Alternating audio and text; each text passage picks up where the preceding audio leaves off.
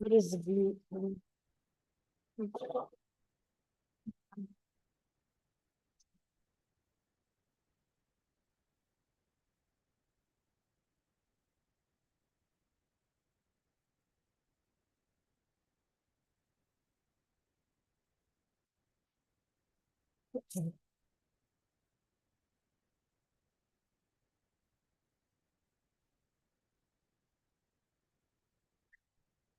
Mayapur, is it on? Mayapur is already, something is not on. This one is on.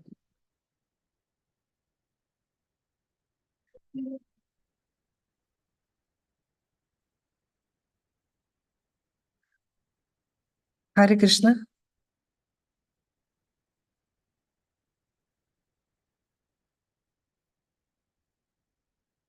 Yeah, we were using this name.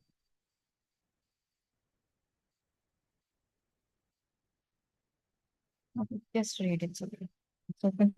It's Hare Krishna, we're reading Srila Prabhupada Lilamrta,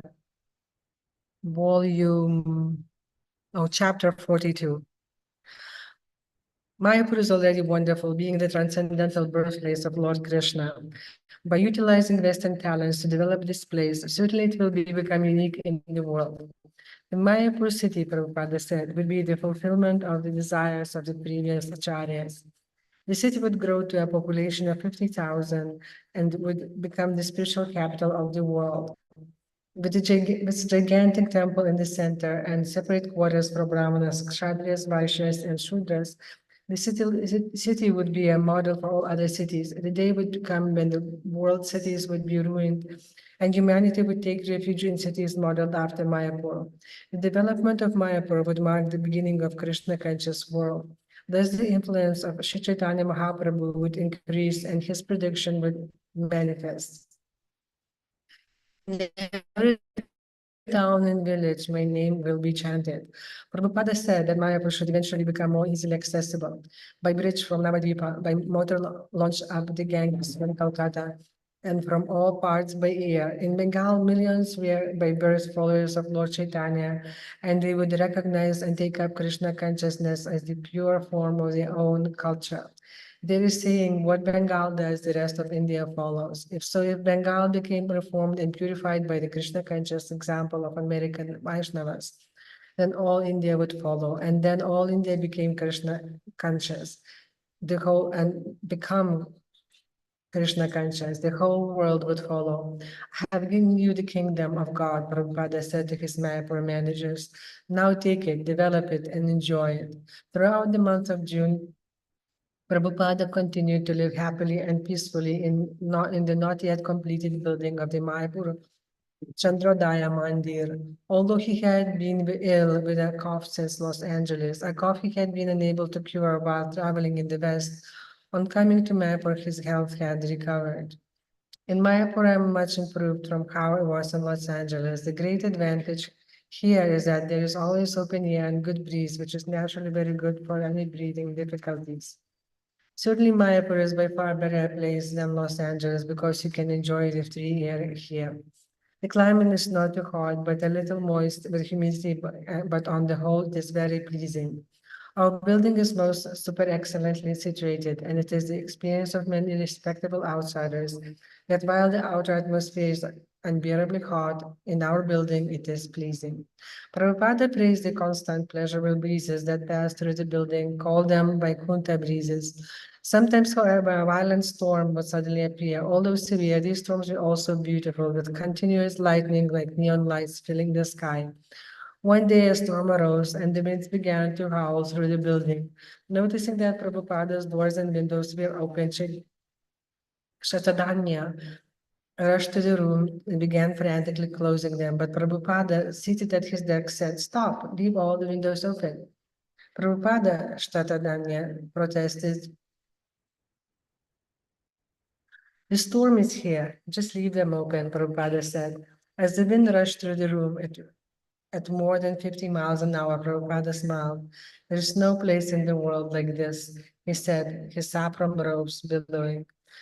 Prabhupada stood on the roof of his Mayapur building, looking over the birthplace of Chaitanya Mahaprabhu, less than a mile away. Actually, he said to Bhavananda Maharaj, their claim to the birthplace of Chaitanya Mahaprabhu is not very important. Is Krishna famous for having been born in Mathura? No, he's famous for his activities. Similarly, Chaitanya Mahaprabhu is not famous for having been born in Mayapur. He is famous for his activities, for his Sankirtana preaching. This Mayapur Chandrodaya Mandir is the preaching of Chaitanya Mahaprabhu. Therefore, I want a place that is so attractive because of the activities of Chaitanya Mahaprabhu that everyone will come here. While in Calcutta, before coming to Mayapur, Prabhupada had called several senior disciples into his room. I have had many requests, he had said to them, to translate Chaitanya Bhagavata. But I am going to translate the entire Chaitanya Charitamrita. Is that all right? Oh, yes, Prabhupada, Bhavavedanta Goswami had replied. That's wonderful. Decades ago, Prabhupada had written essays based on Chaitanya Charitamrita, and over the years he had translated some of the verses and written purports to them. Then in America in 1960s, he had completed Teachings of Lord Chaitanya, a summary study based on certain important passages of Chaitanya Charitamrita. During his stay in Mayapur, however, he began a new translation and commentary of Krishna Dasa Kaviraja's Chaitanya Charitamrita, beginning with the 7th chapter. As he progressed, he found a wonderful momentum and said he would publish a volume, starting with chapter 7 for Lord Chaitanya's appearance day in March.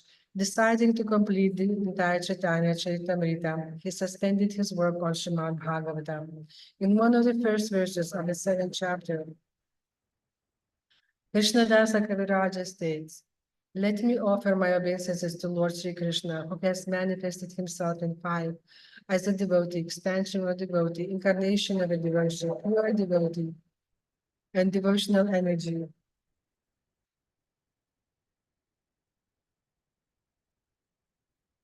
Prabhupada wrote that the only way for people to be elevated in love of Krishna in the age of Kali is by the mercy of Panchatattva, the Lord or Lord Chaitanya in his form of 5 personalities. One should offer obeisances to Sri Chaitanya Mahaprabhu by chanting the Panchatattva mantra, Sri Krishna Chaitanya Prabhu Nityananda, Sri Advaita Gadadara, Shirasvati Gaura Bhakta Vrinda. This mantra should be recited before that one chants the Maha Mantra. Hare Krishna, Krishna Krishna, Hare Hare, Hare Rama, Rama Rama, Hare Hare. There are 10 offenses in the chanting of Hare Krishna Maha Mantra, Prabhupada wrote, but these are not considered in the chanting of the Panchatattva Maha Mantra. One must first take shelter of the Sri Chaitanya Mahaprabhu, learn the Panchatattva Maha Mantra, and then chant the Hare Krishna Maha Mantra.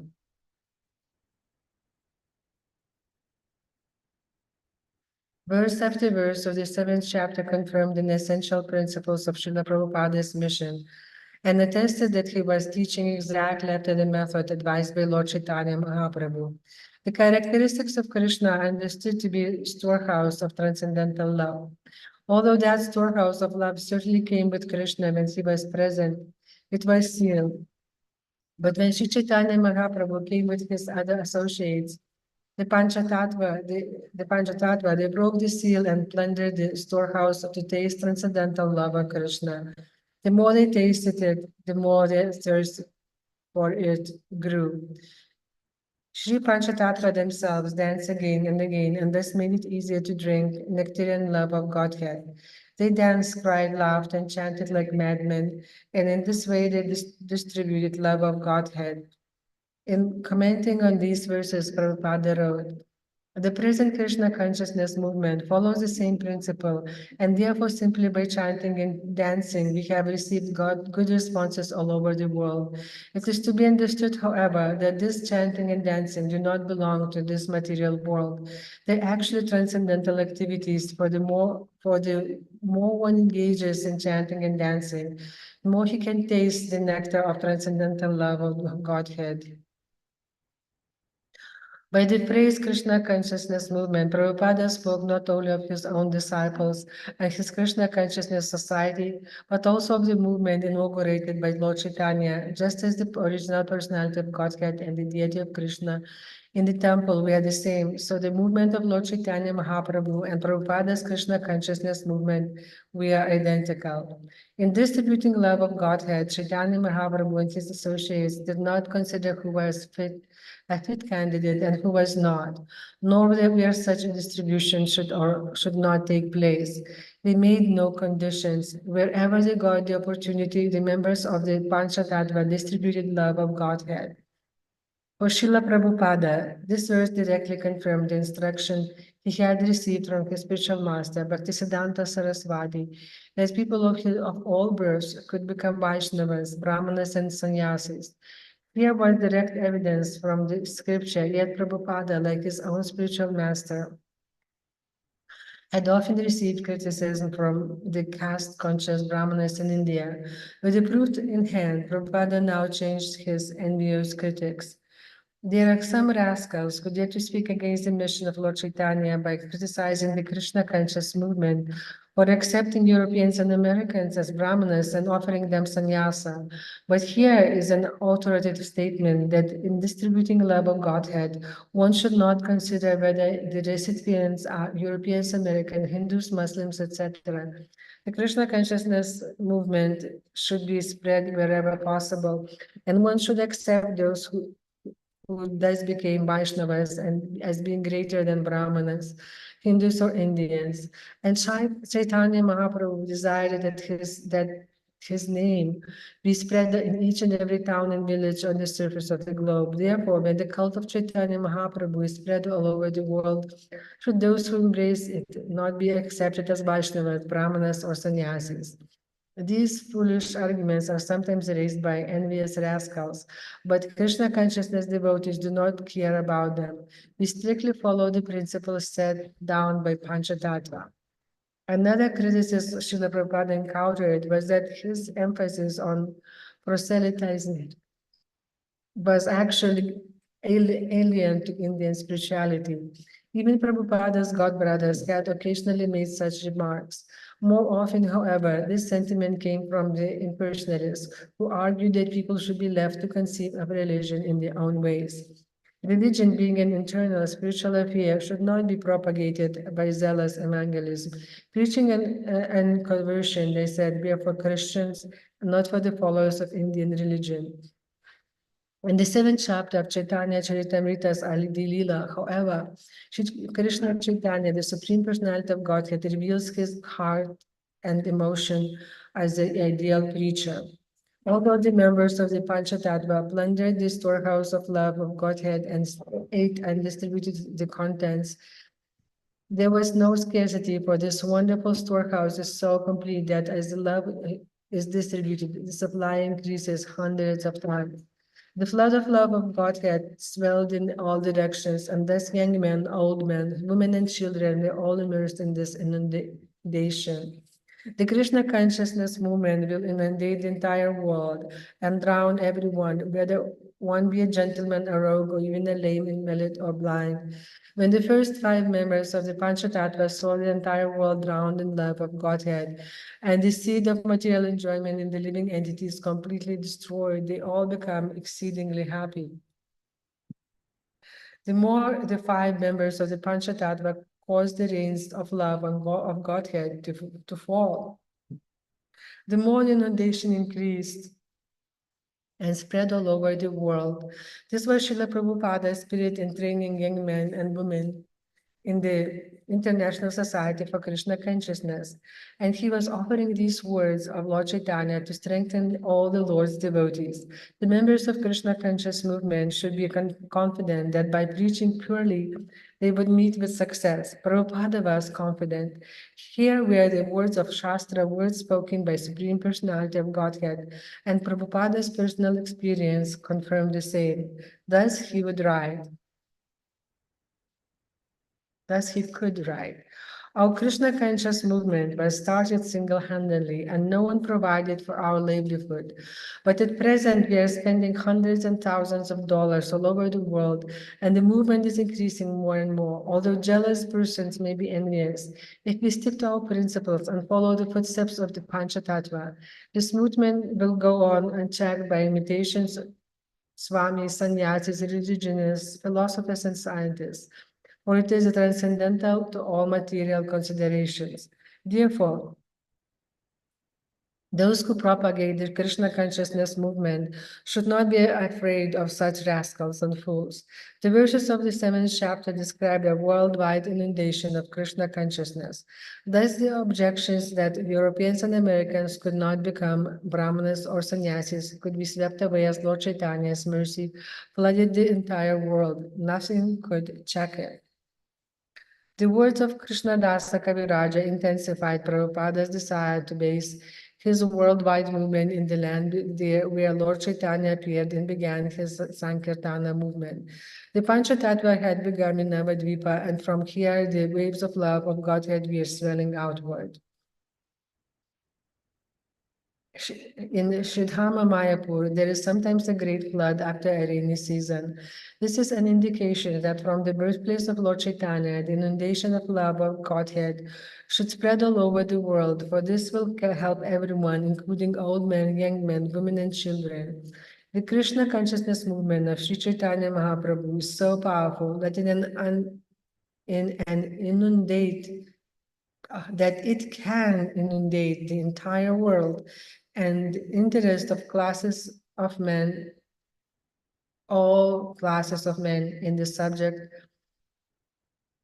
of love of Godhead.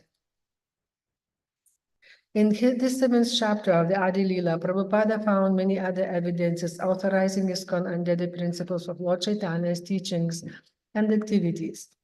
Krishnadasa Kaviraja says that Lord Chaitanya's taking sannyasa was a trick for delivering certain classes of society who could otherwise not have shown him respect. Prabhupada, in his commentary, explained that he also had devised schemes for offering the benefits of Krishna consciousness to as wide as a spectrum of society as possible, and he cited his acceptance of women into Krishna consciousness movement. Therefore, it is a principle, he wrote, that a preacher must strictly follow the rules and regulations laid down in the Shastra, yet at the same time devise a means by which the preaching work to reclaim the fallen may go on with full force. June 27, 1973, from Mayapur, Srila Prabhupada went to Calcutta.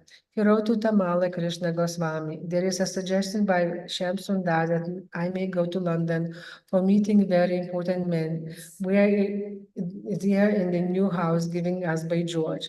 But I want to make some definite settlement of Bombay affairs because before I return to Europe or America. If there is a suitable place for me to stay for a few days in Bombay, I can go there immediately, and from there I may go to London." While considering his itinerary, Prabhupada passed some days in Calcutta Temple on Albert Road. He was very free about allowing people to see him, and his room was often filled with local Bengalis as well as his own disciples seated on the white sheet before him. In the evenings, he would go, even when it meant riding for miles through the congested parts of the city, to spend an hour in someone's home preaching Krishna consciousness. Sri Prabhupada's sister, Bhavatarini, known as Prisima or to Prabhupada's disciples, would also visit the Calcutta temple to see her beloved brother and, as usual, to cook for him. One day, however, a few hours after eating her chowries, Prabhupada felt sharp pains in his stomach. He closed his doors and went to bed. His followers became very concerned. When his servant Shrutakirti came into the room, he found him tossing. "Srila Prabhupada, what's wrong?" "My stomach," Prabhupada replied. "That coconut kachowri, it was not cooked." The seizure continued all night, and several devotees continually massaged Prabhupada's body, especially his stomach. But with every breath he would moan. Prisima was standing by, but Prabhupada's disciples feared her presence, thinking she might want to cook something else for him even in his illness. Prabhupada asked that the picture of the Lord Nrsimha be taken from the altar and put beside his bed. Some devotees feared that Prabhupada might be about to pass away. The next morning, when the illness continued, the devotees called for the local Kaviraja, a Ayurvedic doctor. The old Kaviraja came and diagnosed Prabhupada's illness as severe blood dysentery. He left medicine, but it was ineffectual. Later, when Prabhupada called Bhavananda to his room and requested fried puris with little patala, an Indian vegetable similar to small squash, and salt, but Bhavananda protested. Such fried foods would be worst thing for him. Prabhupada said that this was the blood dysentery cure his mother had given during his childhood. He then called for his sister and, speaking to her in Bengali, told her to prepare puris and patala. A few hours after taking the food, Prabhupada again called Bhavananda. He was feeling better. My mother was right, he remarked.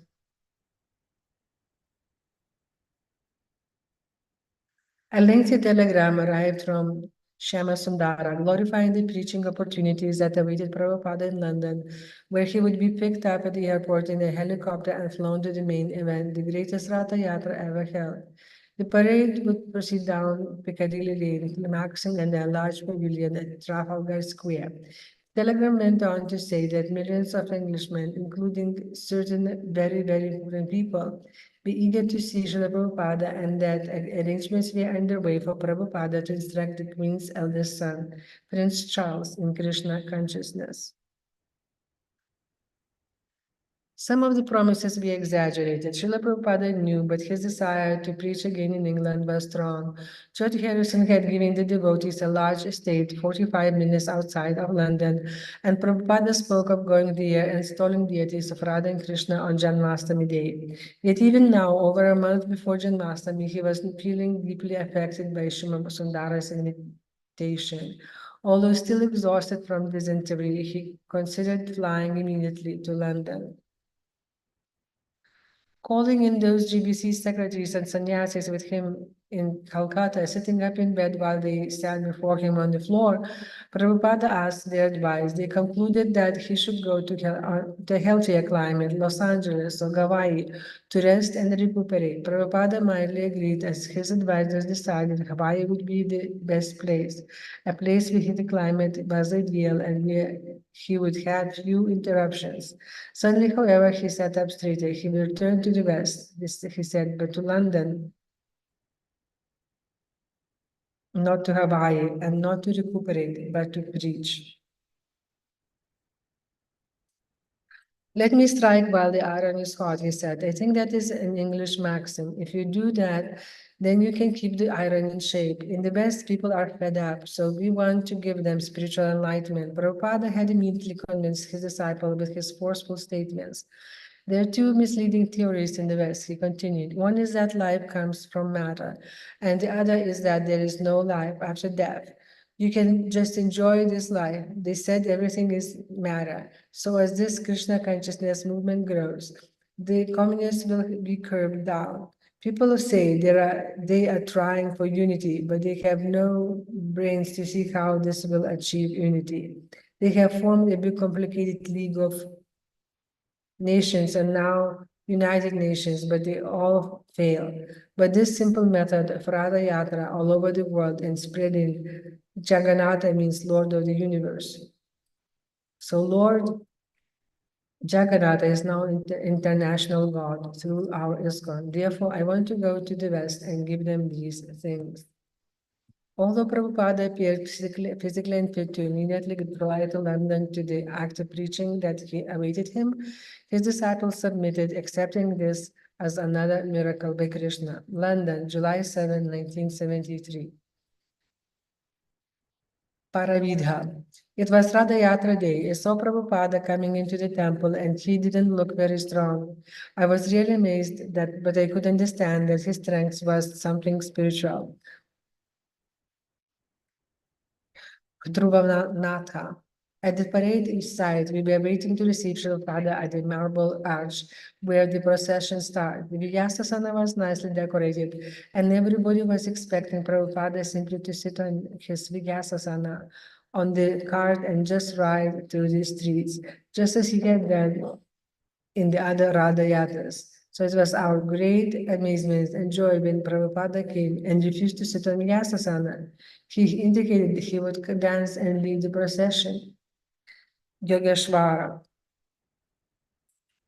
They brought stairs up so Prabhupada could mount the Ratha cart and sit down on Vyasasana, but he waved them off and just started walking with his chariots, leading the dancing.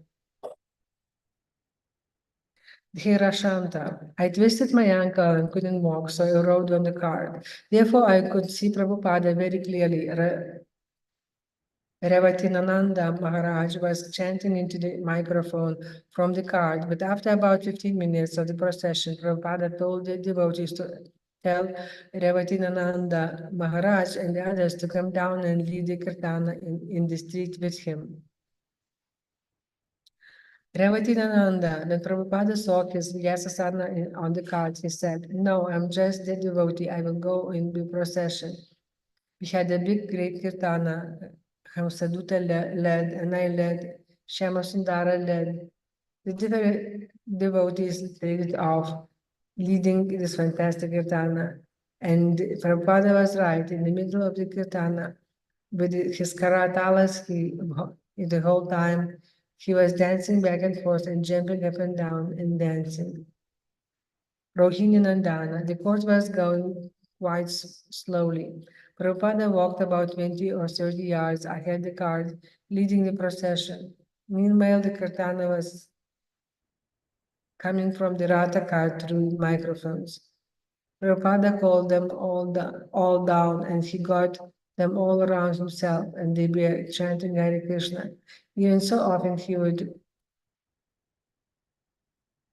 turn around and raise both his arms very majestically in the air and say, Jai Jagannath. Sometimes we would get a little further ahead, so then he would turn around and wait for the car to come on. Sometimes he was dancing, and sometimes he would stand raising his hands in the air.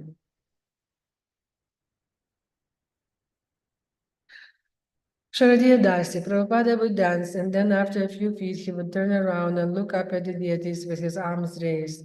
Then he would dance for a few moments, meditating on the deities, and then he would turn around and go on.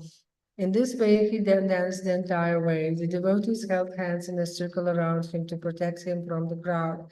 It was wonderful, transcendental affair. Prabhupada was looking up at the deities, and all the devotees were behind him. Sudurjaya. Sudurjaya. Prabhupada surprised us. He didn't know if he was sick or not, feeling weak or dizzy or not. Sometimes he looked very ill, and sometimes he looked like an 18-year-old boy. He surprised us. He had his cane in his hand, but raised it in the air as he danced. After a while, Shyamasundara came up to me and said, Listen, he's not going to make it. Prabhupada is very ill. I want you to follow in the car. Be within 30 seconds of each so we can put Prabhupada in the car immediately. Prabhupada was going down Park Lane, and from time to time he would turn back and raise his hands. He was going so fast that they could not pull the cart fast enough to keep up with him. He would have to wait for the cart to catch up. He would turn back, raise his hand, and say, Haribo. Several times he did this. He was going so fast that his hands did not wait. The devotees were dancing, the weather was beautiful, and the crowd was wonderful. Dhruvanand, the passerby were rooted in the spot, looking at Prabhupada. A man of that age simply dancing and jumping in the air like a young boy was the most amazing sight. And then every 5 minutes or so, Prabhupada would turn around and look toward Jagannath. The devotees would clear the way so no one blocked his side, and he had a perfect view of Jagannatha, Balarama, and Subhara.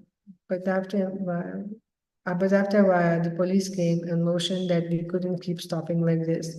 We had to keep the whole thing going because the traffic jams were becoming critical. Devotees were crying and chanting and dancing, and there was much commotion. Shrutakirti. When Prabhupada was dancing, the bobbies kept on coming up and looking for someone official. Finally, they came to me and said, You'll have to tell your leader to sit down. He's causing too much of a disturbance. Everyone is becoming wild, and we can't control the crowd.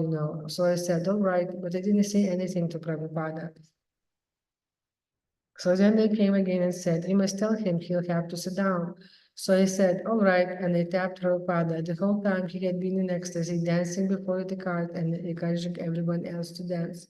He would motion with his hands and encourage devotees to keep dancing. He kept momentum for the festival. So I said, "Prabhupada, the policeman wants you to sit down. Stay you are creating havoc in the parade." Prabhupada looked at me, turned and kept on. He completely ignored it and kept on dancing. And they could not do anything. Prabhupada would not stop, and the police would not say anything to him. Paravidha. I was distributing back to Gothic magazines along the whole parade route. I was exhausted and I was having a lot of trouble keeping up with the procession. But Prabhupada was just there and he was dancing like a young boy. I was amazed at his spiritual energy. Dhruvanatha. When we came to Piccadilly Circus, Prabhupada suddenly stopped the Bahal procession. Piccadilly Circus, of course, was just packed with people. For about 3 minutes, Prabhupada stopped the procession and just danced and danced with the devotees all around him. Ruhinandana. When we got to Piccadilly Circus, Prabhupada really started to dance. He was leaping off the ground. The cart was stopped. It was very similar, actually, to the description of the Chaitanya Shanita of how Lord Chaitanya would lead the Radha Yatra procession. So the cart was stopped, and then Prabhupada would wait for it to catch up. Yogeshwara. When we finally arrived at Trafalgar Square, the brother saw the big tent and the other arrangement the devotees had made. He held up his hands again. He had been dancing and walking the entire route of his parade. He must have been at least an hour that he had been walking and dancing, all the way from Hyde Park to Trafalgar Square. Rohingyandana, when Prabhupada got to Trafalgar Square, he immediately sat down on the plinth of the Nelson column on a little Vyasasana and delivered a lecture about the holy name of Krishna. This was directly after his marathon of chanting and dancing. The next day's papers carried a favorable news coverage of the festival, and Prabhupada wrote it to all disciples in Los Angeles. You will be glad to know that Radyat in London was very successful. Daily Guardian had a picture on the front page of our card and stated that we were competition to the monument in memory of Lord Nelson on Trafalgar Square. My health was good and my health was good, and I'm taking daily walk and speaking at the class in the morning.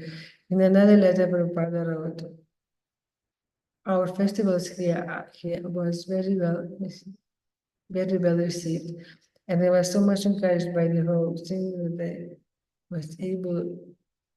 that I was able to walk and dance the entire way from Hyde Park to Trafalgar Square."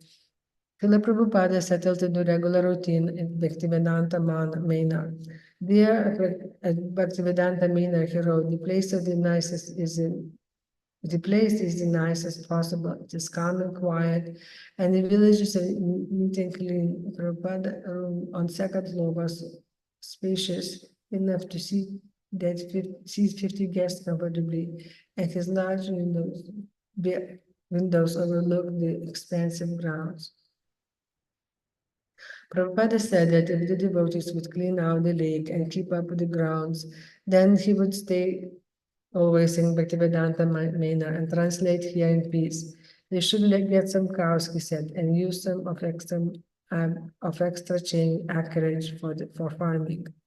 Although the devotees had not long been living in Manor and had done little to improve the buildings on grounds, Prabhupada pointed out a place where they could when they built a 60-story temple, the grandest building in all of London. He proposed that he stay for at least 2 months in the stall of Radha Krishna deities in Anjanmastami Day. He would also see the construction of the temple room and altar. Every morning at about 6, Prabhupada would leave the manor for an hour walk. There was no restriction as to who could join him, and sometimes as many as 20 devotees would devotees would trail behind, trying to hear anything he might say. Looking off toward the horizon, he commented that much more. Health reminded him of Vrindavan. Prabhupada would walk down the lane to a place called Round Bush.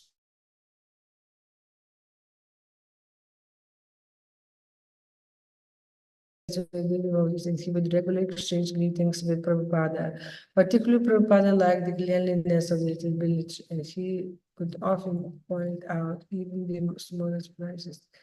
smallest pieces of trash on the minor grounds. The village instead was much neater than America town.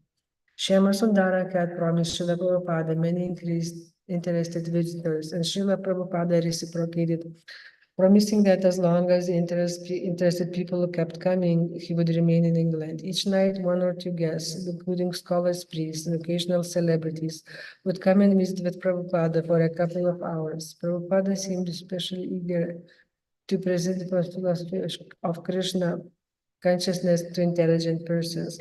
As the world's foremost Vaishnava Parampara philosopher of the Gita and the Bhagavatam, he had thoroughly realized the conclusions of the Vedic literature. He was experienced in countering all challenges and the atheistic philosophies and knew what to expect from Christians. Mayavadi atheist anyone if a quest mentioned the name of the philosopher or school of thought familiar to Prabhupada. Often Prabhupada would simply ask, what is his philosophy? Inevitably, he would recognize the new philosophy for what it was. An old, familiar, mundane philosophy with a new twist, perhaps easily defeated or brought to its perfection with Krishna consciousness. Prabhupada was always eager to glorify Krishna and repeat Krishna's message. And with complete enthusiastic freshness, he would present again the same points he had presented many, many times before. He said he was like a cow that gives milk in any field, but him in India or America or England, he would always give the same nectar milk of Bhagavad Prabhupada's entire day, his early morning dictation was Chaitanya Charitamrita, morning walk, Bhagavad Gita lecture, talks with guests revolved around philosophy. In Scotland, when a man had challenged that God needn't be presented through philosophy, Prabhupada had replied, what do you expect me to talk? Some fairy tales? Philosophy was necessary, especially for the so-called intelligent persons whose minds raised so many intellectual doubts. And besides, to always be telling others about the Krishna. Father said it by symptom of love. Moved by compassion for others' suffering, Prabhupada always spoke the message of Krishna and never tried to repeat it, and never got tired of repeating it. He was genuinely angered by the atheistic speculators who mislead the people because materialistic and impersonalistic philosophies ruin the person's chances of finding the solution to life's suffering.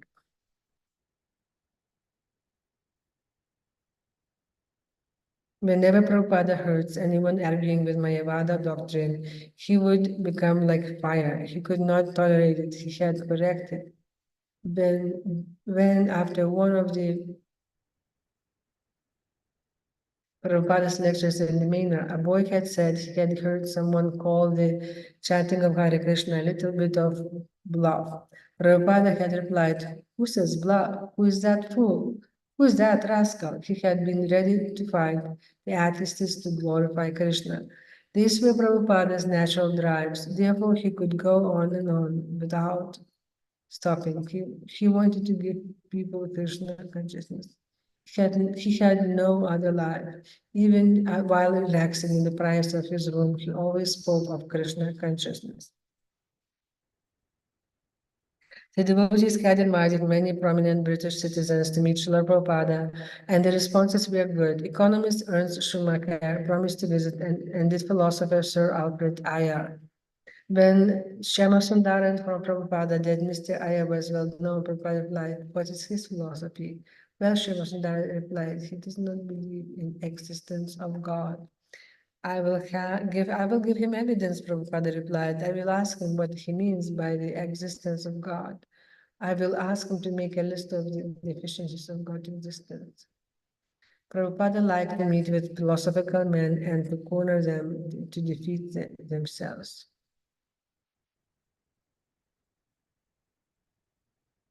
Historian Arnold Doyne was old and invalid, therefore Prabhupada agreed to visit him at his residence.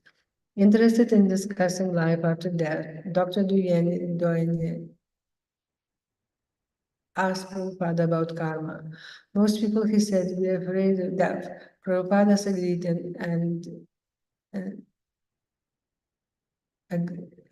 agreed and added that according to a certain astrologer, one of India's recent leaders had taken birth as a dog. So they are afraid that will they go down, he said. When Doyenne asked if karma could be changed, Prabhupada replied yes, but only by bhakti, devotion to God. Arnold Doyenne, not many people in the West are thinking of this. Prabhupada, they are less intelligent. It's not good. If they take to Krishna consciousness, they can continue to work and live in the city, and they can change their consciousness. Then automatically everything will come. Srila Prabhupada asked Dr. Thornby about the book he was writing in, and the professor replied that it concerned ancient Greeks' influences on the Greeks today. The Greeks came from India, Prabhupada said. The Vedic culture was once all over the world. Gradually, a new type of culture, just like this recent partition of India and Pakistan, took place. Prabhupada explained how the future of the governments would fall to rascals and thieves whose only business would be to exploit the citizens. Food would be scarce and the governments would levy so many taxes that the people would be harassed and go to the forest for shelter. Only God-conscious people would be there. The future would be an ocean of faults, but one saving factor. Simply by chanting Krishna's names, one could be freed. Even now, Prabhupada said, the hippies were going to the forest and the men were separated from their wives and the money and we're going to be going to the hills and forests in disappointment. You can predict the future in this way, Prabhupada said. Arnold Toynbee. In India, did the politicians keep the Vedas? Prabhupada, no, they threw them away. Present Indian politicians are not very satisfied with the Vedas. They threw them in the water. I have started among the Indians and Americans, and for the next 10,000 years, Krishna consciousness will increase. Then there will be a blue picture of Kali Yuga. 10,000, it is not a short time. It is our duty on behalf of Krishna. Arnold Toynbee. Do you travel much? Prabhupada all over the world. A bearded young priest, active in social service, visited Prabhupada and upon Prabhupada's prodding, debated with him about meat eating in the Bible. During the discussion, Hamasunta and Pradyumna were citing passages from the Bible against meat eating. Later, after the priest had left, Prabhupada called Hamsaduta back into his room and said, it was not very good for us to speak on the basis of the Bible. Better we stick to the Gita. Why bother to approach them for compromise or cooperation? They will never be convinced. What is the point of meeting with the Pope? Those inclined to meat eating, Prabhupada said, could always find some quote in Bible, such as covenant that with Noah after the flood. You do not know what ghastly things are occurring in the slaughterhouse, he said. No one sees these things. The next morning on his walk, Prabhupada continued to discuss his talk with the priest.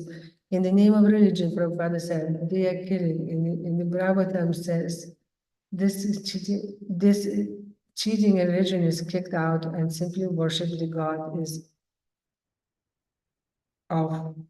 is instated. Devotee, the priest last night said that Jesus ate meat. Prabhupada, then Jesus contradicted himself. He also said, thou shalt not kill. One should not imitate the Ishwaras. A hippie type mendicant in India takes ganja and claims to be a devotee of Shiva. No, we should not imitate the powerful controllers. That priest said also that the Bible but the Bible does not say, thou shalt not kill, but thou shalt not murder. So I told him that the word actually shall not murder in the original Hebrew.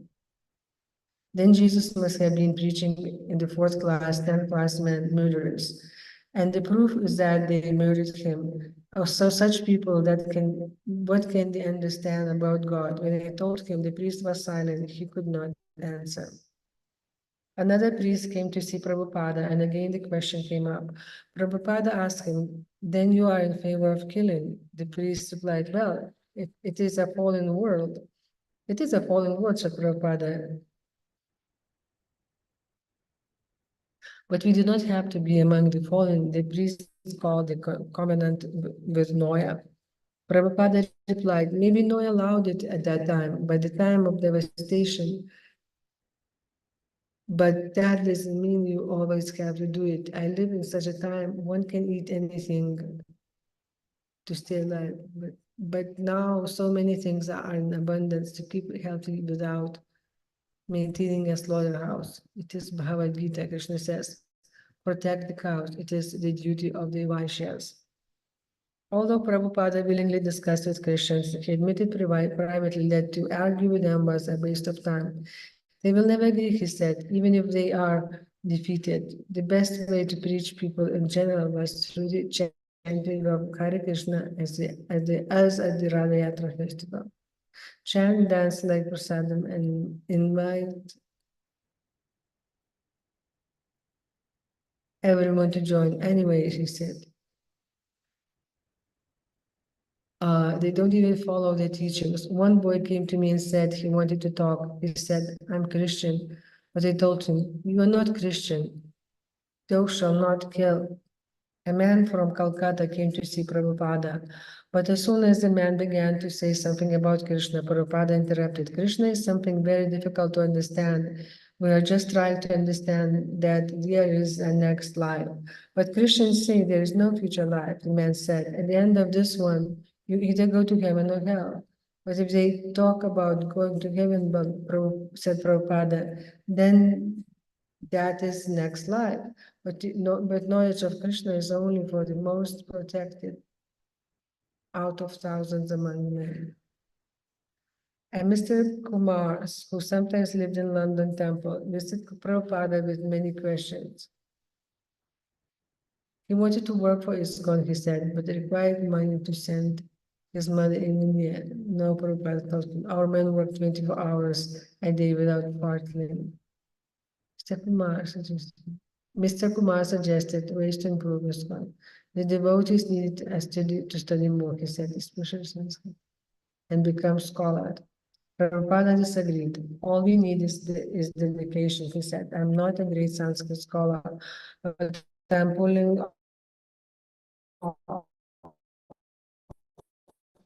or his Guru Maharaja, Gaura Kishora Dasa Babaji Maharaj was illiterate, still his disciple.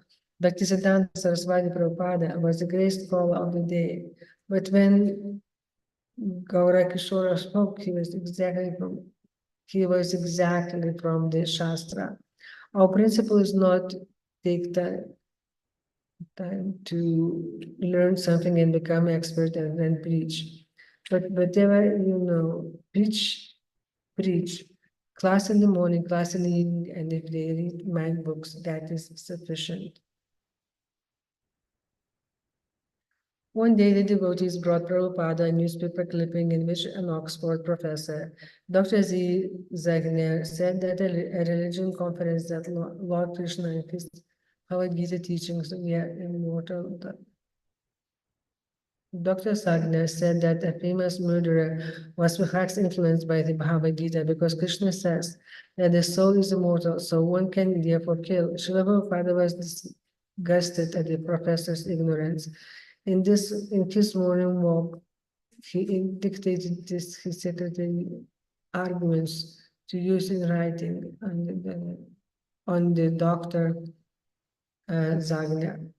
George Harrison approached Prabhupada in a submissive mood, similar to that of Prabhupada's disciple. Prabhupada and George took prasadam together, a special lunch of samosas, halwa, vegetable sour cream, and puris. While they were enjoying the prasadam, Prabhupada mentioned that certain Vrindavan gopis, professional guys at a holy place, eat too much.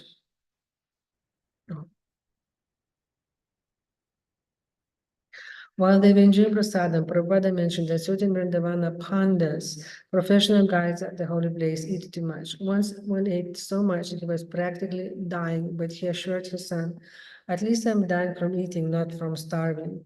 To die from starvation is unglorious. Prabhupada smiled as he talked with George, gratefully acknowledging his donation of the manor. "Have you seen my room?" Prabhupada asked. "It is actually your house, but my room." "No," George protested, preferring the mood of a humble disciple. "It is Krishna's house and your room." When George confided to Prabhupada that by taking to Krishna consciousness, he was losing friends, Prabhupada told him not to worry. He read to George from the Gita, where Krishna explains that he can be known only by devotional service. In the future, said George, ISKCON will be so large it will require executive management. Prabhupada, I have divided the world into 12 zones with 12 representatives.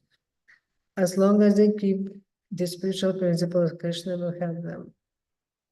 Before leaving, George assured Prabhupada that he would help him increase his temples. Later, Prabhupada commented, George is getting inward hope from Krishna. One day, an old acquaintance dropped by, Allen Ginsberg, wearing denim suspenders and a faded shirt and carrying a little Indian-made harmonium. "You are still chanting Hare Krishna," Prabhupada asked. "Yes," Alan replied, "I still chant Hare Krishna, but I also chant other things." Alan asked if Prabhupada would like to hear his chanting and playing. Prabhupada nodded. Alan began playing his harmonium and chanting Om. With each recitation of the word Om, his voice went deeper. Om. When the chant was over, Prabhupada began to laugh. You can chant whatever you want to chant," he said, "but just keep chanting Hare Krishna. As long as you're chanting Hare Krishna, then everything else is all right." Prabhupada then allowed many devotees to join them for a big, blissful kirtana. Through George Harrison, another famous pop singer and musician, Donovan, was drawn to come and see the renowned leader of the Hare Krishna movement. Donovan, accompanied by a musician friend and their two girlfriends in miniskirts, sat in awkward silence before Prabhupada. Prabhupada spoke. There is a verse in Vedas that says music is the highest form of education, and he began to explain how musicians could serve Krishna. "You should do like your girlfriend, you should do like your friend George," Prabhupada said. "He will give you the themes and you can write the songs." Prabhupada said that anything, even money, could be used in the service of Krishna. "But money is material," Donovan's girlfriend interrupted. "But do you know what is material and spiritual?" Prabhupada said. He turned to Donovan. "Do you understand?" Donovan humbly replied that he was sick-headed but trying. Donovan's girlfriend then leaned over and whispered something into his ear. Thereupon Donovan stood up and said, "Well, we have to go now." Prabhupada insisted that at least they will first take some prasadam. As soon as the guests left, Prabhupada and his disciples began to laugh. Prabhupada said she was thinking, and he encouraged his disciple to finish the sentence. "Yes," said Yogeshwara. She was thinking that if Krishna gets him, then she will lose him. Prabhupada so much liked preaching to important guests that he wanted to continue doing so wherever he traveled. "Wherever I shall go now," Prabhupada wrote in a letter to a disciple, "this policy is of important men being invited to talk with me about our Krishna conscious movement should be implemented." A month passed at the manor, and still several weeks remained before Janmashtami and the deity installation. So when Bhavagan requested Prabhupada to come for a visit to Paris and install Radha Krishna deities, Prabhupada agreed. Paris, August 9, 1973. The devotees had arranged an official city hall reception for Srila Prabhupada. In the presence of the mayor of Paris and his government entourage, Srila Prabhupada said that if the government leaders do not teach the citizens genuine God consciousness, then they are not responsible leaders. Reporting this talk in the next day's paper, the news writer stated that the Swami even criticized Napoleon Bonaparte. Bhagavan, we had just moved into our new temple at the 4 Rue de Sieur, Paris, and we had received 48-inch Radha and Krishna deities. Prabhupada and Padyamuna chanting the mantras and pouring the substances on the deities while Prabhupada himself looked on from his Vyasasana, giving directions.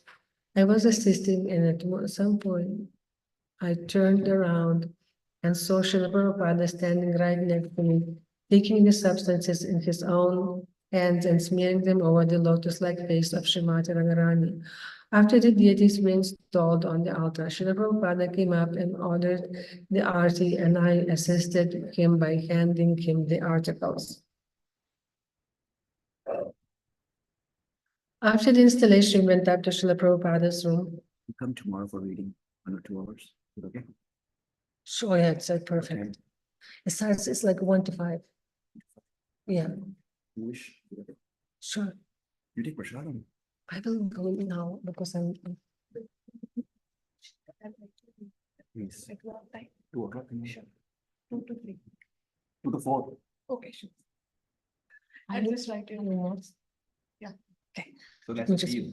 Nice to see you. After installation, I went up to.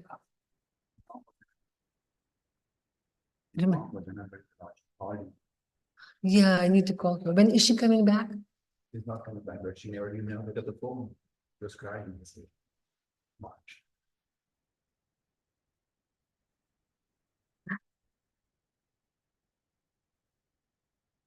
After the installation, we went up to Srila Prabhupada's room and very anxiously requested him to please give the name for the deities. He sat back in his chair and said that the deities will be known as Radha Pariseshvara.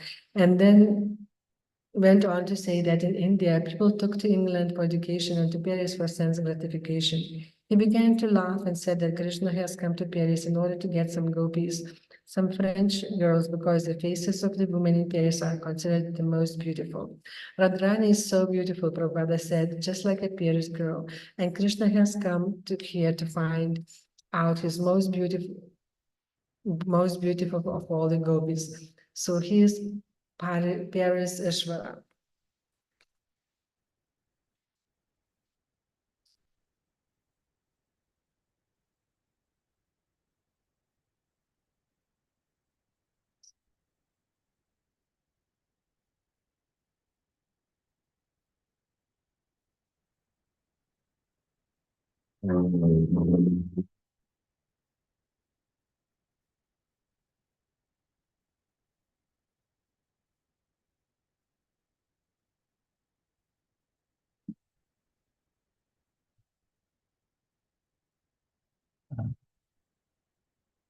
August 15. Prabhupada returned to London and the latest mail from India. A legal complication had arisen regarding the deed for ISKCON's land in Hyderabad. Prabhupada wrote his disciple Mahavishnu, cautioning him to avoid becoming entangled in another Bombay affair. When Prabhupada also received word that the temple construction was progressing in Vrindavan, he replied, I am pleased to hear how you are completely absorbed in the project of our Vrindavan temple and taxing your brain how it can be carried out. I am also always praying to Krishna that he may give you intelligence to carry it out rightly. In a letter to a disciple in Hawaii, Prabhupada apologized for not replying to a letter. I was very busy in Bombay for the Juhu.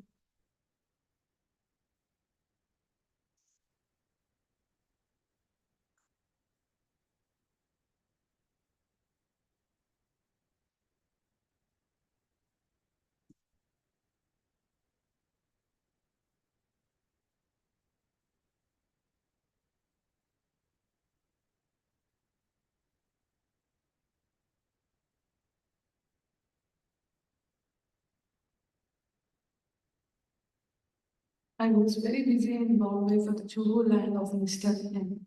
Now he is dead and gone, but he had created so many obstacles.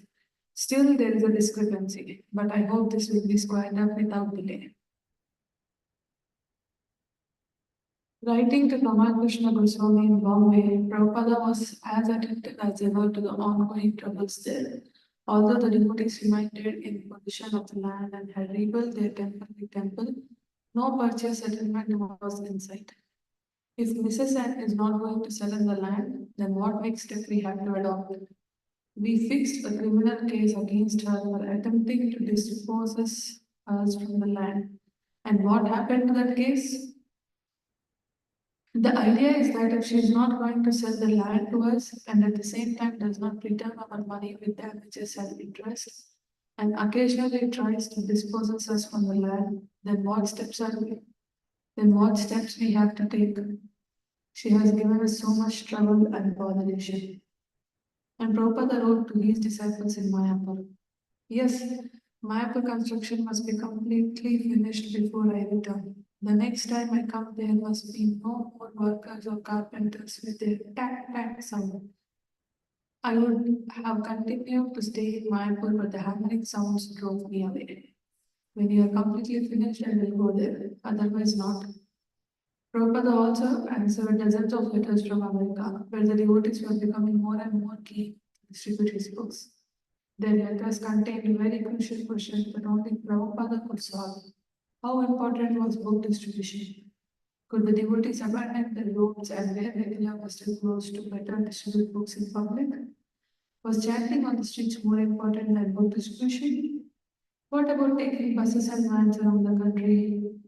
Could they travel with deities in the vans? The devotees generally mentioned their own viewpoint in their letters to Prabhupada, and yet they respectfully awaited his definitive reply. The Krishna conscious movement was now big, with potential for growing much bigger. And within his God, Prabhupada's will was so powerful that a single letter from him would establish a policy for years to come. Prabhupada appeared to be sitting quietly in his room at the manor, following his daily routine of bathing, eating, and meeting evening guests. Yet, at the same time, he was directing thousands of young men and women all over the world and sending them into action in the war against Maya. There is no objection to going in Western clothes in order to distribute my books. It is not necessary that we always wear the robes, but we should always keep shikha and tilaka. However, a wig or a hat may be worn as you describe. You may. We have to take whatever is the favorable position for exhibiting Krishna consciousness. Do not forget our principles, but sometimes we may adopt such means in order to distribute books. Somehow or other, distribute books, and if you can impress people a little to chant, then it does not matter about your dress. The devotees continue to request clarification as to how far the ends justify the means in fulfilling Prabhupada's order to distribute books profusely. Srila Prabhupada, being free of material motivation, could clearly see the Krishna conscious thing to do. Regarding the question you have raised about traveling Sankirtan parties and selling of books, yes, we want money. So that is real preaching, selling books. Who can speak better than the books? At least whoever buys, he will look over. The real preaching is selling books. You should know the tactic how to sell without irritating. What your lecture will do for 3 minutes, but if he reads one page, his life may be turned. We don't want to irritate anyone, however. If he goes away by your aggressive tactics, then you are nonsense and it is your failure. Neither you could sell a book, neither he would remain. But if he buys a book, that is a real successful preaching. That is a certificate of my good knowledge. If someone, brahmachari, would sell a 1 paisa magazine, if one of our brahmacharis would go and sell a few copies, he would be very, very glad and say, "Oh, you are so nice." So, distribution of literature is a real preaching. Now, if you cannot handle the matter nicely, That is your fault. But the success of your preaching will be substantiated by how many books are sold. Anything you want to sell, you have a canvas a little. You have to canvas a little. So he gives some money for the service of Krishna. That is his good luck, and he gets the chance to read some transcendental knowledge.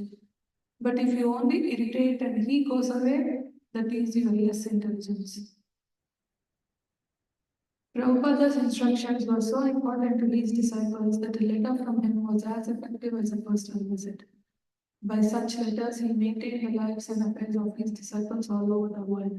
Each day in the late morning, he would have his secretary read aloud each incoming letter, and usually he would dictate the answer without delay. He had often said that the Vani or order of the Guru was more important than the Vapu or personal presence. Thus, by his letters, he established and eliminated the power of Krishna consciousness for his sincere followers.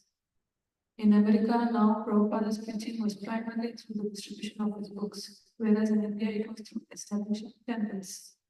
Yet, both methods were one and the same to him, and although his vision encompassed the whole world, he felt and described himself as only the humble servant of his spiritual master. Whether sitting peacefully on the lawn of the manor and teasing one of the little children or directing one of his lieutenants to drop thousands and millions of books into the laps of the conditioned souls, whether meditating with great energy on the next phrase in his Srimad Bhagavatam purports, or worrying about what Mrs. N was conspiring in Bombay, he always tried to serve his Guru Maharaj. Srila Prabhupada received an emergency phone call from Bombay. Giriraja wanted him to come and personally settle with Mrs. N the purchase of the Juhu land. Giriraja had consulted a new lawyer, Mr. Bakir, who felt that Prabhupada must be present for their new settlement. Another ISKCON lawyer, Mr. Chandrawal, also advised that Srila Prabhupada come immediately to Bombay. Giriraja therefore had telephoned Prabhupada, begging him to please come and settle the matter with Mrs. N once and for all. Prabhupada agreed. He would remain in London until Janmashtami, then he would return to Bombay. August 21st. M. Rasgotra, the Indian ambassador to England, attended the Janmashtami Day celebration and introduced Srila Prabhupada, expressing his appreciation of Prabhupada's great work. Prabhupada spoke, describing the advent of Krishna as the key to peace for the coupled material world. Especially in India, he said, we have got so much asset for understanding God. Everything is there, ready-made, but we won't accept. So, what is the remedy for such disease? We are searching after peace, but we won't accept anything which is actually giving us peace. This is our disease. So, the Krishna conscious movement is trying to awaken the dormant Krishna consciousness in everyone's heart. Otherwise, how could these Europeans and Americans and other countrymen who had never ever heard of Krishna 4 or 5 years ago be taking the Krishna consciousness so seriously? Therefore, Krishna consciousness is there in everyone's heart. Prabhupada recited prayers from Brahma Samhita, describing the sublime eternal existence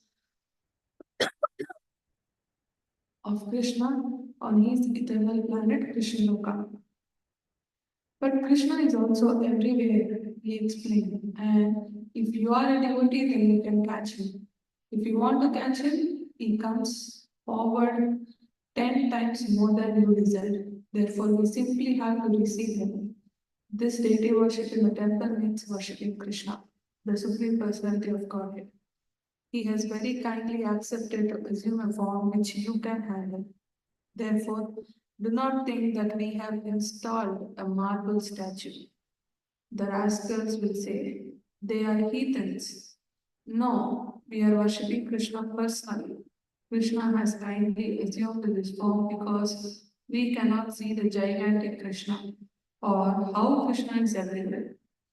Remain 24 hours a day in Krishna's service. This is the purpose of installing the deity. Bombay, September 15th, 1973. The day after his arrival, Prabhupada met with Mrs. N's solicitors and heard their offers. The situation had begun to look hopeful, and yet the conclusion eluded them. Mrs. N had become changed by the public reaction to her attempt to demolish the temple. If Prabhupada would pay the full balance of 12 lakhs of rupees for the land in one payment, she told her lawyer she would agree. Prabhupada was agreeable but did not want to arrange to collect his money until he was certain that Mrs. N was actually serious. Mr. Asnani, a Bombay lawyer and his Congress member, regularly met with Mrs. N, persuading her to cooperate with Prabhupada. Her lawyers concurred, yet after Prabhupada had been in Bombay for several weeks, no meeting with Mrs. N had taken place.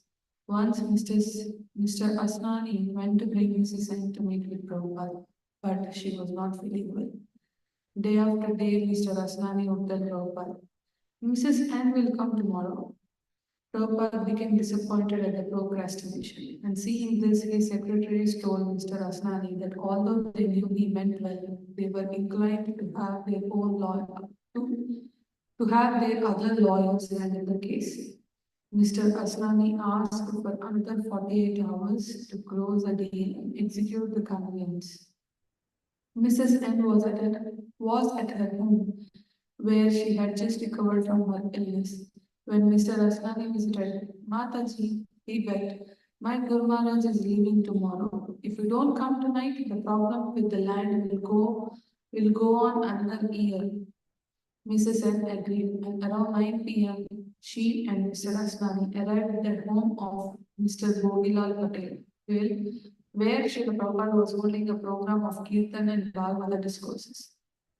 Prabhupada was on the roof preparing to lecture, but hearing that Mrs. N had arrived, he interrupted the meeting and came down to his room to talk with her. They talked briefly, and Prabhupada excused himself and returned to the roof to lecture.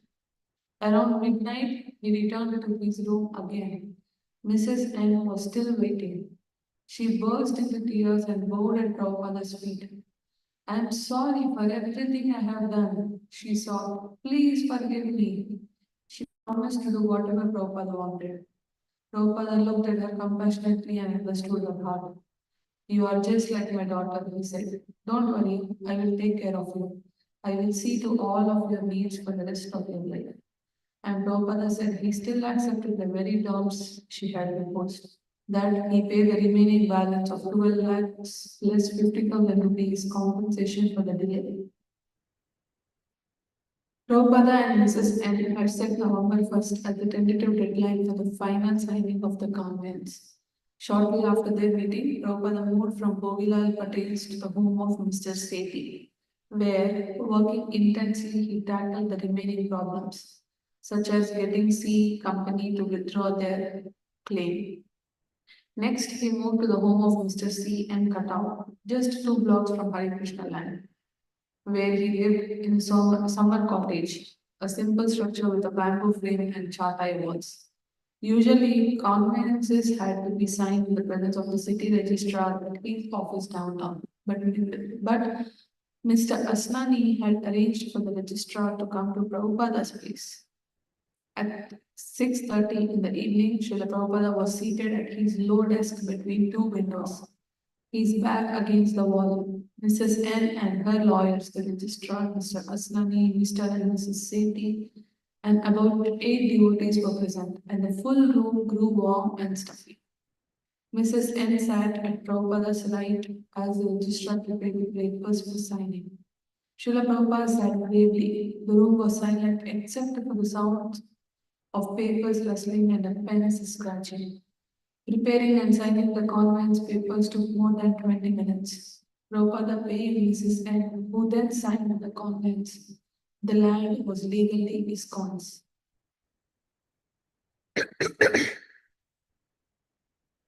Giriraja. The room was hushed during the signing, and everyone felt as if a momentous event was taking place, just as if 2 great world powers were signing a treaty. After Mrs. N signed the document, everyone silently watched the papers being passed. She started to cry.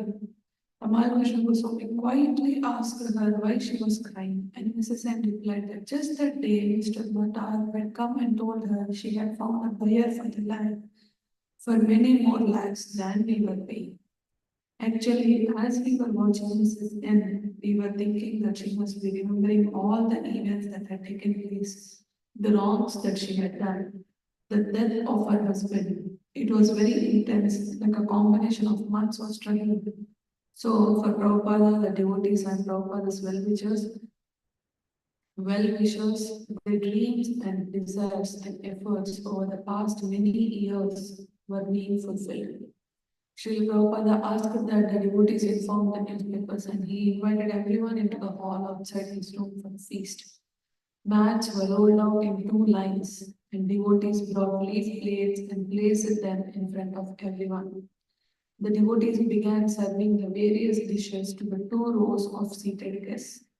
Prabhupada was standing. Now let us start, he said, as he supervised the serving. The devotees had prepared several courses: rice, dal, many varieties of pakoras such as potato, cauliflower, and eggplant, potato sabji, wet cauliflower sabji, papas, barfi, laddus, cham cham, amal sweet, vermicelli kheer, halwa, and a lime drink. It was a festive and happy occasion. Mrs. Boyer, a tenant on Hare Krishna land. The devotees were all saying Jaya after the signing, and all of them were very happy. Then Prabhupada gave a lecture about the Bombay project. He gave an idea to all the people of how it would be all marble. There wouldn't be a single thing that wasn't built from marble. Some were asking how it would be possible for everything to be marble, and Prabhupada explained that it was possible and could be done. He was visualizing the project, and everyone was thrilled to hear the way he was describing it. It would be like one of the seven wonders of the world. People would be attracted from all over to come and see it. It would be a landmark in Bombay. Prabhupada explained the whole project as if he saw it in his mind's eye. And he said that after it was constructed, it will be more than what we could visualize. It will be fantastic. After the late feast, when everyone had departed, Prabhupada returned to his room. Leaning back at his desk, he exclaimed, "It was a good fight." Later, Prabhupada would cite the story of the fight for the Bombay land as evidence that a person in Krishna consciousness has no problems. Now we have spent in Bombay 18 to 20 lakhs of rupees. He said months later, while on tour in Europe, the property is actually worth 50 lakhs. People are surprised and some of them are envious. But if you come, you will find that it is a very, very fine place. It is just like a paradise garden, 20,000 square yards, and we have got 6 buildings. So actually, when we come to Krishna consciousness, there are no problems. Surely the land was full of potential, but how could he say that there has been no problems? No problems meant that Srila Prabhupada saw how Krishna personally arranged things for his devotees. When he had needed money, it had come in an amount that ordinarily would have been impossible to collect. And the formidable opposition Krishna had removed. Prabhupada had no organized means of income and little political influence to fight persons like Mr. and Mrs. N. But because he was surrendered to Krishna, there was no problem. All the problems of the world were created by the non-devotees who defied the injunctions of the Supreme. Anyone who is in Bhakti Yoga, Prabhupada said, he can understand that all problems are solved. We can practically see. And yet he had to tolerate the problems created by the non-devotees. For almost 2 years, he had struggled to secure the land of Krishna's service. Whether in Bombay or elsewhere, he had to worry over how to help his inexperienced disciples who were ill-equipped to handle the ploys of the opposing party.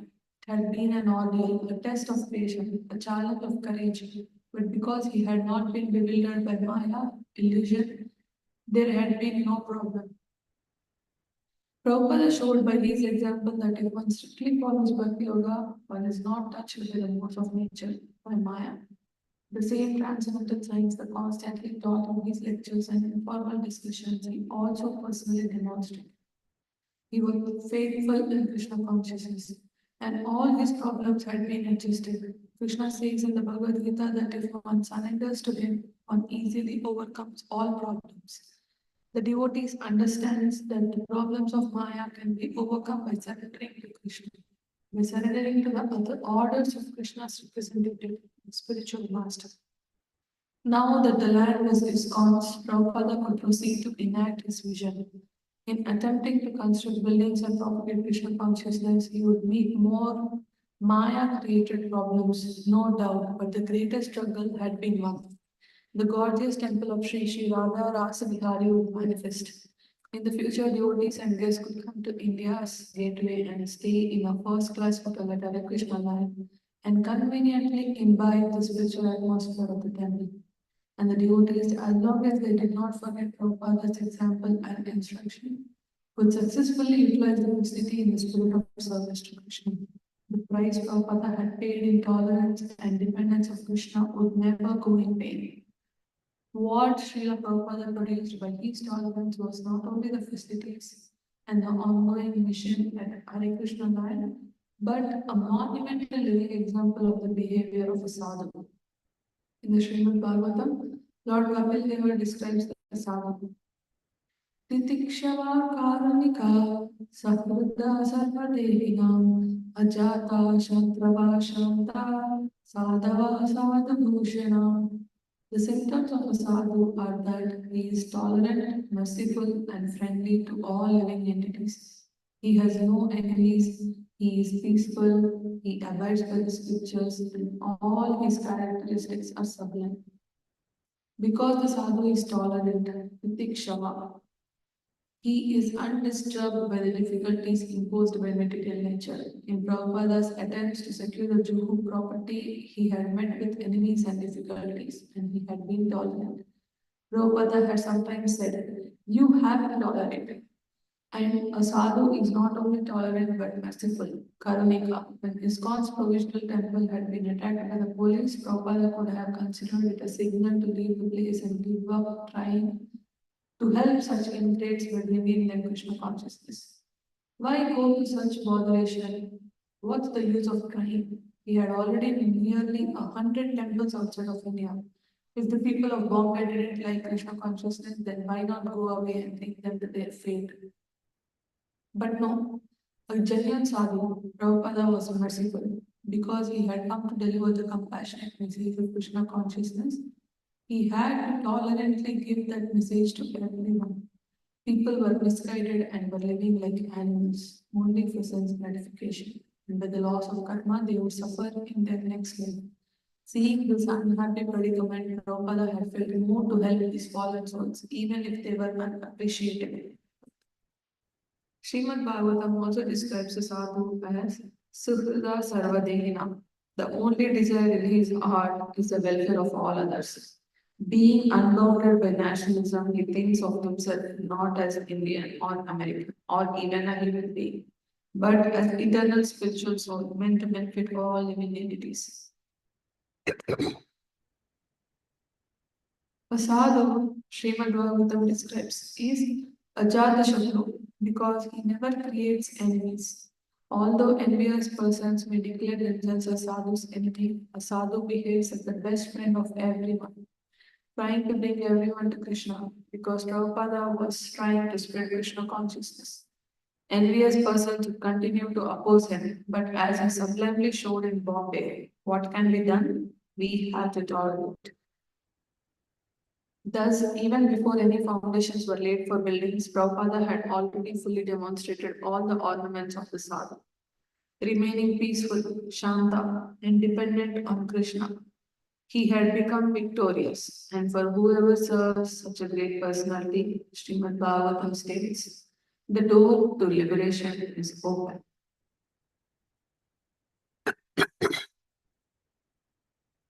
Chapter 43, beginning the temple of Krishna Balaram. April 1972.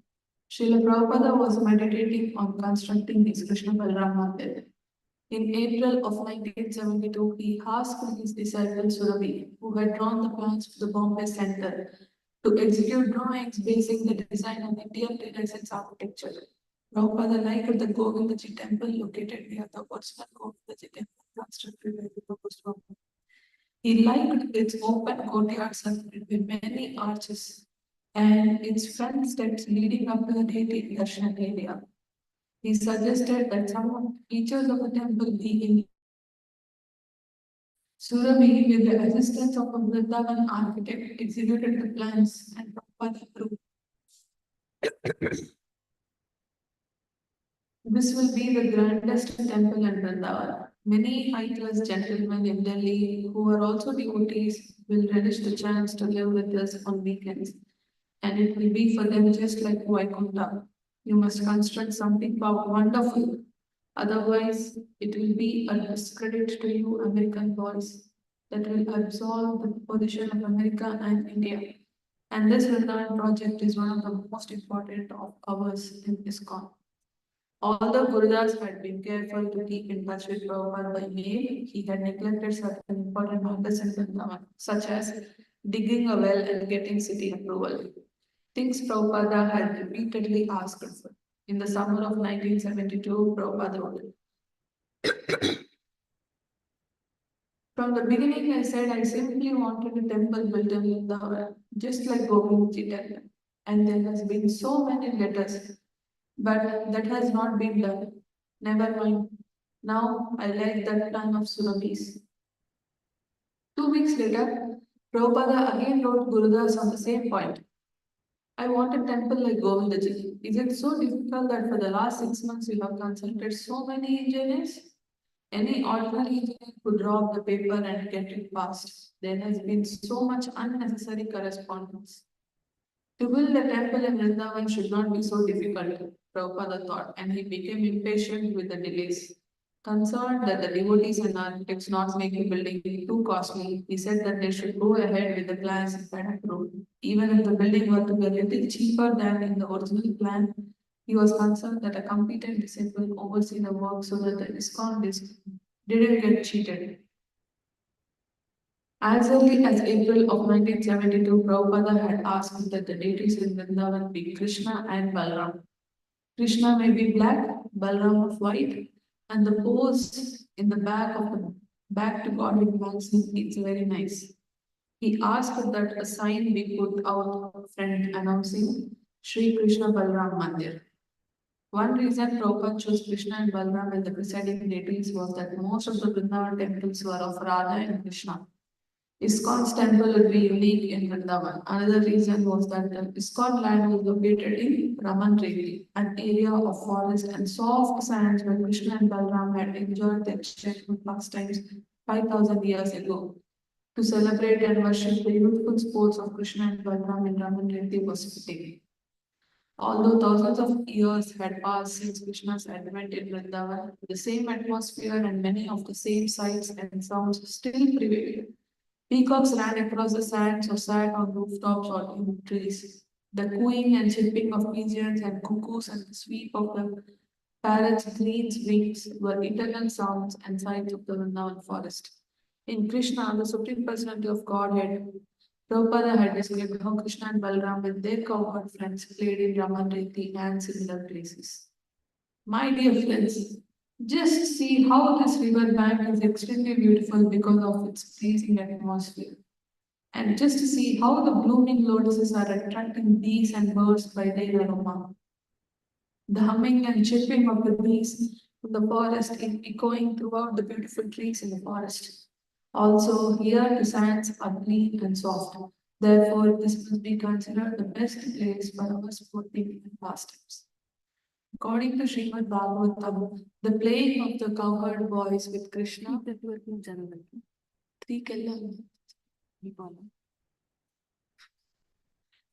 The playing of the cowherd boys with Krishna and Balram as friends in Vrindavan is the highest spiritual realization, far beyond the ordinary religionist understanding of God. The supreme truth, whom some meditated upon an impersonal Brahman, others worshipped as the Supreme Almighty, and still others considered an ordinary living entity, was the eternal loving friend of the cowherd boys of Vrindavan. Only after many, many lifetimes of pious activities had they become eligible to join in loving pastimes of Krishna and Balaram in Raman.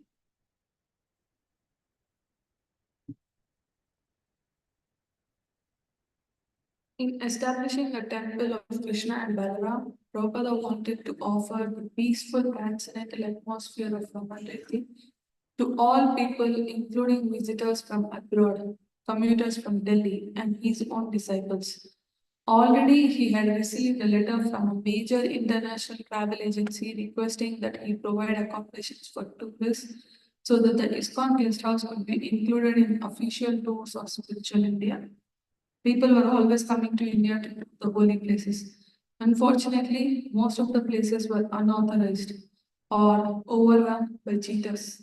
ISKCON's center, therefore, would be very important. Prabhupada would have a European preaching center and try to enlist all the tourists and hippies who come to Vrindavan. Give them nice prasadam and engage them in chanting, cleaning the temple, and reading our books. Give them all facility for becoming devotees. There was another particular significance in Prabhupada's choosing Krishna and Balaram as a central object of worship in his Vrindavan temple. Lord Balaram is the first expansion of Krishna, and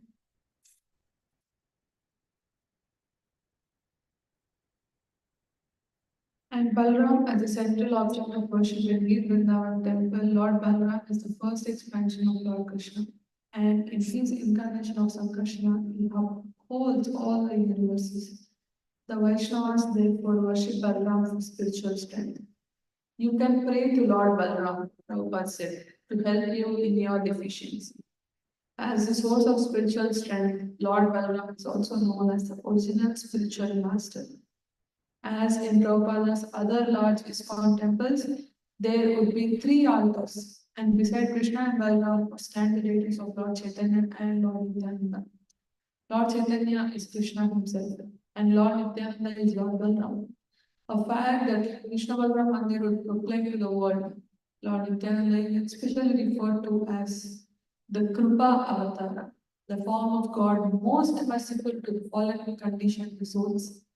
Thus, the worship of Krishna and Balaram as Lord Chaitanya and Lord Nityananda would emphasize distributing Krishna consciousness to others. Prabhupada also wanted to install deities of Radha Shyamsundar along with their 2 attendant gopis, Lalita and Vishaka. Srila Prabhupada could not possibly stay full time in Vrindavan, and yet, whenever he was away, progress slowed.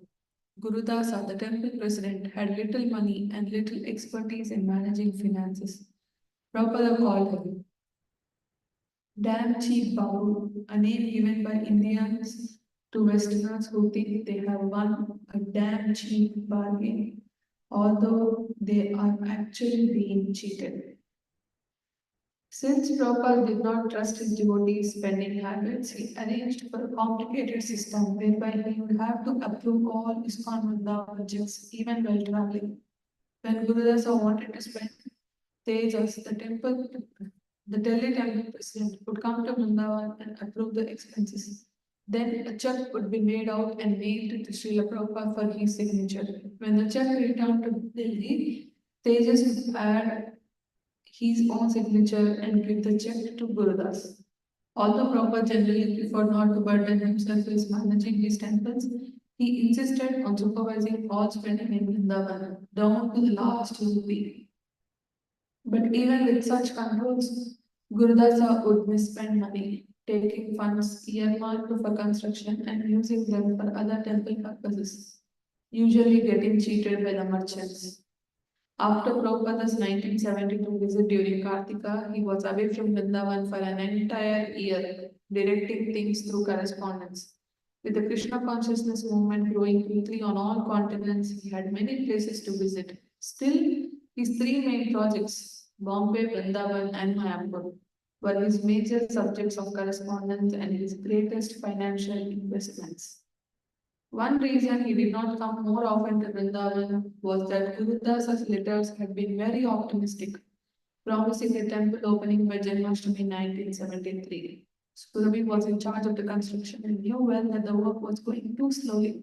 Yet Gurudasa would write to Prabhupada painting a picture of imminent completion of the construction and opening of the mandir.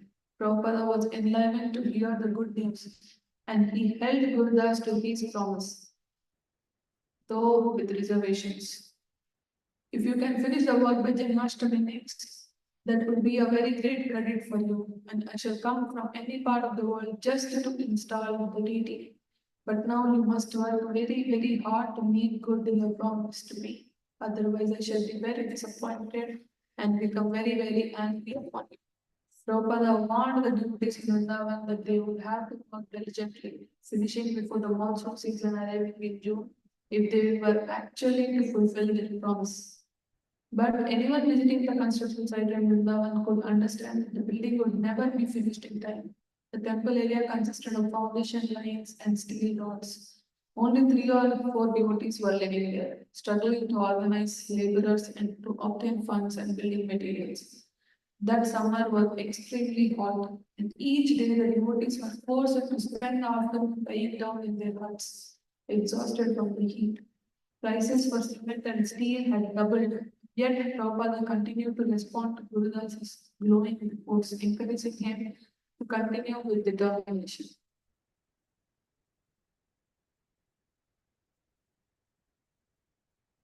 But Prabhupada could also read between the lines, and he cautioned Gurudas, I simply want to see that the work is being carried on vigorously, and the money shall not be used to pay bad bills.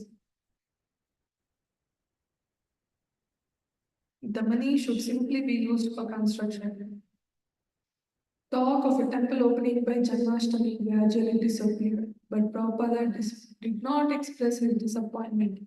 Rather, he continued to encourage and push the devotees onward, asking that at least his own room be completed, so that when he visited in October 1973, he would have a place to stay. When Prabhupada arrived, however, his quarters were far from completion, and he had to live for a week in the home of a Vrindavan friend. He did not remove Gurdasa, but he tried to teach him better management and accounting. He also wrote to his India GPC secretary, Taman Krishna Goswami, to get more funds for the Vrindavan project. So I have arrived here in Vrindavan, but so far the project is concerned. Why the money is so irregular? Tejas reports that in the past 3 months you have sent rupees 5,000, and since then nothing. How will the project go on? Inspired by Prabhupada's presence, the devotees rallied. They held a little festival on the land, erecting a tent and decorating the foundation post with banana trees and flowers. For several evenings, Prabhupada lectured before a crowd of about 50 local people sitting on folding chairs in between the foundation lines. Prabhupada was determined in his desire. He wanted a temple as much as ever, and small band of disciples in Vrindavan were convinced of their mission to erect the temple. They knew they were building a temple not merely as their own local project, but as something very important for the whole world. Prabhupada set the next Janmashtami, August 1974, as the new grand opening. Surabhi had considerable architectural and construction experience, but he had never worked with such an ornate building before. He doubted, therefore, whether they could finish in a year's time. They just wondered whether they could raise the funds in time. Gurudasa was becoming more competent, and he assured Prabhupada that they would meet their deadline. Subala had wanted to stay in Vrindavan, but only on one condition, that he be relieved of management, free to chant and wander in the groups. But he had long since departed for the West. Those devotees who remained committed to Vrindavan knew that, at least for the present, the real spiritual path in Vrindavan was one of the hard labor, anxiety, combating the elements, and working as pure instruments in the service of Krishna's pure devotee. In February 1974, as Prabhupada was traveling eastward from Los Angeles, he wrote Gurudasa that he would like to come to Vrindavan as soon as his residential rooms were completed. As he asked when that would be, Gurudasa consulted Srila, who said 1 month. Trying to be more positive, Gurdasa invited Prabhupada to come and into his new quarters in 3 weeks. But Srila Prabhupada telegrammed back that he will be coming in 2. At that time, Prabhupada's house had no room for floor and only portion of the outer walls. Surabhi began a marathon construction effort and hired 2 work crews, one for day and one for night. 2 weeks non-stop they were, drastically cutting corners. They plastered and painted simultaneously, and as a result, the walls remained wet. A few days before Prabhupada's arrival, they put down a temporary floor, bricks covered with cow dung, covered with rugs, covered with sheets. The weather was cold and the house had no heating. The morning Prabhupada arrived, the devotees all gathered with him as he sat happily before his desk, praising their achievement. He said if they could keep working like this, they could finish everything before Janmashtami. Almost immediately upon his arrival, Prabhupada began to manifest the symptoms of a cold, but he would not hear of moving to another place. This is my first house, he said. Now I am going to stay here. The large brick and stone room was simple and austere and remained dark during most of the day. But Prabhupada considered it his withdrawal presence. Soon local district visitors began calling on him, and he received them warmly, discussing Krishna consciousness hour after hour in his room. In the evenings, he would lecture there and hold a kirtan. Prabhupada had a problem to face in Vrindavan. Gurudas had informed him that Mr. S wanted to take back 50 feet of the donated land, claiming the construction was not going quickly enough and that he had never intended to give the front portion. He was thinking of using it for shops, maybe even a petrol pump. Prabhupada was alarmed. For Mr. S to take back the front part of the property would ruin the temple scheme and make a farce of the gift. What good was land without proper access to it? On further inquiry, Prabhupada learned that the Gurudas had not yet received the actual deed. Prabhupada was greatly disturbed, yet he proceeded calmly and intently. Gurudas, he said, should immediately secure a deed from the registrar and construct a high brick wall around the property. Prabhupada's secretary wired Mr. S, who was away from Vrindavan. Hare Krishna, Prabhupada now in Vrindavan until the 13th. Now settle up friend peace as promised. Mr. S. wired his reply. Friend part of land will be used for other purposes as decided earlier. Letter follows. Suddenly, it seemed that Prabhupada had another Bombay case on his hands. Mr. S. action, however, confirmed Prabhupada's urgency for completing the construction. Had the land been already wired and the temple built, there would have been no question of Mr. S.'s taking the land back. Prabhupada's followers could now see clearly his reasons for pushing them. He had been vigilant, even heavy and critical, but for good reasons. Maya's opposition to Krishna consciousness was always present, so that if the devotees let up for even a moment, they could suffer great losses. The question, why hurry? Why be so anxious to build a temple right away? Should never have been asked.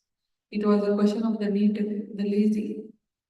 It was the question of the name, the lazy. As long as Krishna consciousness movement had no temple in Vrindavan, the threat would exist that there could never be a temple. Prabhupada wrote to a friend in Calcutta, this statement of K has given me much concern. He said personally to me that under dictation of Srimati Radharani, he has given the land to us in charity. We have invested only lakhs of rupees for construction of a temple.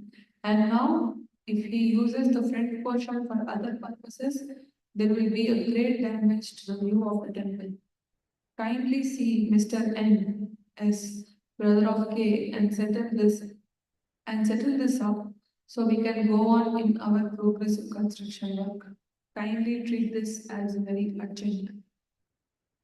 In Mr. S. absence from Vrindavan, Prabhupada took the opportunity to speak with Mrs. S. brother as well as with Mr. S. lawyers. What had been given in the name of Srimati Radharani, he informed them, could not be taken back. Mr. S. associates agreed, at least for the moment, that Mr. S. had no substantial position. Meanwhile, the laborers were working quickly to build a 12-foot high wall around the property. It was 4 a.m. Prabhupada sat in the cold darkness with a small desk lamp shining before him. Having risen from bed at 2 and come into his main room to dictate Srimad Bhagavatam purport, he now sat silently. He wore a wool net hat pulled over his ears, a sweater and a grey wool chadar around his shoulders. On the other side of the double doors sat his servant, peeking in to see what his spiritual master was doing. On Prabhupada's last visit to the United States, he had acquired a new secretary servant, Satswarupa Goswami. Despite the cold, Prabhupada's new assistant was happy to be in Vrindavan and so intimately situated close to his spiritual master. Prabhupada rang his bell. The servant jumped up, opened the double doors, and entered the room. In the far corner of the large room, seated at the desk, he saw Prabhupada, looking grave and mystical, his beautifully intense eyes sparkling. As Satswarup offered obeisances, he thought of his great fortune in being there with his spiritual master. When he sat up, he saw Prabhupada nod slightly, and he felt that Prabhupada was acknowledging his servant's good fortune. Sitting on the floor on the other side of the desk, Satswarupa faced Srila Prabhupada. In awe and reverence, he tensed, prepared to do whatever Prabhupada requested. Yet fearful that the request might be something he wouldn't know how to do. Get the Krishna book, volume 2, Prabhupada said. His servant ran and got it from the shelf, returned and again sat down. Read the story of King Mriga, Prabhupada said.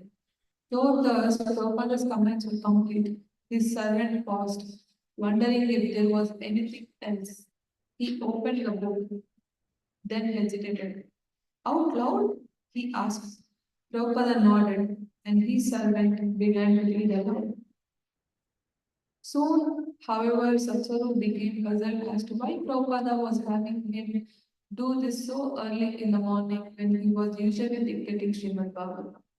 As Satswarupa read aloud, Prabhupada sat motionless, giving no indication that he was pleased or even listening. In that silence, Satswarupa became very aware of his own voice reading, and he listened intently to the story.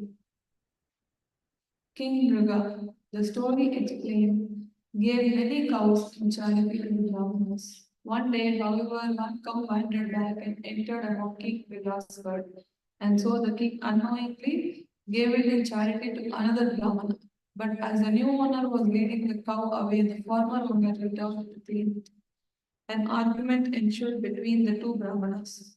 Coming before King Mriga, they charged that he had taken back a cow previously given in charity, a great sin. The puzzled King Mriga very humbly offered each Brahmana 100,000 cows in exchange for this one cow. Neither accepted, however, since according to Manu's law, a Brahmana's property can't be taken under any condition, even with the government. Consequently, both Brahmanas left in exile, and as a result, King Mriga had to take his next birth as a lizard. As Prabhupada's servant read on, he suddenly got the feeling that the Prabhupada had asked him to read the story to expose the cheating of his own servant. In a panic, he tried to think of how he had come to that from stealing from his spiritual master. He couldn't think of anything wrong until he recalled having taken a pair of socks which had been given to Prabhupada as a gift.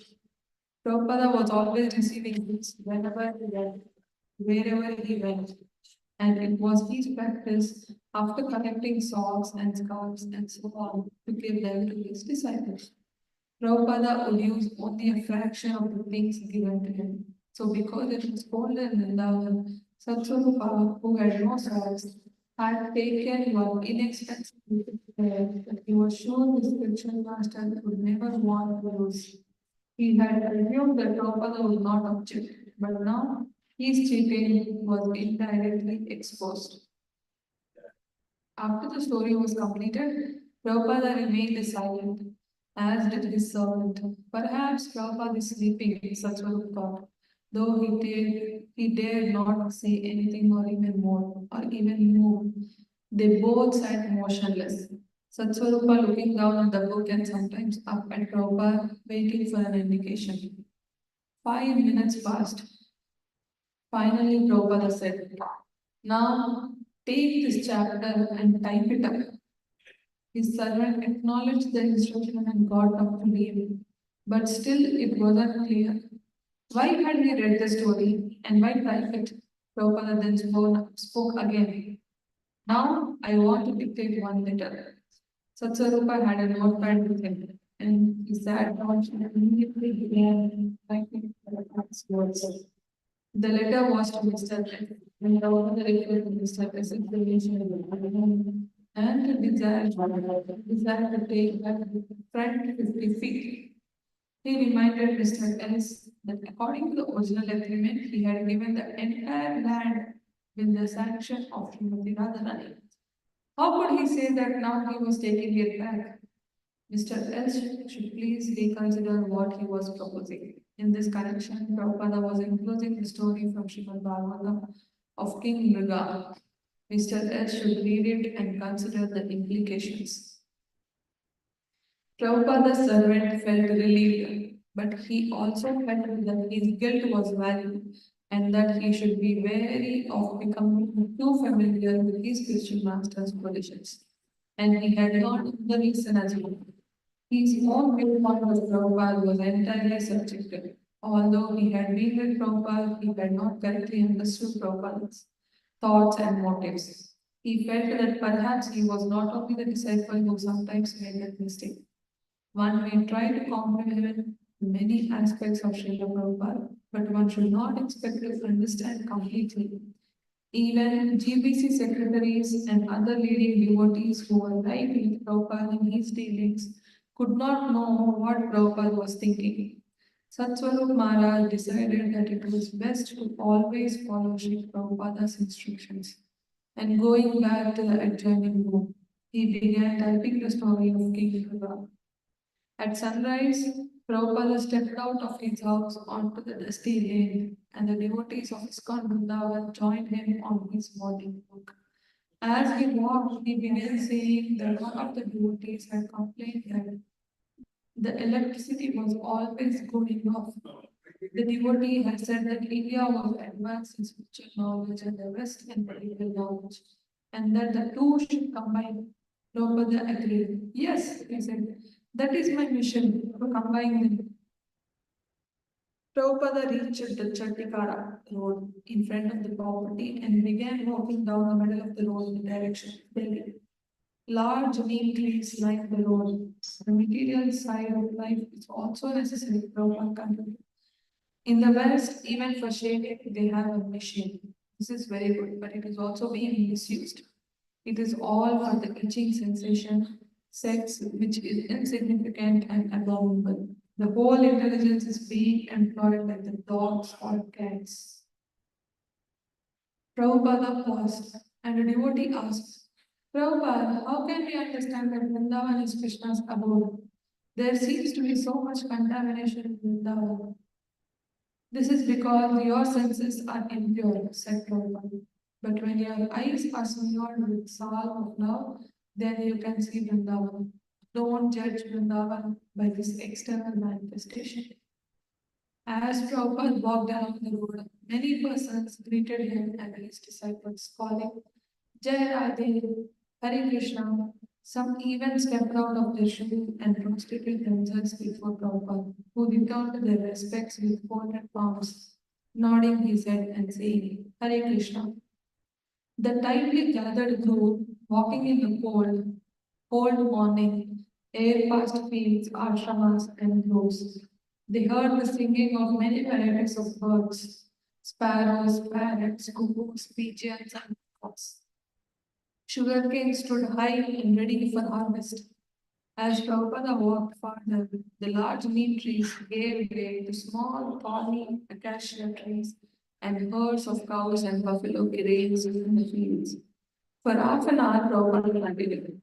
Then turning, he retraced his route. On the roadside, he passed a man dressed in the simple white cloth of a Babaji, warming himself before a fire of twigs. Prabhupada said that the Shatko Swamashtaka by Srinivas Acharya defines the actual qualities of a person in the renounced order. The song glorifies the six Goswamis who gave up their posts as government ministers and became mendicants, accepting only one law and thinking always of Krishna and the gopis. Vrindavan is the gift of Rupa and Sanatana Goswami, Prabhupada said. They wrote many books so poor people could take advantage and become Krishna consciousness. We see many imitations of Rupa Goswami in India, but they should never take the dress of Rupa Goswami, especially if they cannot give up the cigarette smoking habit. It was the gift of Prabhupada Saraswati that we should not jump and try to change our God all of a sudden. We should try to hear of the absolute truth from realized souls. Prabhupada said that especially his disciples living in Vrindavana should become Goswamis. Whether grihasthas or sannyasis, they should live simply and austerely and engage 24 hours in the service of Krishna. Prabhupada sat in his room talking with Gunarnava about finances. Where are the bills? Prabhupada asked. I am keeping duplicates, Prabhupada. Gunarnava explained, showing him how he attached the bills to the vouchers. Tejas is keeping the originals in Delhi. This is just an explanation, Prabhupada replied. I am an auditor. I am not facing Bhaktivedanta Swami. Don't you understand? The auditor wants to see the bills, not just your excuses. Throughout the day, Prabhupada would call and Gurudas, Mr. Lahari, the engineer, even the contractor, Mr. Aliputz. Although the contractor was Mohammedan, the Prabhupada requested him, please do a nice job because this is Krishna's temple. If you work very nicely, Krishna will bless you. Prabhupada assured him that money would not be a problem.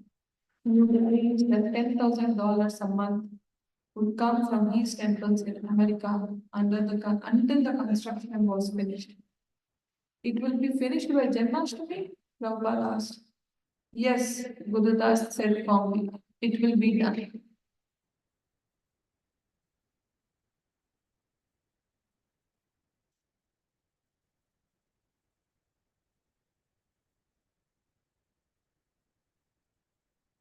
Mayapur, March 1974. While traveling from Calcutta to Mayapur, Prabhupada stopped as usual with the president and sitting on a straw mat with a breakfast of fresh fruit. A group of his disciples and his sister, Bhavatarani, were also present. And Prabhupada saw that everyone received the prasad. He then returned to his car and as Prabhupada's car approached the Mayapur Chandra, he was hit by a roadblock of ISKCON devotees waiting at the spot known as Srila 2 miles from the ISKCON property. 400 devotees from America, England, Europe, South America, Australia, India, and other parts of the world sang Hare Krishna. Following Prabhupada, as he rose walking toward the market in London. Prabhupada smiled, looking out from the back seat of the car. He recognized many people beside all hankering for his merciful glance of him. The car, surrounded lightly by devotees, inched its way through the village up the long drive to the temple. Along the roadside and around the temple buildings, colorful marigolds and bazaar were available, enhancing Srila Prabhupada's joyous reception. The temple room was completed. Its sparkling marble floor, freshly painted walls, and crystal chandeliers all having been ready just a few days before. After offering obeisances before the resplendent golden forms of Radha Madhav on the altar, Prabhupada turned and walked the long temple hall to sit on his Vyasasana. and addressed this first truly international gathering of disciples. He welcomed them to Mayapur, acknowledging that on this day, Bhaktivinoda Thakur's prediction has come true. The devotees shouted triumphantly, Jai Jai Srila Prabhupada.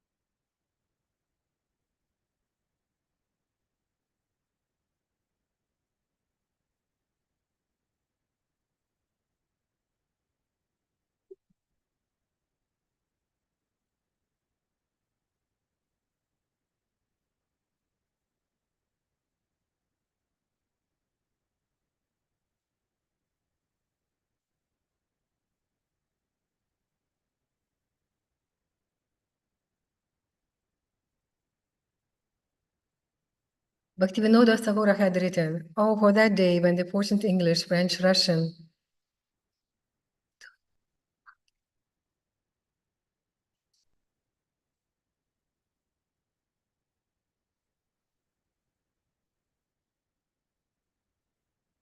It's okay, just read it.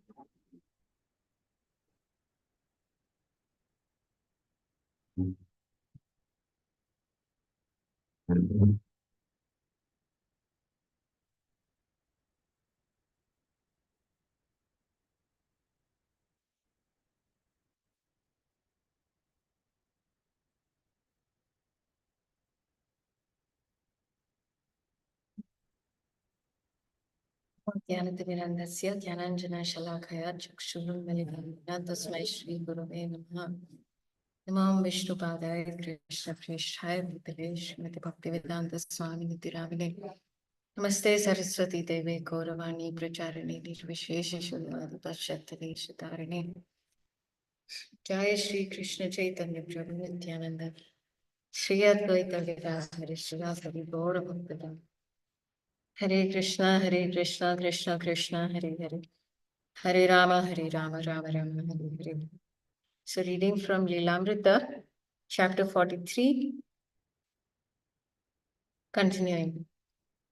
Bhaktivinoda Thakur had written, "Oh, for that day when the fortunate English, French, Russian, German, and American people will take up banners, mridangas and kartas and raise kirtan through their streets and towns. When will that day come?" Bhaktivinoda Thakur's prophecy had come to pass. He had also predicted soon a great saint will come and establish Lord Chaitanya's movement throughout the world. That great personality, empowered to create devotees of all races and backgrounds and to rally them together in Mayapur, thousands of miles from their home was Srila Prabhupada.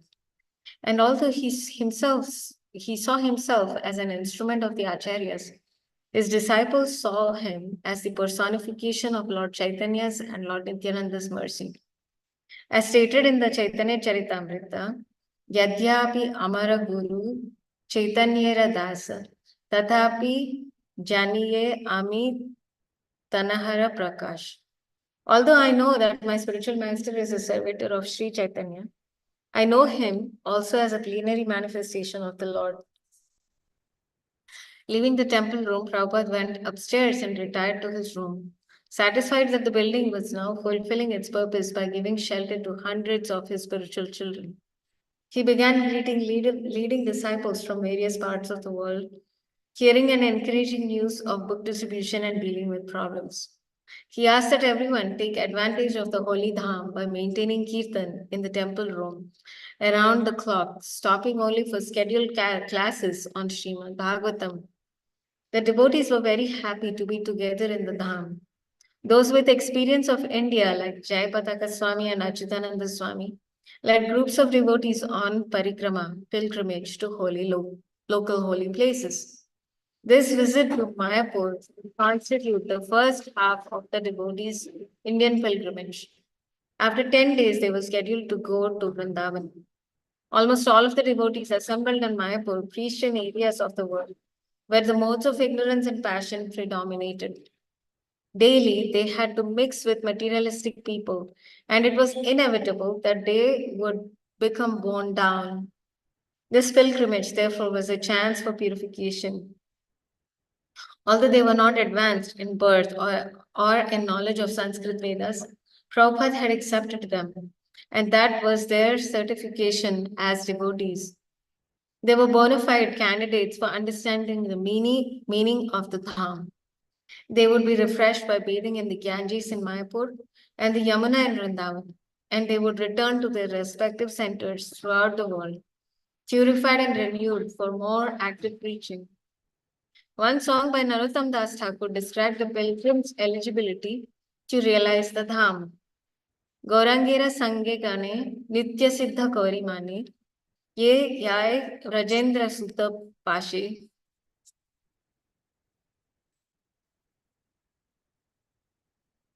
Shri Gaura Mandala Bhumi Ye Jabe Jane Chintamani Tara Haya Vraja Bhume Vashe.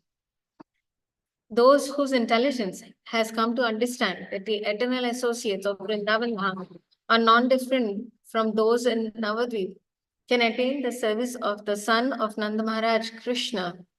Such fortunate persons perceive the holy Dham as an object of service because the transcendental eyes have been opened by the mercy of the eternal perfect associates of Navadvip Dham. Therefore, those who are enthusiastic realize the touchstone of the holy Dham of Navadvip through their transcendental eyes. Therefore, they reside in the holy Dham of Navadvip, which they know to be non-different than Vrindavan, and serve in their eternally perfected spiritual bodies. The devotee's main reason for coming to Mayapur, however, was to associate with Srila Prabhupada. He was always traveling, and his disciples could only expect to see him briefly from time to time as he passed through their area. To see him in Mayapur and Vrindavan, where they could be with him daily on walks and in the temple, was the most ecstatic part of the festival. Prabhupada's happiness to be in Mayapur was increased many times by the large gathering of his international family. He wanted this. Mayapur was for the devotees. Prabhupada even thought that if possible, all the devotees should stay here permanently and simply go on chanting, although he admitted that it was not practical in terms of world preaching. He derived great satisfaction from sitting in his room above the temple hall and hearing the constant rousing kirtans. Bhaktivinoda Thakur has said, he remarked, there is nothing of value in all the 14 worlds except chanting of the holy names. At Prabhupada's request, his governing body commission members had gathered in Mayapur. Their purpose was to discuss ISKCON's preaching activities around the world, and then to pass resolutions to direct that preaching. This was the first time they had met as a body in Prabhupada's presence, and he instructed them how to conduct their meeting. They should not simply talk, he said. Rather, one should present a proposal which should be discussed and voted on. All resolutions should be listed in the minutes. Chalk out your plan for the year, Sri Prabhupada said, and then whatever you decide, do not change it but carry it out. Then next year you can meet and discuss again. He was not in favor of prolonged meetings, but was satisfied to see his GBC secretaries seriously confronting all items on the agenda for the sake of growing Krishna consciousness movement. One of the main features of the Mayapur festival was the arrival of advance copies of the recently published volumes of the Chaitanya Charitamrita. The volume contained chapters 7 through 11 of the Adi Leela and included color illustrations by Prabhupada's disciples. Chapter 9 specially glorified the Sankirtan movement begun by Lord Chaitanya, and verse after verse ecstatically confirmed the authenticity of Srila Prabhupada's movement. Krishnadas Kaviraj describes Navadvip Dham as the place where Lord Chaitanya had planted the seed of the Krishna consciousness tree. In one verse, he states, "Thus the branches of the Chaitanya tree formed a cluster of society with great branches covering all the universe." And Srila Prabhupada had written a conclusive one-sentence purport to this verse. Our International Society for Krishna Consciousness is one of the branches of the Chaitanya tree. Prabhupada's Chaitanya Charitamrita translation and commentary was the fruit of the Chaitanya tree. It was fully authoritative and parampara, but never merely academic or technical. Its teachings stressed that Lord Chaitanya's desire to widely distribute devotional service should be the desire of everyone. It left no doubt about what Prabhupada expected from the members of the Krishna consciousness movement. The only purpose of the preachers of the Sankirtan movement must be to go on preaching without restriction. That is the way in which Sri Chaitanya Mahaprabhu introduced the Sankirtan movement to the world. This volume also contained one of the most important verses of the Chaitanya Charitamrita. Bharata Bhumi hoile manushya janma yar, janma sarthaka kori koro paro upakar. One who has taken his birth as a human being in the land of India should make his life successful and work for the benefit of all people. In his purport to this verse, Prabhupada explained the special piety of the Indians who were always ready to take part in the Sankirtan festival, in a Sankirtan festival. Unfortunately, the present leaders of India were leading the people away from God, away from distinguishing pious and sinful acts, and away from belief in a next life. The Indians had the special duty of educating the world in Vedic principles. If all Indians had taken to this path, as advised by Lord Chaitanya Mahaprabhu, Prabhupada wrote, India would have given a unique gift to the world, and thus India would have been glorified. Moreover, it was not only the duty of Indians, but the duty of everyone to help the Krishna consciousness movement. One should know definitely that the best welfare activity for all human society is to awaken man's God consciousness or Krishna consciousness. Prabhupada stayed with his disciples in Mayapur for a full week, lecturing daily and meeting with smaller groups for many hours. On the day of Gaur Purnima, he went down to the Ganges and took the sacred water on his head, while his men dove off the high bank and swam.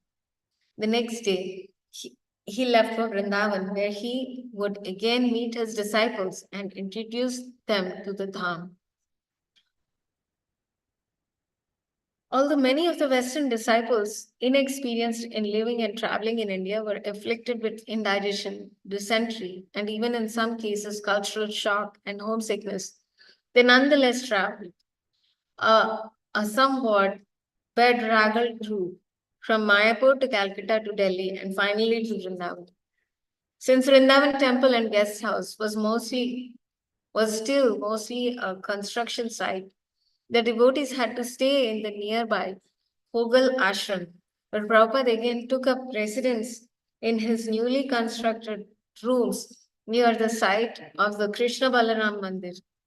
The devotee would see him regularly on morning walks, and during the morning Bhagavatam class, he would also come in the evening, sometimes to speak under an outdoor pavilion at Fogal Ashram. Noticing that not many devotees attended his first evening meeting in his room, Prabhupada inquired and learned that many of them were out visiting Vrindavan's famous old temples and other pilgrimage sites, while others were shopping in the bazaar and still others were sleeping. Bring them all back, Prabhupada said, annoyed. Coming to pilgrimage means to come where the sadhus are. I'm here, so why is everyone going elsewhere? On hearing this, so many devotees came to Prabhupada's room that they could not all fit. Prabhupada began talking about tapasya, austerity. The tapasvi in Vrindavan go naked, he said, even in the cold. They determined not to take birth again for material life. He described how the living entity before birth remains cramped within a womb, a condition much like tied by the hands and feet and thrown in the ocean. Worms within the mother's body bite the skin of the embryo, and the living entity suffers. Because Maya deludes us into thinking we are happy. Prabhupada explained, we have to again enter the womb of a mother. And although in one lifetime we may be wealthy human being, in the next life we may be a bug or hog or dog. So this life is for tapasya, Prabhupada said. But we cannot execute severe penances in this age. So our penance is to try to reform poor crazy persons. One should take voluntary pains for Krishna. Krishna comes to save the fallen souls. So if you help a little, he'll be pleased. Krishna comes himself and he sends his devotees and leaves books. And still we are mad for sense enjoyment. Our penance, therefore, is to try to reform the fallen souls. Prabhupada's preaching uplifted his disciples, whose duty was to preach to the citizens of many lands. They had come at Prabhupada's bidding to visit Mayapur and Vrindavan. But their real work was to save the fallen souls of their native countries. And Prabhupada's preaching filled them with determination. Later, one of the devotees told Prabhupada that dealing with devotees was sometimes more difficult than dealing with materialists. And he mentioned a well-known problem case, a devotee named Makhanchor. That is your penance, Prabhupada said. Your penance is to work with Makhanchor. We should take anxiety. For a sane man to work with a crazy man is not pleasurable, but the service to Krishna is pleasurable. Prabhupada described how he had left his peaceful life in Vrindavan to take on so much burden and anxiety for Krishna, just as he had taken a risk by going to America in old age. So his disciples would accept whatever difficulties was required in preaching Krishna consciousness. This work is not pleasurable, Prabhupada said, but making so many devotees is pleasurable. Although the devotees had been visiting the various temples of Vrindavan, eager to imbibe the Vrindavan spirit, the real nectar came when Prabhupada, sitting in his room, spoke about Vrindavan. Vrindavan is for Paramahamsas, he said. You cannot see Vrindavan with Vishaya or material spirit. The test is how much you have conquered over eating, sleeping, and mating. Don't think you have just come to Vrindavan and become a Goswami. One who comes to Vrindavan with a material spirit will take birth as a dog or a monkey in Vrindavan. That is his punishment. But the dogs here are also Vaishnavas. People come to Vrindavan to give up material anxiety and family life. So one should not be afraid. He should not mind what is going on. There are many devotees in Vrindavan who are not disturbed by heat or cold. But another risk in Vrindavan is to meet those who talk of the gopis but are not free from smoking bidis. They are sahajiyas. We have to see who is a devotee by his personal behavior. If one is seeking money and bidis and women and talking of the gopis, then what is his position? Sri Chaitanya Mahaprabhu never talked of the gopis publicly. The real Vrindavan is not to eat prasadam and sleep, but to follow the advice of Vrindavan Chandra, Krishna, and broadcast his message. That is his message. That is Vrindavan. Vrindavan Dham is worshipable. Do not commit an offense here. Take it as Chintamani Dham, Krishna. Narottam Das Thakur says to see Vrindavan is not possible with Vishaya. So we should take shelter of Gaurnitai, become cleansed of eating, sleeping, and mating. Then you will see Vrindavan. Do not commit offenses here. There is a special influence in Vrindavan. Prabhupada said that Vrindavan's spiritual quality was that devotional service performed here had 100 times the effect of service performed anywhere elsewhere. But an offense in Vrindavan also had 100 times the effect. Ordinary persons were advised to visit a holy place like Vrindavan for no more than 3 days. Otherwise, he will become slack and return to their sinful activities. Better to come, Prabhupada said, become purified and leave on the 4th day.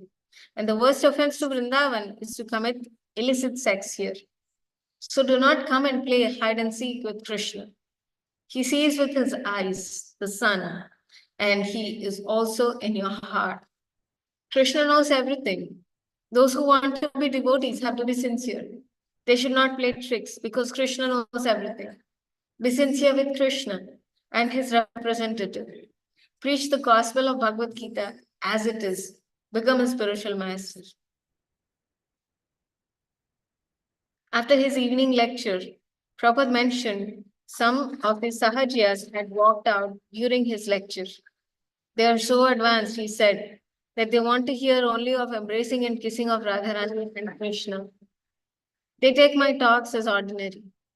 Prabhupada explained that his process of lecturing was to speak on only one verse per lecture, but that speaking was the same as Krishna speaking.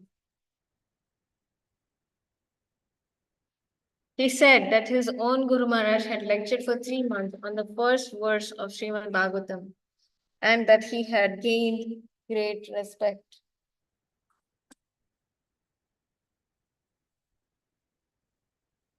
Prabhupada learned that one day one of his disciples had left the company of ISKCON devotees to living among the Babajis at Radhavan. Prabhupada became angry and sent for the boy to come immediately. When the boy arrived, Prabhupada went to see him. Dressed only in a dhoti, Prabhupada spoke sternly to his disciples, saying that the monkeys of Vrindavan also live simply, but are interested only in eating and sex. Don't become a monkey, Prabhupada said, trembling as he spoke. Why don't you come and live with me? The boy replied, the Babajis have given me some facility to chant. You come with me, Prabhupada explained. I'll give you facility, but don't become a monkey. The boy surrendered before Prabhupada's compassionate concerns. Prabhupada heard from his disciples living in Vrindavan that some of the local Goswamis had a complaint about him. They had read an article published in Back to Godhead and considered it insulting. The article written by Prabhupada's disciple, Hayagriva, contained a statement that that Goswamis in Vrindavan who misbehave would become hogs and monkeys in Vrindavan in the next life. Prabhupada replied that the statement was accurate. The article, he said, was not specifically referred to the present Goswamis, but to any Goswami who lived simply in Vrindavan. This was not merely an opinion, but an authoritative conclusion of the original Goswamis of Vrindavan. Although Yamuna Dasi lived in Vrindavan with her husband Gurudas, Prabhupada rarely saw her. So one day he sent for her and inquired why she was not coming to hear him and serve him.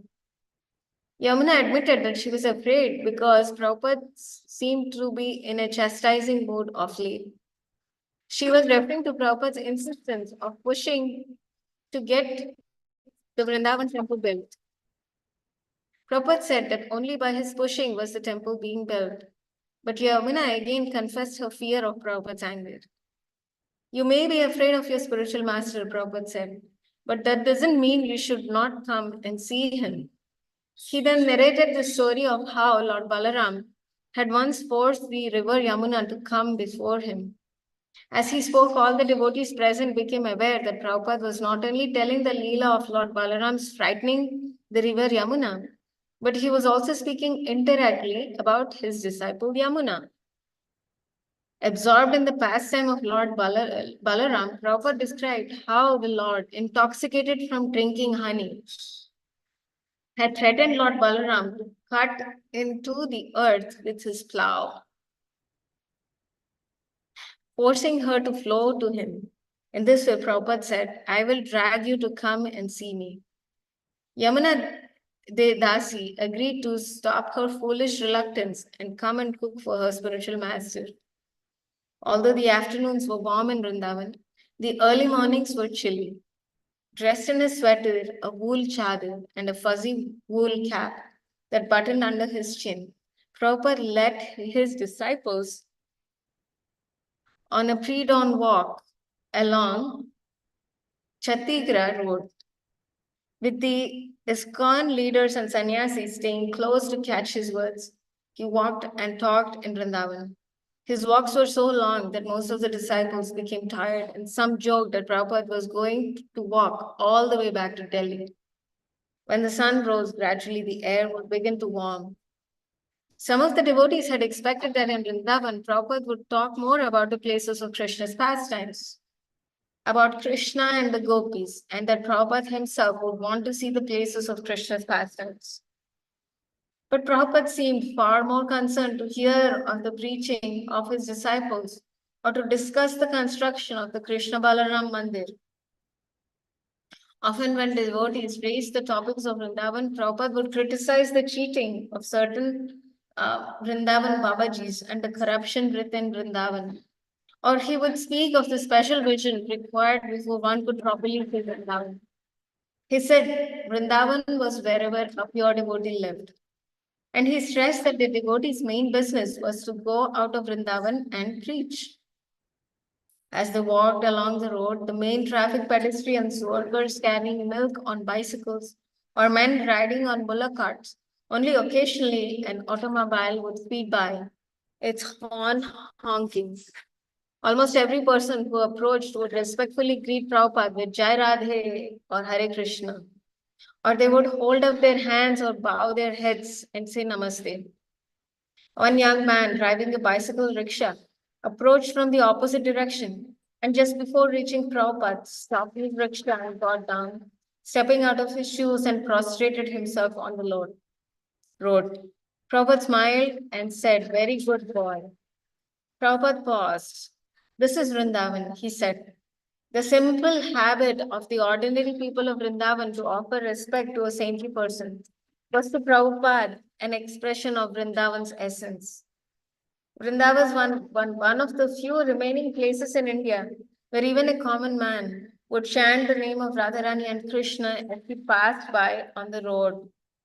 To fully understand this extraordinary phenomenon was to understand Vrindavan.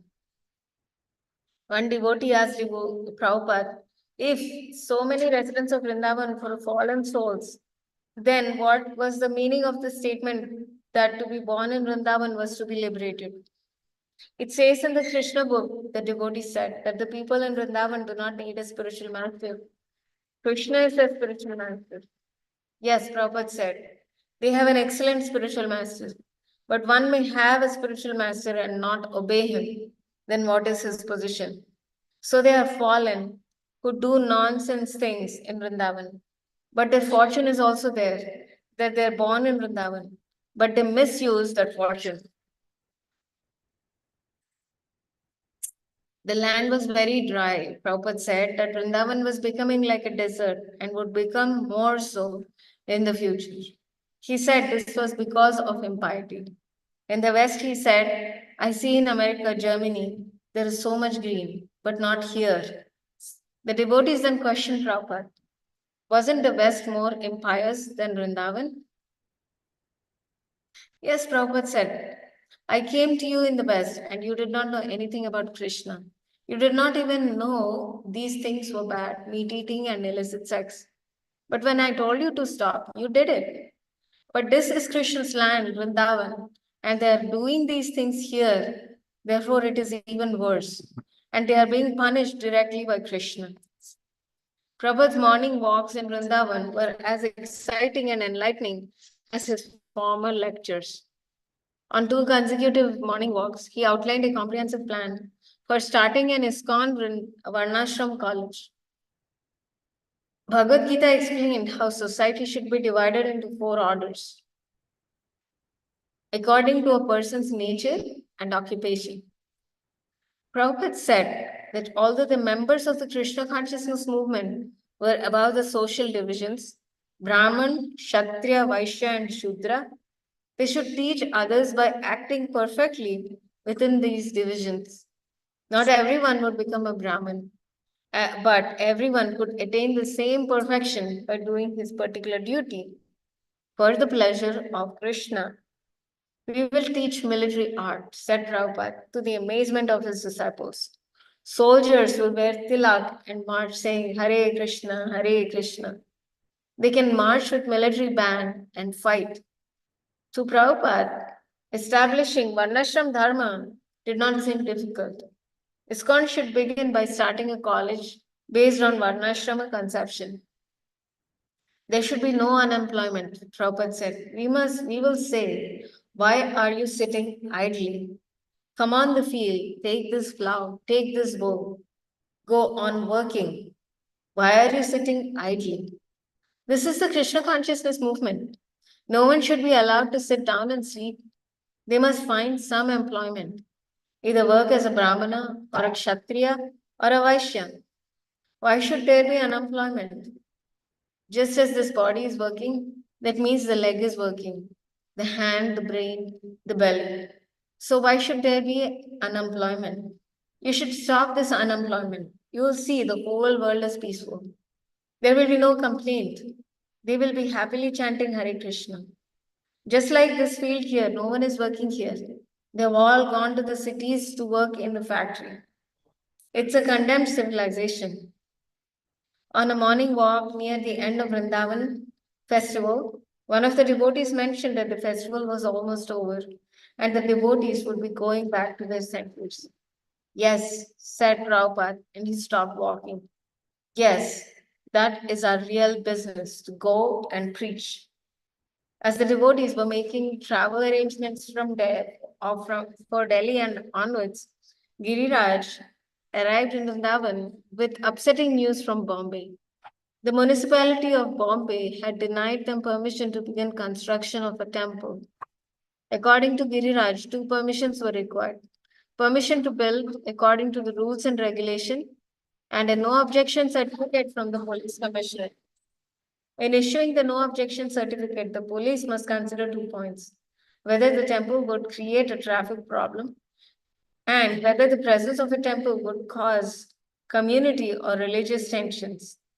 The municipality had been denying the permission and saying they first required an NOC from the police, and the police had been saying they needed a sanction from the municipality before they would consider giving the NOC.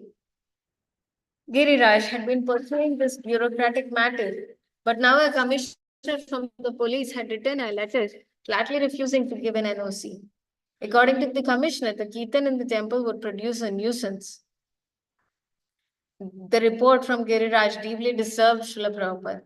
You should immediately object, he told Giriraj on his walk the next morning, that the government is completely unqualified. The pure devotees are always engaged in kirtan, and the government calls it a nuisance. He should at least be a gentleman and say that the sound should not be amplified while people are trying to take rest. But instead, he said that the kirtan is simply a nuisance. Prabhupada said that there were many learned persons in Bombay, and they would not stand for this judgment. You have to organize all the Vaishnavas, Prabhupada continued. In the Bhagavad Gita, it is said, Satatam Kirtayanto Mam. One should chant Krishna always. Sri Chaitanya Mahaprabhu said, Kirtaniya Sadahari. And this rascal is saying bhajan is nuisance? Is it not possible to invoke an agitation against this? What right has he got to say nuisance? He could have spoken a sweet language that the bhajan may be very good for the devotees, but it creates disturbance to the others. Therefore, we cannot allow. Say like that, but we cannot still stop bhajan. But this remark is that bhajan is nuisance. Chanting Hare Krishna is the culture of India. We must make propaganda and organize kirtan parties and fight this. One of the GBC men proposed that instead of going back to the West, some of the devotees go to Bombay and hold massive protests. At first, Prabhupada approved the spirit, likening it to Lord Chaitanya's protests against the Qazi, who had stopped the Sankirtan movement in Navadvip. But on reflecting, he decided it would not be wise to fight with the government. The devotees could not hope to win such a fight, nor would the people appreciate it. Prabhupada suggested the devotees hold massive kirtan programs and preach positively to the people of Bombay, convincing them of the value of Krishna consciousness. When the people of Bombay are convinced of the importance of Krishna consciousness, Prabhupada said, they will see that the temple is built. In an urgent mood, Prabhupada left Vrindavan for Bombay. His last instruction to Guru Das and others in Vrindavan. An ideal Goswami should remain here to challenge any false Goswamis. But if you also become false, then you cannot challenge. Bombay.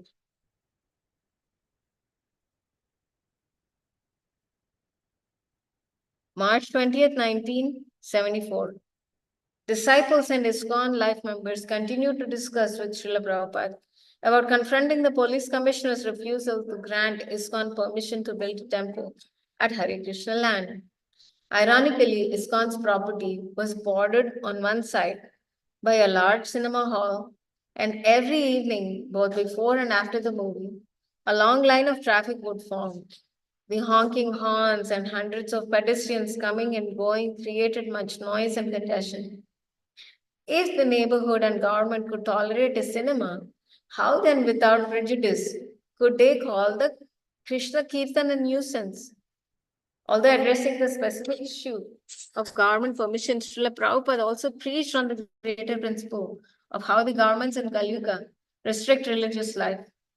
The government policy, he said, is that religion is an opiate of the people. They think religion is just a sentiment. They want to open slaughterhouses and kill this mischief, loitering cows. The conclusion is that religion has no value. Therefore, their decisions do not encourage these temples and this bhajan. From their point of view, it is useless. Some of Prabhupada's Bombay friends suggested he work through the Jansangh political party, which supported Hinduism and thus form a strong political coalition. But Prabhupada was more concerned to use this opportunity for preaching. I suggest we make vigorous propaganda, he said. Hold meetings in big halls so that the public may understand at least that this movement is very important. Let there be advertisements that we will speak on different subject matters, and then I will continue and speak. In that meeting, make a nice gentleman the president. Create public opinion so that they will come and sign. Yes, here must be one temple. We'll prove from Shastric evidence. As it is stated in Bhagavad Gita, Chaturvida bhajanti imam, jana shukritino arjuna. This word bhajana from bhajante is used to reference to the very pious man. Sukritina. The opposite of man is dushkritina, the miscreants. So bhajan is for pious men as recommended in the Bhagavad Gita. And the Bhagavad Gita is held in great estimation all over the world. And yet some accuse bhajan as nuisance. How rascal and ignorant. We have to make it clear that bhajan is so important. Bhagavad Gita is meant for solution of all material problems. But the people of India are not accepting it. My disciples can also speak and say, you come, please come with us. We are foreigners. But we know Krishna is not for this or that. So why are you Indians lacking? You should accept your culture. You have taken to Krishna and Krishna says that simply by Kirtan, one becomes free from all contamination. So we should not join with, why not join with us? What is wrong there? It is stated in your Shastras and we have adapted it. And we are feeling better. So why are you so callous, you educated youth and gentlemen? This kind of propaganda has to be made. Srila Prabhupada abandoned the idea of direct political agitation, but he continued to speak against the police commissioner's decision and to deliberate on overcoming it. He considered the matter from all possible angles, pro and con. At this point, he said that if they could not get sanction to build a temple, they should build a hotel. I am trying to get sanction, he said. If you do not give permission, then hotel. Build a hotel in front and temple in the rear, suggested Tamal Krishna Goswami. Yes, Prabhupada replied. And he instructed his men further on dealing with opposition. So, with the struggle to acquire the land, the present struggle also threatened to become a long legal battle. Prabhupada remained always transcendental. However, even while fighting, he maintained his normal activities in Bombay and enjoying the mild tropical climate. Although ISKCON owned a number of tenement buildings on the Juhu land, the devotees had not been able to use a single one since all are occupied. But recently, when tenants had vacated one of the apartments, the devotees had prepared it for Prabhupada. It was a modest place, 2 small rooms with a little kitchen. But now, for the first time, Prabhupada had his own residence on the Hare Krishna land.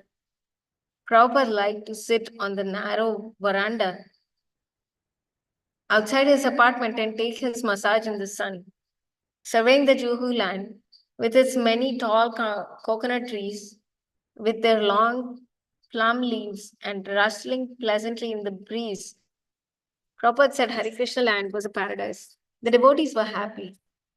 One day, during his massage, Prabhupada saw the contractors, whom he had allowed to come and take coconuts for a set price, were also taking away the leaves to sell in the market.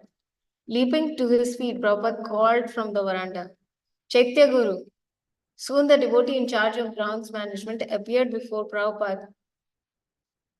I cannot close my eyes, Prabhupada said. No one else sees things. You are being cheated. Every morning, several Indian gentlemen would join Prabhupada as he walked along Juhu Beach. Whatever Prabhupada would criticize so-called great politicians and spiritual leaders of India, exposing their poor understanding of Bhagavad Gita, these men would be disturbed. Similarly, Prabhupada's disciples became disturbed to hear these men argue with Prabhupada. One day, when Prabhupada criticized a favorite hero, a certain doctor argued back, criticizing Prabhupada's statement that the absolute truth was Krishna, the Supreme Personality of Godhead. The doctor and others asserted that the Supreme Absolute Truth was many things and that ultimately everything was one. The devotees could barely restrain themselves, but still Prabhupada always treated these men as his friends. Early the next morning in his room, however, Prabhupada told his disciples that these men were actually Mayavadis.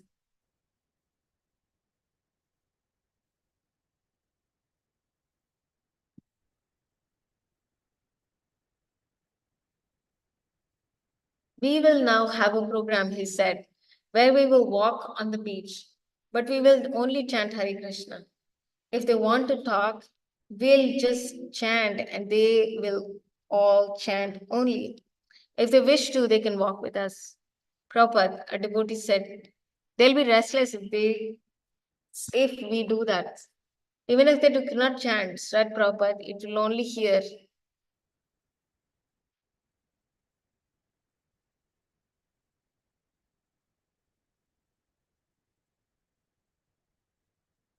And it will benefit for them. My philosophy is very dangerous. Sri Chaitanya Mahaprabhu said that whoever hears it is doomed. A devotee asked why a Mayavadi would disguise himself as Krishna Bhakta. They do it, Prabhupada said, to get popular reception for being liberal to all. But if a woman says that she's very liberal and accepts any man, that seems to be a liberal proposal, but it is not good. I'll read the Krishna book on the walk, Prabhupada said. I'm walking with my disciples. If these men like, they can join and hear. But if they want to ask questions, they must accept the Guru's answers without argument. Is that all right? The next morning, usual challengers did not join the walk. Prabhupada had Giriraj read aloud from the Krishna book. Suddenly, Prabhupada sighted the familiar group of speculators approaching him from the opposite direction. But as they drew closer, they purposely turned aside so as to avoid Prabhupada. One of them came over, however, and the representing entire group informed Prabhupada they were not going to walk with him anymore. They had met and decided that their conversation with him created too much argument and criticism. India has many saints, the man added.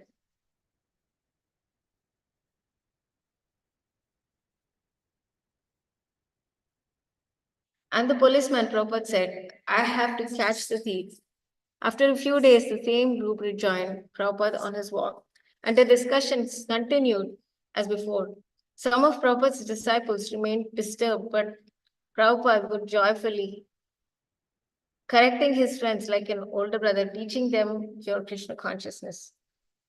Prabhupada would take a breakfast of fruit and nuts. Around 11 a.m., he would still on the veranda of his gum's chair.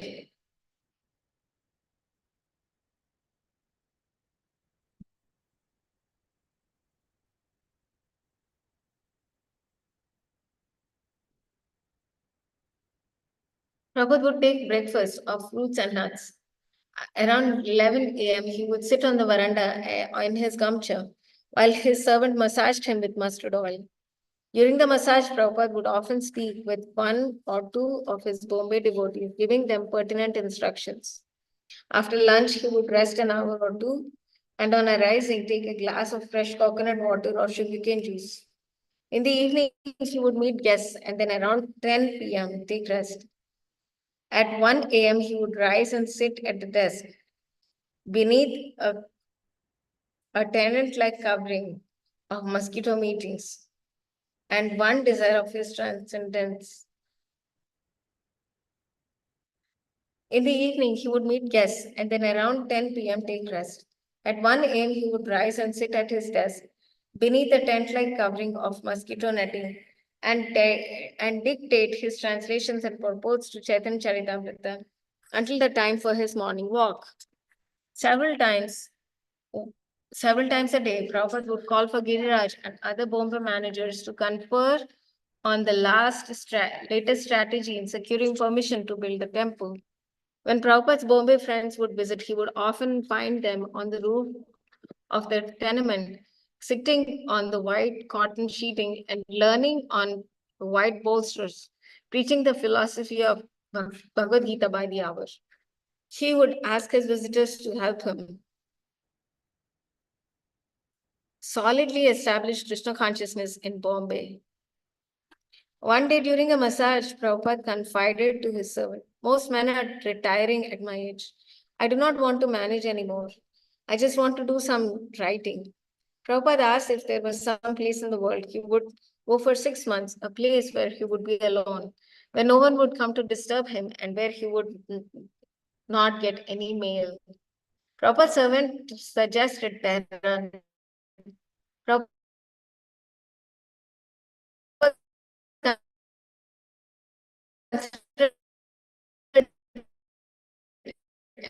and then suggested New Vrindavan. He spoke the very day a letter came from Bhagwan in Paris inviting Prabhupada to tour his ISKCON centers in Europe. Immediately, Prabhupada was enlivened at this invitation. He said he would go. But earlier today, his servant said, "You wanted to go away and be alone." Prabhupada laughed. That will not be possible for me in this lifetime. Better I keep traveling and die on the battlefield. For a warrior, it is glorious to die on the battlefield, is it not?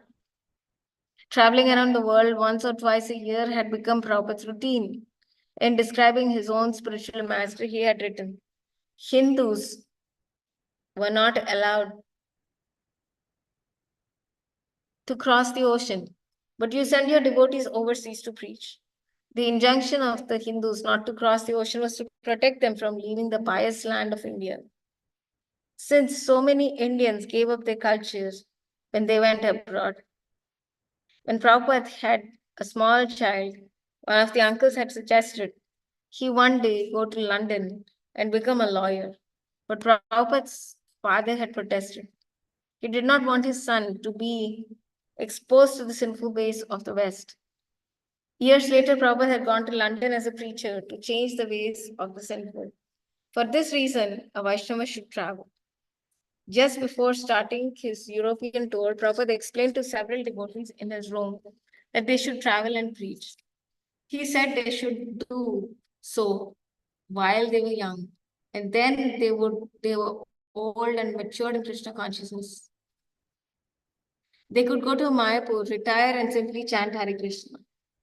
Of course, for myself, Prabhupada added, I am not so mature. The devotees were silent a moment, but then one ventured, but Srila Prabhupada, if you say that you are not mature, then how can we ever think that we are old or mature enough to retire? Prabhupada smiled and said, they would have to decide for themselves, but he was not mature enough. Tamal Krishna Goswami said, then we also will never become so mature that we can retire. April 18. Before going to Europe, Prabhupada responded to an invitation from his devotees in South India to attend a 3-day Pandal festival in Hyderabad. No sooner did he arrive at the airport of Hyderabad, however, a group of reporters asked him for a press conference. Prabhupada consented, and the reporter opened with a technical philosophical question, inquiring whether Prabhupada's philosophy was Advaita or Dvaita. South India was so steeped in ancient philosophy debate between Vaishnavas and the Shankarites, and that here an ordinary newspaper was concerned with comparative philosophies. Prabhupada scoffed at the question, what is the point of discussing such things? He challenged whether one is Dvaita or Advaita. Krishna says, Ananya Bhavanti Bhutani. Anna means grains. People have no grains. Grains are produced from the fields, from rains, and the rains from sacrifice. So perform sacrifice. You have to divide the society into 4 orders. You may be Dvaita or Advaita, but you need grains. Prabhupada's secretary wrote to Bhagwan in Paris, keeping him informed of Prabhupada's location and schedule. You can contact us here until 29th or 30th of April, after which I'll be back in Bombay. Your ideas for festivals sound nice. Here they had a 3-day pandal. Last night, about 1,000 people came, sat very silently through his whole lecture, and then pressed forward to receive blessings from Srila Prabhupada. Devotees had the deities on stage and a Vyasasan and a lot of prasadam for the guests. April 25th, from Hyderabad, Srila Prabhupada flew to Tirupati. There is a mountainous Tirumala, stands the richest temple in India, where a deity of Vishnu known as Balaji resides. The temple managers respectfully welcomed Srila Prabhupada and his party, providing them with 2 cottages on the mountainside. According to the temple policy, people usually have to wait in a long line before seeing the deity. Since 15,000 people entered the temple daily, they had to be given only a brief darshan. Non-Hindus were usually not allowed. But Srila Prabhupada and his disciples received the special honor of a private darshan of Balaji at the end of a long inner sanctum, its entrance guarded by 2 large figures of giant Vijay, the gatekeepers of Vaikuntha. The deity was enthralled. The only light in the inner sanctum came from the flaming torches affixed to the walls by the pujaris. When approaching the deity in the hallway, many pilgrims would traditionally call out Govinda. But Prabhupada entered, he sang Govindam Adipurusham Tamaham Bhajami. Later in his cottage, Prabhupada remarked that millions of people going to see Balaji were proof that the masses were still attracted to God, despite government propaganda. Although most people may go to the Lord for alleviating material distress or for getting money, still they called out the holy name Govinda. A devotee asked Prabhupada why the deity was called Balaji. Balaji, Prabhupada said, means child. Krishna as a cowherd boy, not in his Vaikuntha aspect. Prabhupada was pleased to stay in the cottage and take deity's prasadam. He suggested that in New Vrindavan they built cottages like this and that ISKCON built temples like the temple of Balaji with its gold dome and extensive facility for visitors. One day, an official of the Tirupati temple, while visiting Prabhupada, mentioned that their collection was about 40 lakhs of rupees per month. Prabhupada inquired how much the temple's income was being spent. While the priest indicated that most of the money went for renovation of the building. Prabhupada replied that the temple renovation was good, but propagating the message of Krishna all over the world was better. Balaji is Krishna, Prabhupada said. His message should be spread. He descended as Chaitanya Mahaprabhu to teach us. Prabhupada told the priest of how much so many old churches in London were not being used. How will the spirit of the temple be maintained without preaching? Prabhupada asked. The priest then boasted they were building another temple and installing Panchopasana, 5 deities recommended for worship by the impersonalist Shankaracharya. Prabhupada was surprised. Your leader is Ramanuja, he said. He never recommended Panchopasana. For the 2 days in Tirupati, Prabhupada went 3 or 4 times daily to see the deity of Balaji. And whenever he went, the pujaris would clear the inner sanctum of all other visitors and allow him a private darshan for as long as he liked, standing in the torchlight before the mystical bejeweled form of Balaji.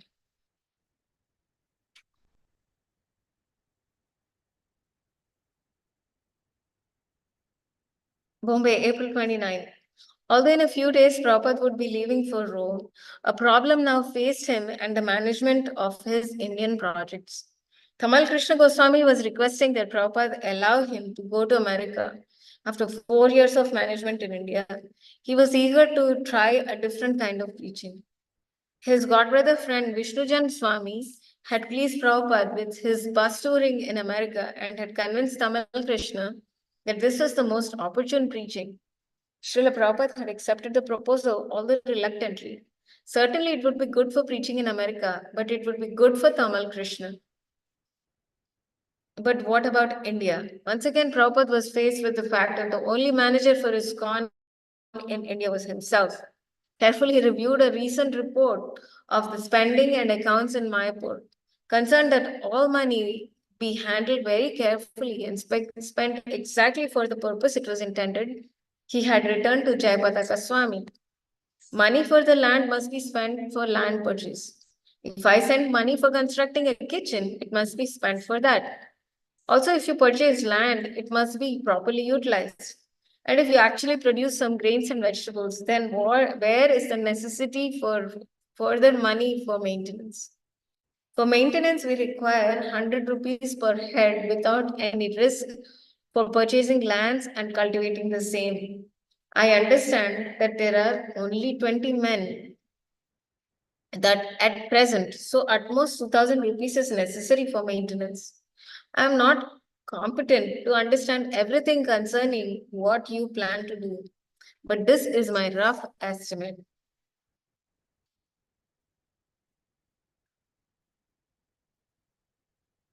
You had tried to explain by long letters, which I had not gone through yet.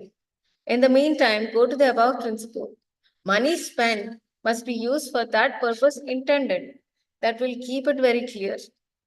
From a previous letter, from Srila Prabhupada, Bhavananda and Jayapataka had become a little despondent, thinking that they may have displeased their spiritual masters. But Prabhupada reassured them. Shri Kishore Kishori ki jai, Shri Kaunitai ki jai, Shri Jagannath Baldev Subhadra Maharaj ki jai.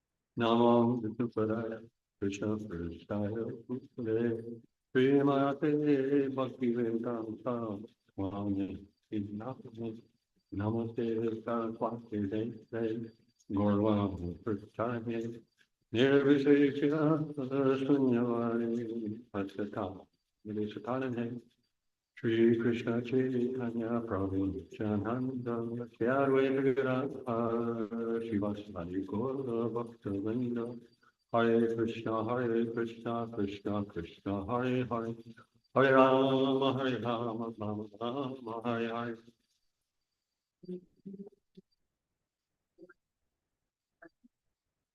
Srila Prabhupada Lilamrta, Volume 2, Chapter 43. I know you are working hard and sincerely. I have no business to criticize, but as head of the institution or your spiritual master, it is my duty to find your faults. Even Chaitanya Mahaprabhu presented himself as faulty before his spiritual master. To remain faulty before the spiritual master is a good qualification, so he is subjected to rectification. But if one thinks he's all perfect, then there is no scope for rectification. Don't be sorry when I find fault. That is my primary duty. Chandaka Pandit says one must find fault with disciples and sons. It is good for them. Prabhupada also scrutinized the finances in Vrindavan, where Guru Das was president, and Tejas in Delhi was financial supervisor. Reviewing Tejas' latest request, Prabhupada wrote back, I'm enclosing the list of checks requested by you by registered post, except I am not sending one check for rupees 3,000 for deity clothes to be paid to the tailor Lalit Prasad of Vrindavan. Deity paraphernalia is supposed to be collected separately by Guru Das and Yamuna, not come out of the construction fund, as you have requested. Besides, I have advised Guru Das not to pay any tailor, but to make clothes by our own devotees for the deities. Prabhupada also found a serious inconsistency in the accounting, which he pointed out 2 pages for correction. According to my checkbook, after writing the last check for 176,000 rupees, there is a balance of only rupees 18,745.81. But you are indicating a balance of rupees 100,000. Where is the difference? Send me a complete statement of accounts. Guru Das and Tejas had assured Prabhupada that the Krishna Balaram Mandir would be ready to open by July 1974. Prabhupada designed the invitation card himself and asked that they be printed and sent to important persons. The founder, Acharya, and members of the International Society for Krishna Consciousness request the pleasure of Mr. and Mrs.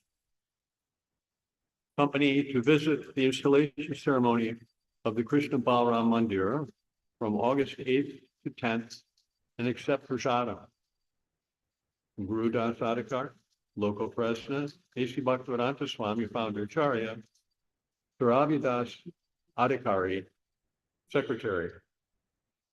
With only 3 months left, Prabhupada's plans were to travel from May through July. Giving permission for transferring funds from Delhi to Vrindavan, he left. He would return in 3 months for the grand opening. Chapter 44. Let there be a temple. Srila Prabhupada's first 2 stops in Europe were Rome and Geneva. In both places, devotees had arranged many outside speaking engagements, as well as meetings with important guests in Prabhupada's room. The Rome temple was a small house at a busy intersection near Piazza Lodi. Traffic was relentless, its noise penetrating into Prabhupada's quarters within the temple building.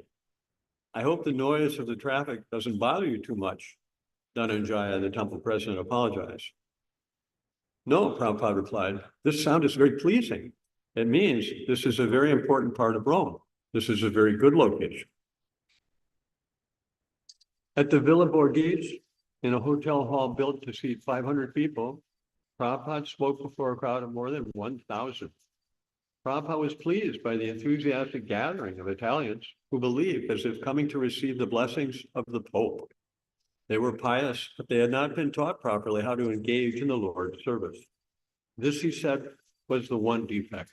Although the devotees had arranged a meeting between Prabhupada and the Pope was ill, so Prabhupada met with Cardinal Pignedoli, who was in charge of non-Christian liaisons. In flying to Geneva, Prabhupada and his secretaries viewed the snow-covered Alps. This is a very dangerous spot, Prabhupada remarked as the plane flew above the Alpine peaks. Many planes have crashed here. In Geneva, the mayor offered Prabhupada an official reception. Everything went smoothly, according to diplomatic protocol. Afterward, the mayor asked frankly, if everyone became like you are saying, wouldn't the economy be threatened? Prabhupada said no. And he quoted the same verse he had given to press reporters in Hyderabad. Anad bhavanti bhutani. Grains are produced by rains, which are produced by sacrifice to Vishnu. Prabhupada proposed that if men cultivated their own land and kept cows, they would have no economic problems. Krishna conscious devotees could work in all ways of life within society. In fact, they could teach how to organize society according to God-conscious principles. While returning to the temple, Prabhupada asked, were my answers all right? One of the devotees replied that he thought the mayor considered the devotees were beggars. Therefore, Prabhupada said, I told him about tilling the land. We are not beggars. We are giving the highest knowledge. I gave him a copy of Bhagavad Gita, the highest knowledge. He could not give us anything. So who is the beggar? Prabhupada accepted an invitation to Geneva to speak at the World Health Organization of the United Nations. He also met at the temple with Indologist Jean Herbert and with several scientists and professors. One of Prabhupada's leading disciples, Karnandar, came to visit him in Geneva. Karnandar had left the movement 4 months before, being unable to follow strictly the 4 regular principles. Up to that time, he had been the leading manager of ISKCON in the United States, and Prabhupada had depended heavily on him to deal with his Dainipan printers, to coordinate book distribution, and to collect funds from all the temples in the US. Since leaving, Karnandar had felt great remorse, had had a change of heart, and had telegrammed Prabhupada that he wanted to come back and surrendered at his lotus feet once again. Srila Prabhupada had welcomed him back, and Karnandar had flown immediately to Geneva. After speaking for a few hours with Karnandar, Prabhupada decided he would be just the man to take up the heavy responsibilities of GBC of India. He should make his headquarters in Bombay and help the devotees there get the no objection certificate. It was a bold move for Prabhupada based on trust in his disciple and on the immediate need for Krishna conscious leadership in India.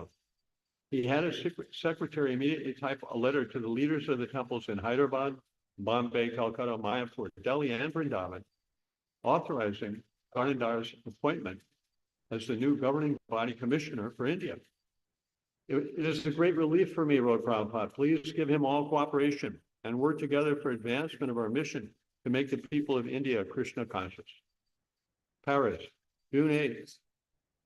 2,500 people in the audience, as well as 50 devotees on stage, awaited Srila Prabhupada's appearance at La Salle Pleyel in Paris. After Kirtan, Prabhupada began his lecture by having a devotee read in the Bible from the Gospel of St. John. In the beginning was the Word, and the Word was God. Prabhupada then spoke the power of God's holy name as transcendental sound. Many persons in the crowd were student radicals who specifically came to cause trouble. And after Srila Prabhupada gave an analogy that agitated them, comparing the conditioned soul's existence in the material world to a citizen's punishment for breaking the laws of state. As soon as Prabhupada said that disobedient citizens would be punished, the students began to boo and yell. He was speaking in English, and his disciple Jyotirmaya Devidasi was translating each line over the intercom. When the students began shouting, Prabhupada turned to Jyotirmaya and asked, "What are they saying?" "They don't like the example you have given," she replied, "because they don't like the government here." Srila Prabhupada then spoke back to the challengers. "You may not like it, but the fact of the matter is that if you break laws, you will be punished." He was speaking of the absolute law of karma, but the student radicals took it politically. They continued shouting at Prabhupada. One man jumped up and shouted loudly in French, you may be speaking spiritual things, but one thing I would never do is sit on a throne and demand that people bow down to my feet." At these words, the audience began applauding and whistling and chanting words. Partare, partare, partare. Prabhupada again asked for a translation. Jyotirmaya told him they were shouting, "Get down." Returning to the challenge, Prabhupada spoke strongly into the microphone. "I could speak to you from the floor also, but that does not mean you would understand any better. If you know the science of God consciousness, then you also can sit on the Vyasasana, and they will bow down at your feet." Prabhupada's strong reply brought silence to the hall, as if his answer had satisfied the challengers. Suddenly, a black man jumped up on the stage and addressed himself to the theater audience. He began by speaking in defense of Prabhupada and the devotees, but then he began speaking against them. Finally, he began speaking incoherently, and Prabhupada turned to his disciples on stage and said, "All right, have kirtan." The devotees rose with drums and kartals and began arousing kirtan.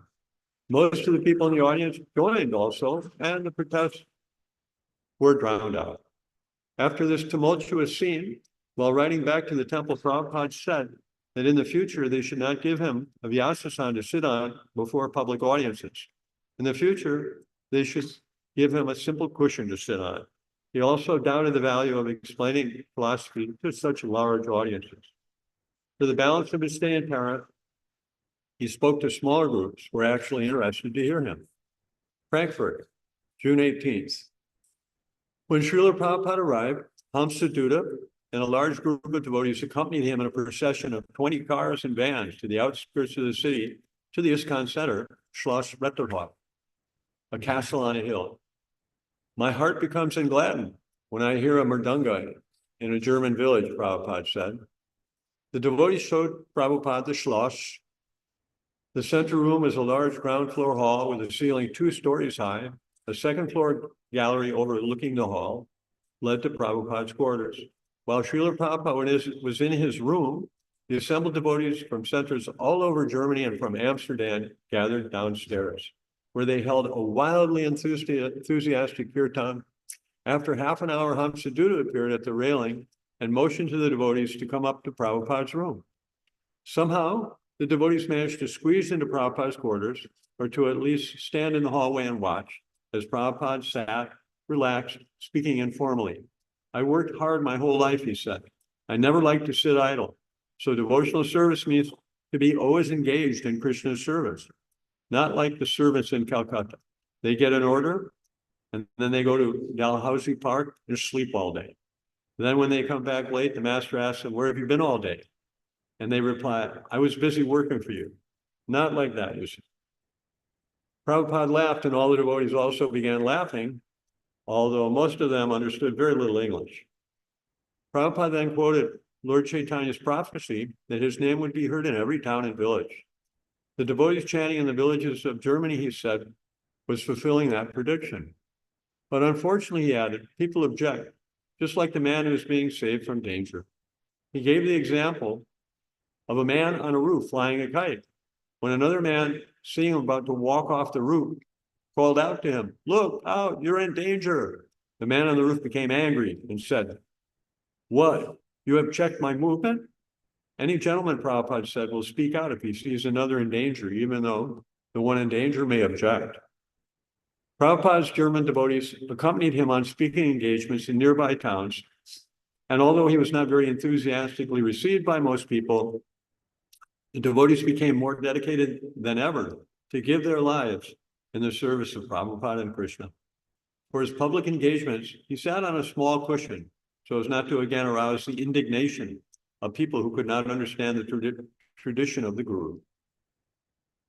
At one engagement, a wealthy businessman, two of whose sons were Prabhupada's disciples, questioned Prabhupada, how can a crocodile of the Nile swim in a German river?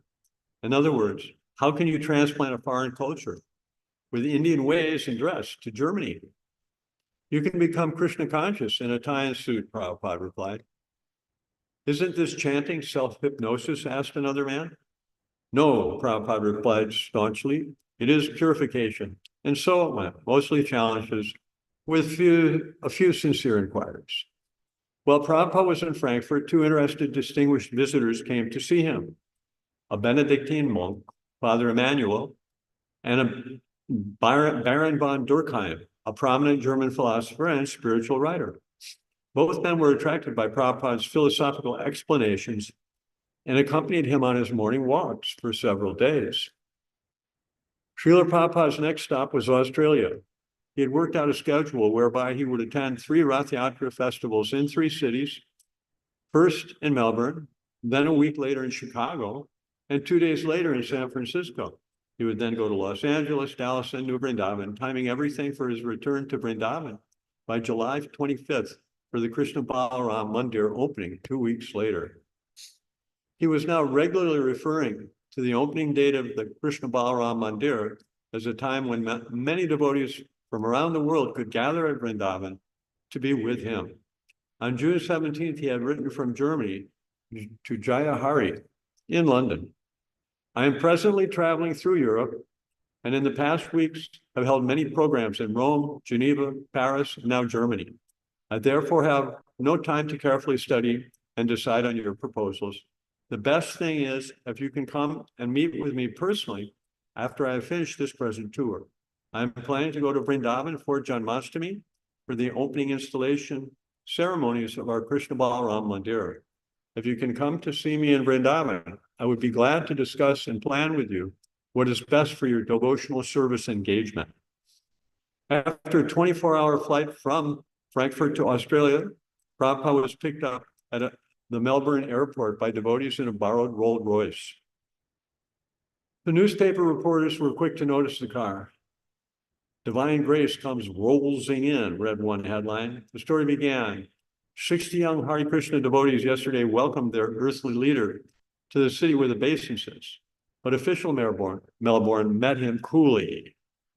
Another story began. A chauffeur-driven Rolls Royce will meet the founder of the materialistic shunning Hare Krishna sect, Bhaktivedanta Swami Prabhupada, at Tullamarine today. Another newspaper showed a large picture of Srila Prabhupada smiling and bore the headline, HDG is here to hound us, the story began. His Divine Grace, A.C. Bhaktivedanta Swami Prabhupada, the founder of the Hare Krishna movement, is here to save us from the dog's life. Unless we cultivate some spiritual knowledge, warns HDG, we are left with the dog's mentality. News coverage of Prabhupada's visit didn't end with the reports of his arrival at the airport. The next day, while the devotees were preparing the Rath Yatra carts, an extraordinary incident resulted in front page headlines in the Herald.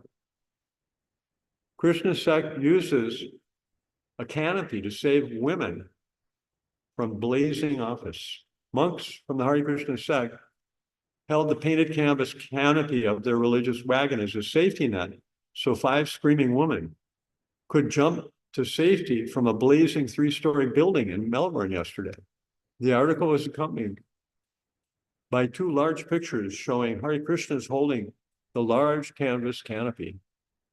Although the media and news media was unable to understand the disciples' love for Srila Prabhupada, the rescue was something everyone could relate to, wrote a columnist in Australia. The fact that makes the rescue doubly impressive was the use of a holy rug, not just an ordinary bedroom one, for the rescue mission. The rug was being sewn for use at a religious festival in Melbourne tomorrow.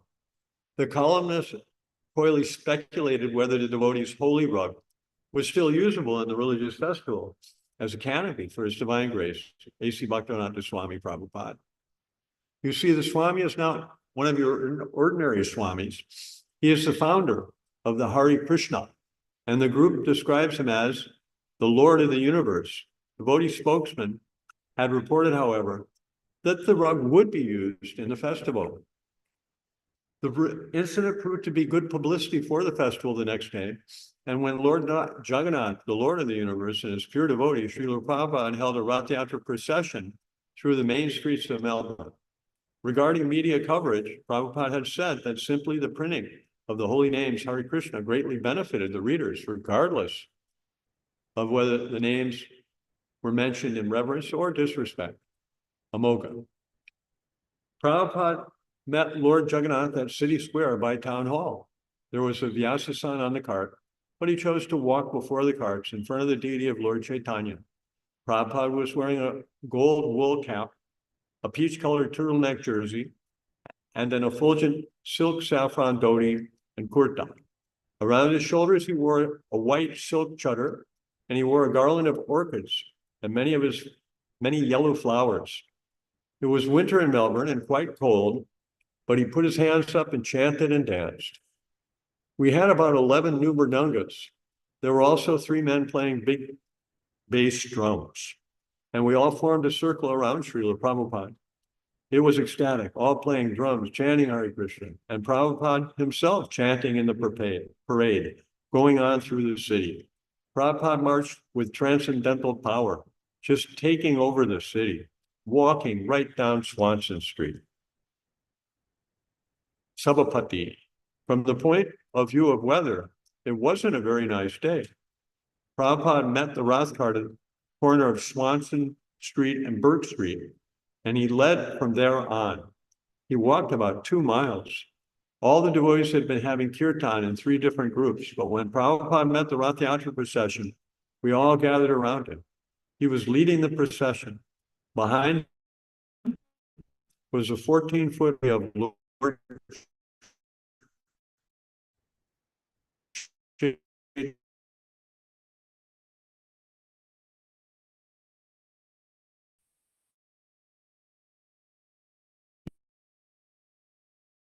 he would simply stand and look up at Lord Chaitanya for a minute or two, and then he would turn around again, ecstatic experience. I was right next to Prabhupada through the whole ceremony, playing the drama. He particularly liked to sing one tune through the whole time. He put his hands up in the air. He was dancing, like Kuntanad. The Rath Yatra parade was going, and Prabhupada was walking, and at one point he asked me, "Get some water." I became panic-stricken because there was nowhere to get water. So I just depended on Krishna and ran over to a house as fast as I could and asked the people for some water. They gave it, and I ran back to Srila Prabhupada. When I was getting that water, though there was this big rainbow out, and it had actually begun to rain a little bit. It was a very vivid rainbow, and at the end of the rainbow came right down on top of the huge building where the Rath Yatra ended. Harisari. There is a huge place, the exhibition buildings, and we had rented one section of it where the roof was about 80 feet high. So the Rath carts were taken in with the tops lowered, and then the tops were put up again inside the hall. All 3 Rath carts were brought in and the tops were pulled up. Then Srila Prabhupada came in and everyone was seated. About 1,000 people were there. Srila Prabhupada set up on the Vyasasan on the Rath cart itself and gave a lecture from there. Sabapati. Although it was cold and rather nasty day, there were 1,000 people in the exhibition building. Prabhupada's lecture was brief. He thanked everyone for coming along and joining in the Sankirtan movement of Lord Chaitanya Mahaprabhu. He told everyone he was very appreciative of how they had come to see Lord Jagannath and of how they were taking part. He said that actually all these activities of singing and dancing were due to Sri Chaitanya Mahaprabhu. The Melbourne newspapers duly reported the Rath Yatra, a day for symbols and chants, chariots topped the Swami. One newspaper reported, "Don't let Krishna alarm you," cleric. The sight of the Hare Krishna youths in Melbourne streets should not alarm Australians or cause them to mock, the Reverend Gordon Powell said in Scott's Church yesterday. He said the sect should be a sign of the swing of the pendulum back to spiritual values and traditional virtues on the part of modern youth. The article praised the devotees' reaction against extreme materialism and reported the events of the Rath Yatra parade. Reverend Powell, head bishop of the Anglican Church in Melbourne, had paid Srila Prabhupada a visit, and this had resulted in the bishop's Sunday sermon comment that Hare Krishnas were not alarming. Srila Prabhupada took the bishop's comments as very significant. During his week stay in Melbourne, Prabhupada attended a large program at the town hall where he inspired a long and ecstatic kirtan with 1,000 people dancing in a circle before the deity of Lord Chaitanya. He also visited St. Pascal's Teaching College, where a Franciscan seminary, and was very well received by the monks. The seminarians asked intelligent philosophical questions, one of them inquiring about what Prabhupada thought of their founder, St. Francis of Assisi. The seminarian described briefly how St. Francis saw everything in the universe in relation to God and addressed nature's creations as brother tree, brother bird, and so on. St. Francis's attitude, Prabhupada replied, was first-class God consciousness. That same evening in his room, Prabhupada met with the Vicar General of the Roman Catholic Church in Australia, Reverend J.A. Kelly. Prabhupada played a recording of his morning lecture at St. Pascal's, and afterward, the Reverend asked if Prabhupada would pose with him for a picture to be printed in their religious periodical. Again, the newspapers picked it up. Swami spreads unity message. The normally serene cloisters of the Roman Catholic Yara Theological Union echoed to the chants of Hare Krishna yesterday. It does not matter what religion you belong to as long as you love and serve God, said His Divine Grace, A.C. Bhaktivedanta Swami Prabhupada. We must be delivered from the disease of materialism, or else there will always be want.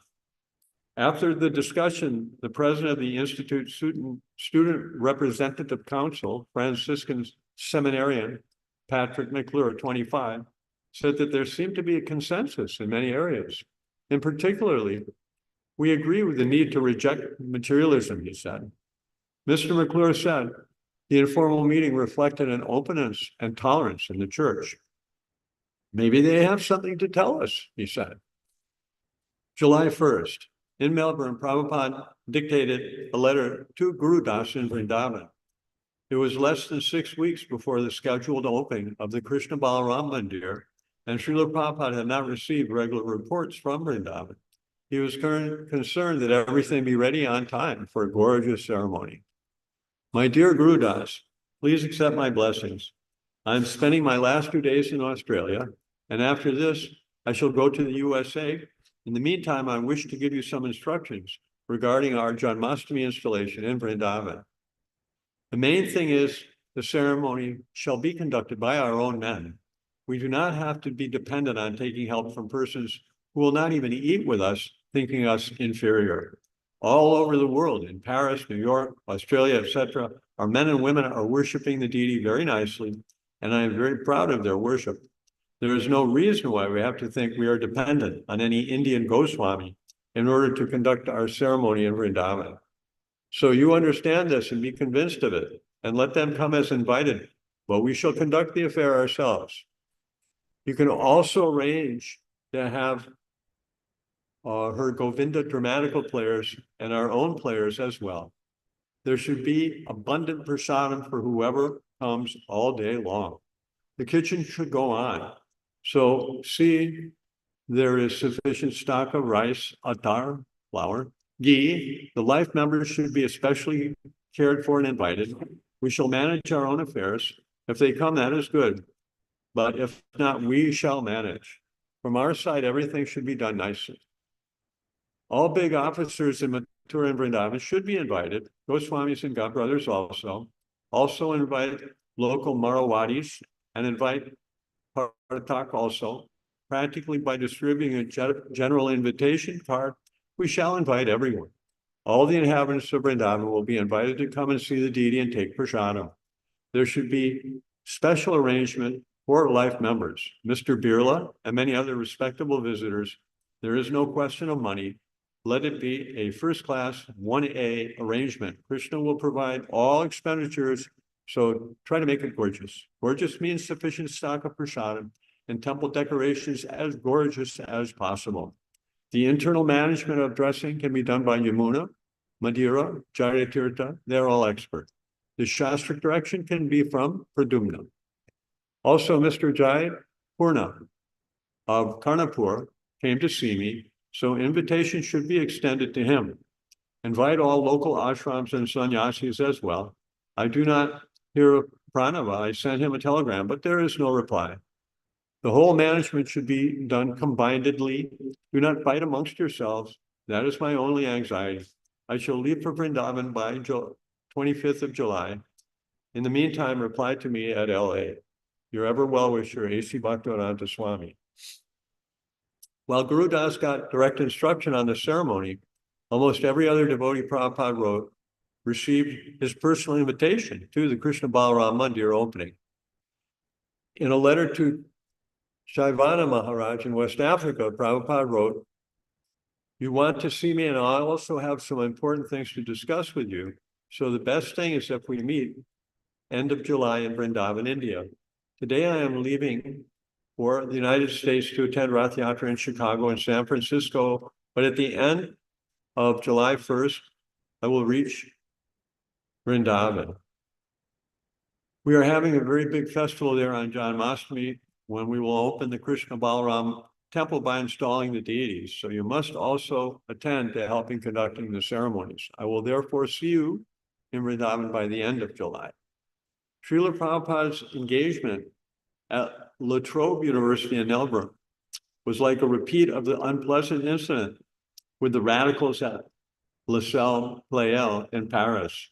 It was again a large free admission audience of students, and again, the disciples had prepared Prabhupada standard Vyasa-san.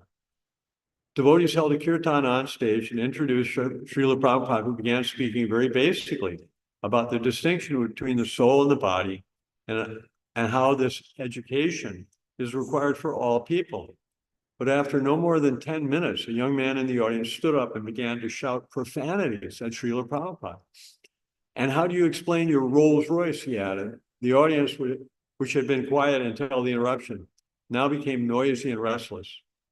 Three of Srila Prabhupada's more aggressive disciples left the front row and went to the back, where the man was shouting. Meanwhile, Srila Prabhupada stopped speaking and sat tolerantly waiting.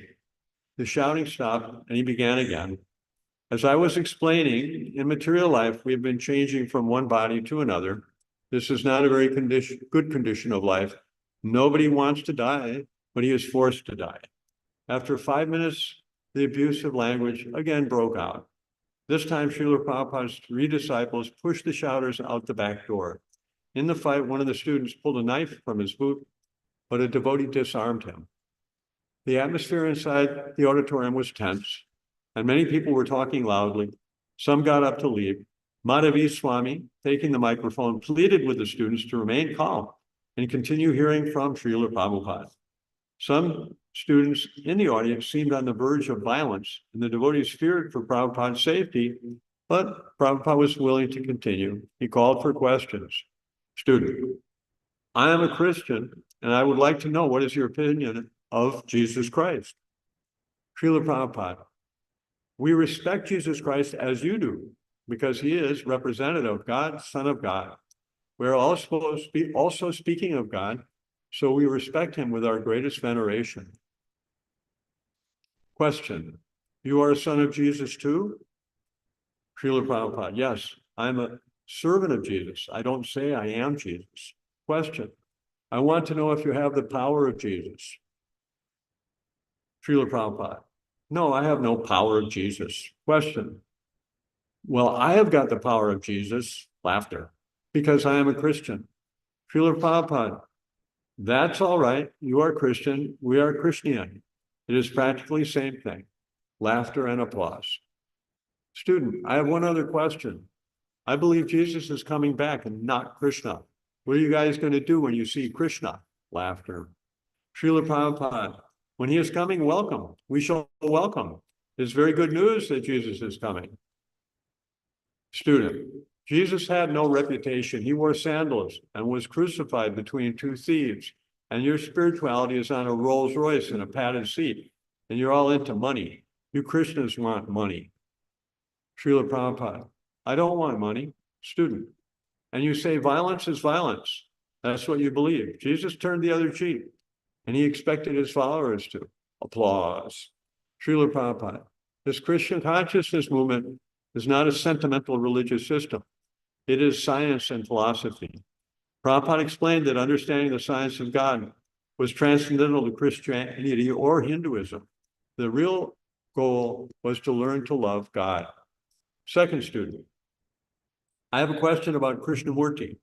Krishnamurti stresses that when you are speaking in the Western world, you should speak and present yourself as a Westerner, not as an Indian, or as you would speak in India. Instead of sitting on a raised dais and dressing in the robes of a monk, Krishnamurti would say dress in Western clothes and sit on a chair. What is your opinion of this? Srila Prabhupada: actually, a God-conscious person is neither a Westerner nor an Easterner. So anywhere the devotee goes, as they receive him, he accepts. These devotees have arranged a raised seat, so I've accepted the raised seat. If they wanted me to sit down on the floor, I would have gladly accepted. I have no objection to this or that. But as devotees receive and give honor, that is good for them, because actually we should honor the Supreme Lord and God and his representative. Nowadays it is different. Students are not learning to honor, but that is not actually the system. According to Vedic system, the representative of God must be honored as God. Another student, loudly: do you consider your movement the major form of enlightenment emanating from the United States today? What particular role does your movement play in the White House Psychological Warfare Department? Will you be coming to our 4th of July demonstration against the United States this year and take up real political issues? Again, many students began shouting. Madhavi Swami took the microphone. I can answer if you like. Our movement is not from the United States. If you have some paranoia that everything is coming from the United States, well, that is your hang-up, not mine. Applause. And second of all, our spiritual master came to the United States to start this Krishna consciousness movement because he got a free ticket on a boat to go there. If you would have sent him a free ticket, he probably would have come to Australia first. So he is trying to spread love of God. He is not trying to start any kind of political movement. He is trying to spark a revolutionary consciousness. I think you are also interested in revolution. We are interested in revolution also, but we are interested in revolution which will help people feel peace themselves, whether they are communists or Marxists or whatever it is you like. We're trying to help people attain happiness, whether they are. Madhavisa Swami triggered their largest vocal protest yet. The commotion rose as students all over the hall began to shout. There was no possibility of a peaceful philosophical discussion. The devotees' greatest concern became getting Prabhupada out of the hall unharmed. Prabhupada rose from a Vyasasan and, escorted by his disciples, left by a side exit. A large crowd of students had gathered outside the door as Prabhupada emerged, but he entered his waiting car without incident. As he rode slowly through a cluster of students, a girl kicked at the car with her booted foot. And as the devotees were getting into the vans, students threw stones. Finally, as the devotees drove off the campus, they had to pass under an elevated walkway. where some waiting students threw black paint down onto the vans. Riding in his car, Prabhupada was mostly silent, but he seemed disgusted. He said that in the future, he would only give lectures in classes where he was invited, no more wide open lectures. Srila Prabhupada flew from Melbourne to Chicago, stopping overnight in Hawaii. His schedule allowed him only a couple of days in Chicago, where he would attend that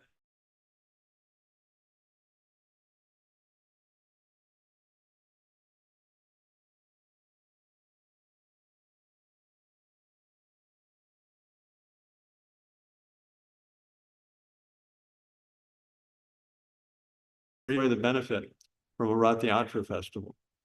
Srila Prabhupada had written in the Nectar of Devotion, quoting from the Bhavishya Purana, a person who follows the Rath Yatra car, when the Raths pass in front or from behind, even if born in a low family, will surely be elevated to the position of achieving equal opulence with Vishnu. In Jagannath Puri, India, the original home of Jagannath worship, a Westerner could see Lord Jagannath only during the yearly Rath Yatra festival, when the deity would come out of the temple and ride on his cart. And besides, very few Westerners would actually go to Jagannath Puri, but Srila Prabhupada and his Krishna consciousness movement were making Lord Jagannath available to everyone by bringing the Rath Yatra right down the main street of their city. It may seem odd to the average American Australian, but from the viewpoint of Lord Jagannath and his followers, it was perfectly proper. Lord Jagannath, the Lord of the universe, was for everyone, everywhere, regardless of nationality or religion. This year's festival, 1974, would mark the 8th annual San Francisco Rath Yatra, and now, at Prabhupada's urging, the devotees in more and more cities were beginning to hold the festival. Srila Prabhupada wanted to give utmost prestige to this kind of preaching, and so he had gone out of his way to come to Chicago, where he had never been before, just to ride an hour down State Street on Lord Jagannath's cart. Prabhupada felt that his disciples, by holding Rath Yatras in the city on every continent, would defeat false religion, and spontaneously people would be attracted to Krishna simply by enjoying a festival of singing, dancing, feasting, and seeing the Lord. Prabhupada stood in downtown Chicago before the large, elaborately decorated car, eager to ascend to the seat where he would ride during the procession. But there was no ladder, so he waited while the devotees ran to a hardware store and got one. Then he mounted the cart and sat on his Vyasasana. The city was busy with thousands of shoppers and workers. Many members of Chicago's large Indian community had turned out to receive the Lord's blessings and to observe this tradition so well known to them. And hundreds of Prabhupada's disciples from throughout the Midwest had gathered to pull on the ropes of the cart, lead kirtans, and distribute prasadam and Back to Godhead magazines as the big cart plied down one of the busiest streets in America. Although several policemen on motorcycles led the procession, their mood was hardly that of the king of Orissa, who had traditionally led the Yatra procession in India. Each year, the king would present himself as a menial servant, leading the parade by sweeping the road before Lord Jagannath with a gold-handled broom. The Chicago police, however, seemed intent only on getting the parade over with as soon as possible. With stern anxiety, they dedicated themselves to keeping open the flow of ordinary automobile traffic. They acknowledged that the devotees had an official permit for the parade, but they continually prodded them to pull the cart faster, threatening to terminate the parade entirely. By Krishna's grace, however, everyone, including the Chicago police, became satisfied as the procession moved along peacefully for several miles. Finally, arriving at the Civic Center Plaza, amid skyscrapers and city noise, Srila Prabhupada addressed the outdoor audience. Immediately following the lecture, the devotees began prasadam distribution and kirtan. Prabhupada was pleased by the festival. San Francisco, July 7th. Thousands followed the 3 carts for several miles through Golden Gate Park. Srila Prabhupada, riding on the second cart, beneath the deity of Subhadra, wore the same golden wool cap he had worn in Australia, a white bulky knit sweater, and a garland of red roses. Despite his recent extensive traveling, he was alert and well. He looked out at the sea of devotees and parade followers and took great satisfaction in the transcendental scene. In his speech before a crowd of 10,000, Prabhupada said that the Americans should lead the world in propagating Krishna consciousness. I know that all American ladies and gentlemen here are educated and intelligent, he said, and I am very much obliged to the Americans who have helped me make this movement popular all over the world. When Sri Chaitanya Mahaprabhu first introduced the Hare Krishna movement, he said, Bharat Bhumite Haila Manushya Janma Yara Janma Sartaka Kari Kara Para Upakara. He thus expressed his desire by saying that anyone who has taken birth as a human being in Bharatvarsh or India should understand the Krishna consciousness movement and spread it all over the world for the benefit of all humanity. He also predicted that in all the villages and towns of the entire world, Krishna consciousness movement will be known. So with the cooperation of you young Americans who are kindly helping to spread this movement, it is now factually becoming well known all over the world. I recently went to Melbourne, Australia, where we had a similar festival in which many thousands of people joined and chanted and danced with us. Then I went to Chicago, where we held the same ceremony. Now this morning I have come here, and I'm so glad to see that you're also joining this movement. Prabhupada's fingers tapped lightly against his kartals as he spoke, his eyes half closed. He chose his words with confidence, and those words echoed across the meadow. Prabhupada requested his audience not to think that Krishna consciousness was sectarian. It was meant for everyone, because the real nature of the self was spiritual. Chanting the holy name and dancing, he said, we're not ordinary. It is open to everyone who will simply chant the Maha Mantra, Hare Krishna, Krishna Krishna, Hare Hare, Hare Rama, Rama Rama, Hare Hare. You are generally young, whereas I am an old man who may die at any moment. Therefore, I request you to take this movement seriously. Understand it yourselves and then preach it throughout your country. People outside America generally follow and imitate what America does. I am traveling all over the world, and everywhere I see other countries building skyscrapers and in other ways imitating your country. Therefore, if you kindly become Krishna conscious and chant and dance in ecstasy and emotional love of God, the entire world will follow you. Thus, the entire world can become Vaikuntha, a spiritual world in which there will be no more trouble. Thank you very much. Guru Das had sent a letter to all ISKCON centers inviting devotees to attend the opening of the Krishna Balaram Mandir in Vrindavan. He had invited life members from Bombay and Calcutta and reserved cars for them on the trains. Prabhupada also was inviting his disciples to come to Vrindavan for Janmashtami.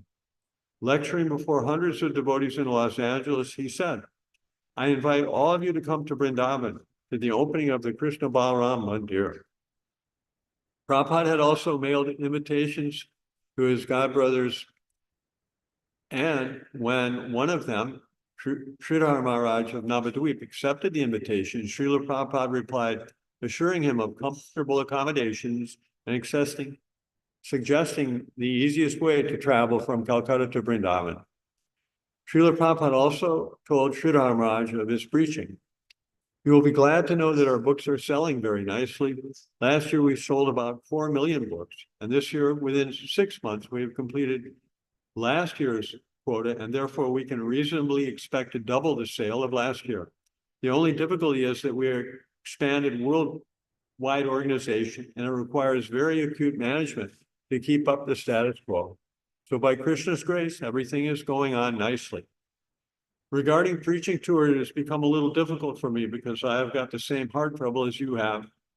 And still I am moving just to encourage these young boys and girls who are working on my behalf.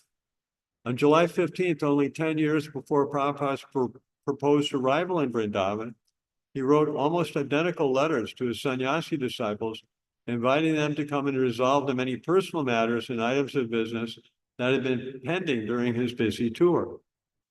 I cordially invite you to attend our opening ceremony in Vrindavan because all of our sannyasis will be present there. You also come there as regular sannyasi and take part. That is my desire. When Karandar, the newly appointed GBC for India, began to express doubts that everyone would be ready on time, Prabhupada replied from Los Angeles, the festival must be gorgeously done. It should not be poor. If there is a scarcity of money, it will be supplied. There must be full prasadam for all the guests. You plan for that. I will supply the funds. Complete prasadam distribution must go on. Regarding the temple not being finished on time, that is your responsibility. What can I do? Although Prabhupada had responded to Gurindhar forcefully, the note of uncertainty from his head manager in India disturbed him. He wrote to Srila, who was in charge of the Vrindavan construction. I'm a little agitated in mind because Gurindhar's letter says that there may be some work to be done during the time of our festival.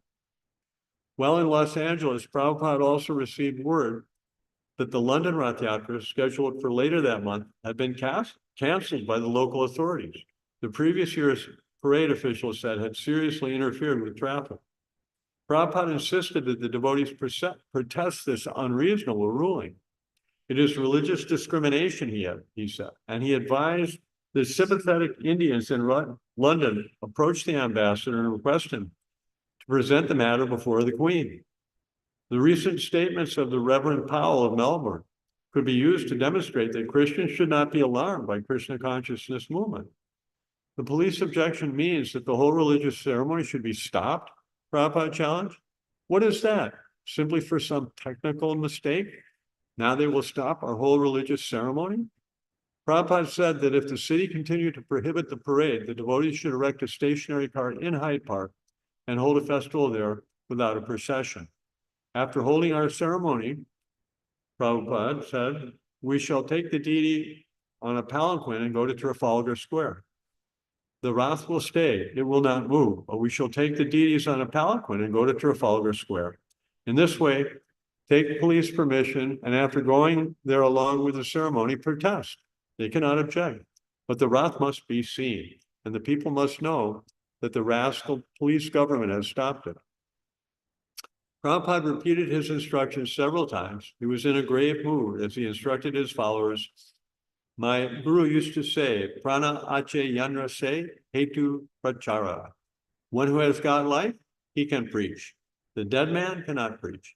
So you become with life, not like dead man. Just like all my godbrothers, they are dead men. And therefore they are envious of my activities. They have no life. If you want to make an easygoing life, showing the deity and then sleep, then it is a failure. Prabhupada could not bear to hear that such important festival as Rath Yatra was being stopped.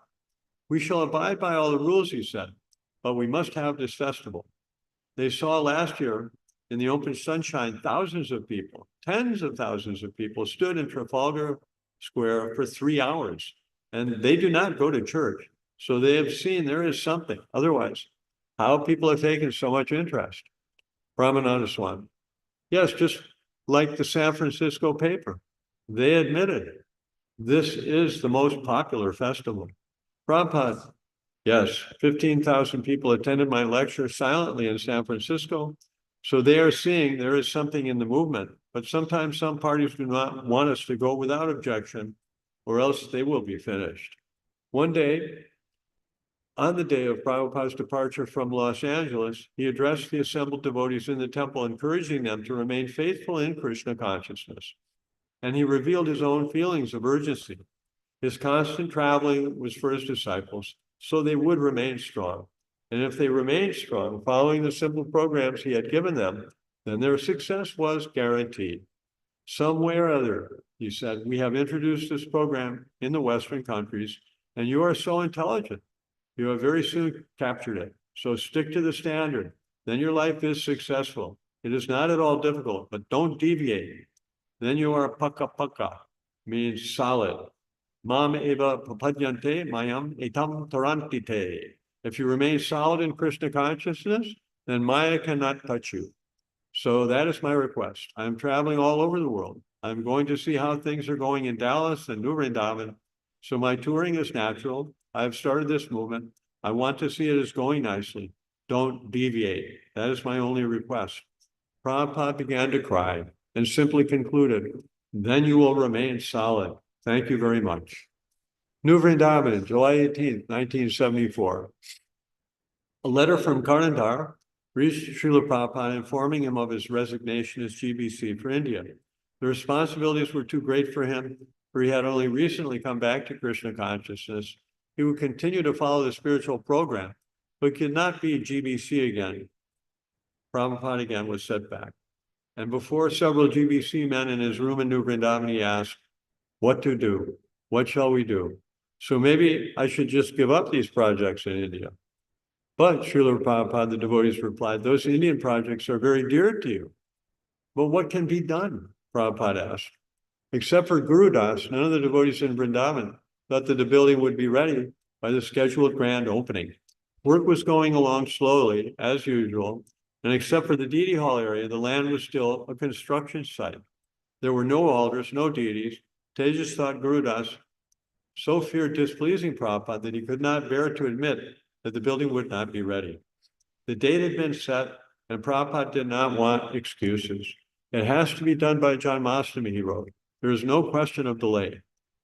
Guru Das admitted that the temple construction wouldn't be completely finished by Janmashtami, but he reasoned that the opening ceremony could still take place, even if the final touches on the temple weren't done. Because there was no regular GBC secretary for India, Prabhupada did not receive accurate reports on the Vrindavan temple construction. When Tamal Krishna Goswami had left in April to preach in the West, several months had passed before Prabhupada had appointed a replacement, Karandar. Now, after only a few weeks, Karandar had resigned. Guru Das's version, therefore, was the only one Prabhupada had received. The end of July grew near, and devotees prepared to travel to Vrindavan for a fiasco. Vrindavan, August 1974.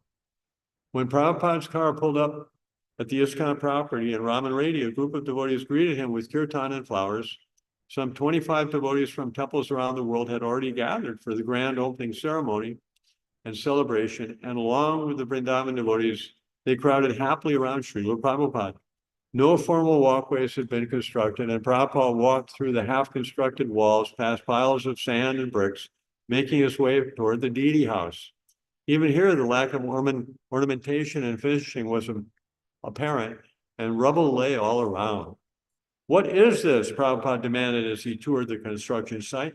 There is nothing here. Where is the temple? You told me the temple was finished.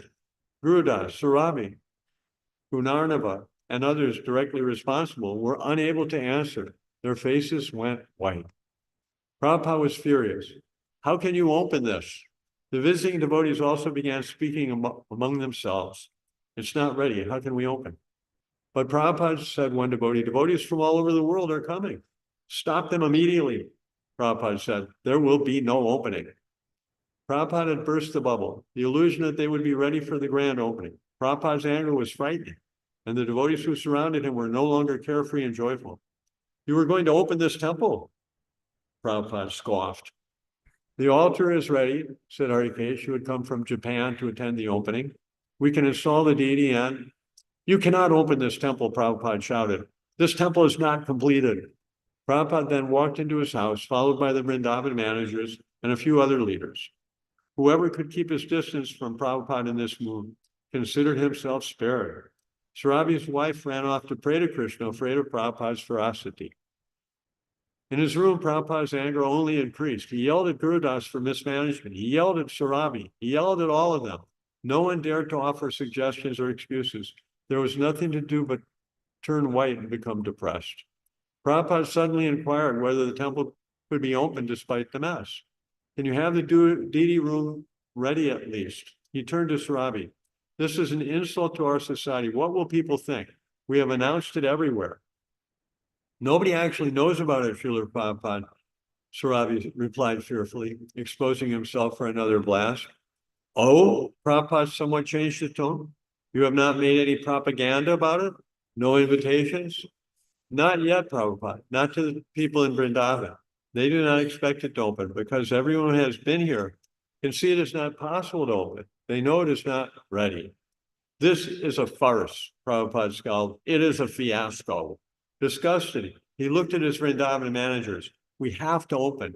How can we open on Janmashtami? Srila Prabhupada, Sarabi said, the doors are not ready. They are still cutting the wood. Prabhupada inquired about the deities from Yamuna, who explained that their paraphernalia had been purchased, but that the thrones were not ready. What is your opinion, he asked her. I am totally unqualified to speak, Yamuna said, and although I have no right to speak, I see it as almost impossible to actually open the temple. There is no pujari. With a sense of finality and failure, Prabhupada said, then we won't do it.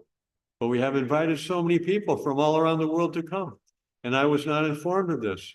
Now you all decide. When can we open? Prabhupada asked. Can we open on Diwali? When is Diwali? October, Srila Prabhupada. How about Bhaktisiddhanta Saraswati's appearance to it? A devotee asked. That's at the end of December. Prabhupada was silent, looking displeased. Srila spoke up. It will take 6 months, actually 7 months. Then Prabhupada chose the day of Ram Navami in April. The opening could coincide with the annual gathering of devotees in Mayapur and Vrindavan. Srila spoke again. He had grown pessimistic from his experiences with construction in India. It depends on whether we can get the cement, Srila Prabhupada, he said. We have to get it from the government. That was the main obstacle preventing us from opening now. We could possibly have the opening in 3 months if we could get cement. All right, Prabhupada said, resigned. There was no use trying to set a date. It will be done before next Janmashtami. His tone was sarcastic. And if the cement can be obtained, it can be done after 3 months. Later, while meeting with various individuals, Prabhupada continued to express his displeasure, especially to Guru Das. He asked questions, but was dissatisfied with the answers. He asked Guru Das to bring the financial records, and then he reprimanded him more. Finding a receipt for Guru Das to stay in an expensive hotel in Jaipur, Prabhupada made an issue of it. Guru Das became aloof. When Prabhupada finished talking with him, Guru Das returned to his room, staying there unless Prabhupada called for him. Prabhupada began talking about changing the temple presence in Vrindavan. He suggested Harikesh. Guru Das and his wife, he said, could be in charge of the guest house, which was yet only a hole in the ground.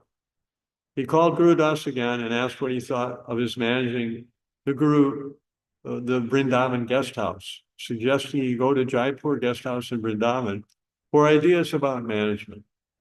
But Prabhupada, Guru Das said, they charge such low rates at the Jaipur guest house. I'm sure those rates must be subsidized. This Mr. Jaipuria is a Marwali businessman, Prabhupada replied. He is not losing money on the guest house, he's making money. That is the art of management that you have to learn by going there and seeing. But Guru Das felt too exhausted by the austerities of living and managing in India, where Prabhupada's attention and criticism were so demanding and intense, and where everything was so difficult. He and his wife began to think of leaving Vrindavan. Prabhupada continued to pressure Srila, calling him in at different times of the day. Why aren't the deity doors open? Prabhupada demanded. I am trying, Srila Prabhupada, Srila replied. There are so many things to do. Never mind, Prabhupada said, you have to get it done. These hired men are all cheating you. Don't let them cheat you. It is not easy for all these devotees to collect money. It is all Krishna's money and can only be used for Krishna's project. Protect that money and see that it doesn't go in the hands of the wrong people. I don't want the contractors to become rich men because of our projects. And I want marble on that building. Where is the marble? Where can I get marble? Srila asked. Why are you asking me these questions? Prabhupada shouted. You are the expert. I don't know. Use your intelligence. Ultimately, Prabhupada's anger with his disciples was incidental. The reaction to them for their foolishness. It was also a way of instructing them and testing them. But deeper was Prabhupada's transcendental impatience and frustration that his devotional service in Vrindavan was still not manifested. He wanted a wonderful temple for the glory of the Krishna consciousness movement, a temple that would establish Krishna consciousness all over the world. It was an offering to his spiritual master, and he had promised it to Krishna, but still it was not completed. As for Prabhupada's disciples' failure to do the job, Prabhupada had to take the burden and the agony of that failure. His disciples were his instruments in his service to Krishna. If the instruments didn't work properly, then he suffered. Just as when one's arms and legs fail to function, the whole body suffers. His disciples' failure to carry out his desires was his loss.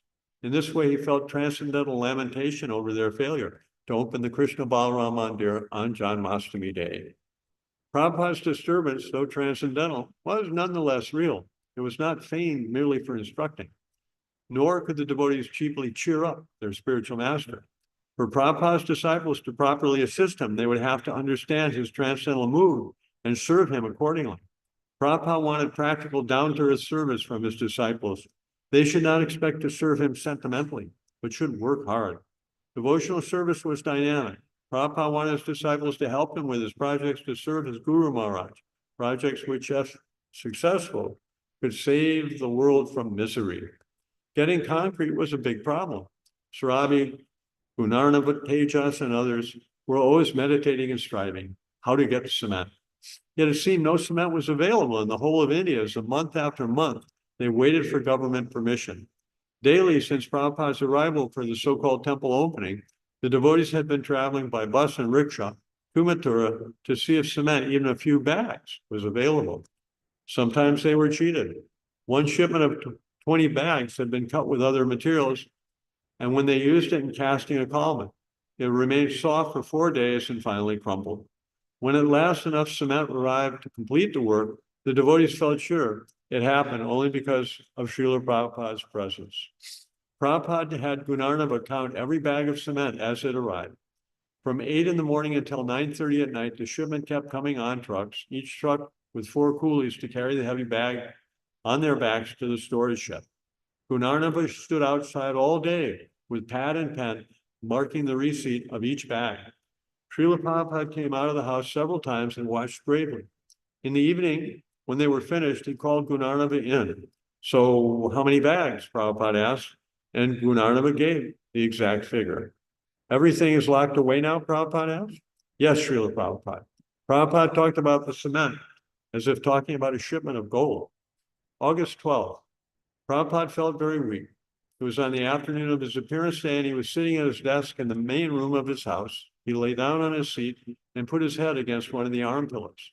The following day, he felt so weak he could not walk or stand. He had no appetite and ran a fever of 104 degrees. A local doctor arrived and examined Prabhupada. Malaria. He prescribed some medication, which Prabhupada took once or twice and then refused. A second doctor came and prescribed different medicine. Stop bringing these doctors, Prabhupada said. No doctor can cure me. It was August, the monsoon season, and many devotees felt sick.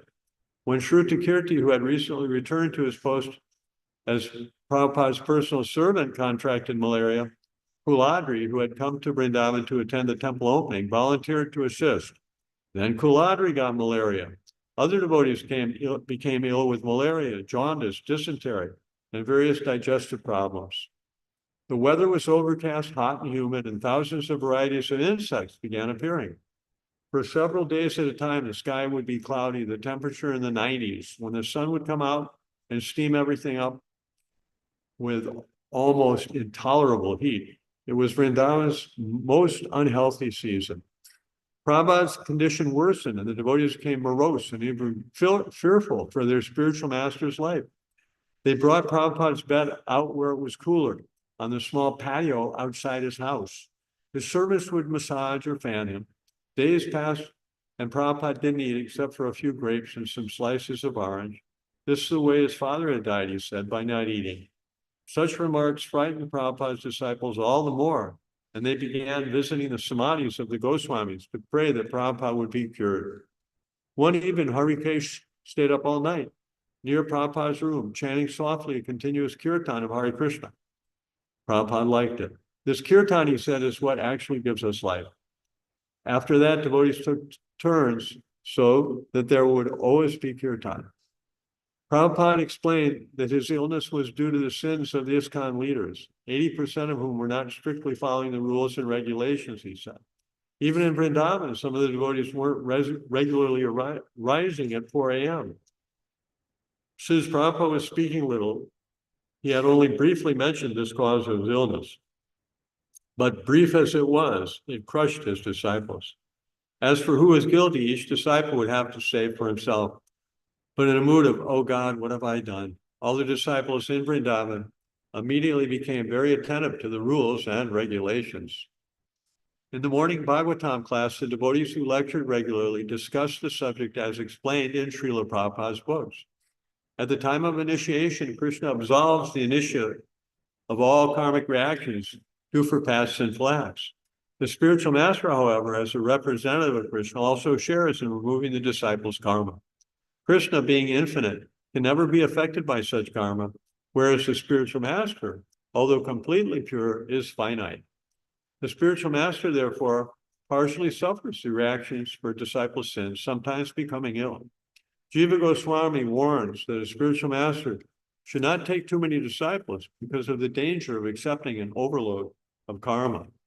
Not only does the spiritual master accept the previous karma of the disciples, but if the disciples commit sins after initiation, then for those also the spiritual master may sometimes become ill. Prabhupada said that his misdeed was accepting so many disciples, but he had no choice for spreading Krishna consciousness. The spiritual master sometimes suffers, he said, so that disciples may know, due to our sinful activities, our spiritual master is suffering. And this always had a sobering effect on any would-be offender. But now, for the first time, Prabhupada was specifically blaming his disciples for a serious illness. By neglecting their spiritual master's most basic instructions, they were causing him great distress. They understood that their spiritual master was no ordinary malaria victim, and they knew they had to correct their mistakes and pray to Krishna that Prabhupada would get better. Prabhupada's condition was so critical and the implications of his statements so broad that his secretary, Brahmananda Swami, thought it best to notify the entire International Society for Krishna Consciousness. Because Prabhupada was pleased by 24-hour kirtan, Brahmananda Swami thought that this program might be introduced in every ISKCON temple in the world. A few telegrams were sent, and word quickly spread that every temple should hold continuous kirtan, petitioning Krishna for Prabhupada's recovery. It reminded some of the senior disciples of 1967 when they had stayed up all night chanting and praying for Prabhupada's recovery from an apparent heart attack. At that time, Prabhupada had encouraged them to chant a hymn to Lord Nrsimhadev and to pray, "Our master has not finished his work, please protect him." Due to the sincere prayers of the devotees, Prabhupada said Krishna had saved his life. Now, in 74, there were many more devotees than in 67, and all of them were praying for Prabhupada's recovery. But now also, from what Prabhupada said, there were also many devotees who misbehaved and caused him pain. That message, 80% of the leaders of my disciples are not following the rules and regulations. This is why I'm suffering, was not telegram. It was too heavy. Prabhupada had come to Vrindavan for a celebration, but there had been none. Now he was very sick, and his servant was carrying him in his arms to and from the bathroom. Other devotees were also massaging and serving him very sincerely, and there was always kirtan for him. Meanwhile, he simply depended on Krishna and waited to get better so he could go on with his work. While he tolerated his condition as the mercy of Krishna, he suddenly received word that the governor of Uttar Pradesh was coming to visit him. The governor, a Muslim named Akbar Ali Khan, was traveling in the area, and Seth Bisanchan, a friend of Prabhupada's and the governor's, had recommended that the governor visit the temple. Prabhupada thought that perhaps the governor would agree to help the devotees, at least in such matters as getting government permission for steel and cement. Therefore, despite his failing health, he insisted that the devotees hold a reception in the courtyard, and he would personally go out and greet the governor. Lying on his back and speaking in a faint voice, he ordered a feast to be cooked and tables and chairs to be arranged in the courtyard. The devotees pleaded with Prabhupada to allow them to do everything themselves and tell the governor that Prabhupada was very ill. He has come, Prabhupada said, I will have to go out and meet him. Shruti Kirti dressed Prabhupada in a fresh silk dhoti. Prabhupada tried to apply the Vaishnava tilak to his head, but even that was a struggle and took more than 5 minutes. When they were ready to go, Prabhupada asked his servant, have I put on my tilak? He seemed almost delirious from the fever and was unable to stand. Shruti Kirti and others carried him in a chair and placed him in the middle of the courtyard, where they had arranged several tables with prasadam and Prabhupada's books. Just before the governor's arrival, many policemen and soldiers arrived, roping off the area, directing traffic in front of the temple, and holding people outside until the governor arrived. Gunarnava had rolled a long red carpet from the edge of the property into the temple courtyard, and devotees lined both sides of the carpet, chanting with kartals and mridangas. When the governor arrived, Surabhi presented him with a garland.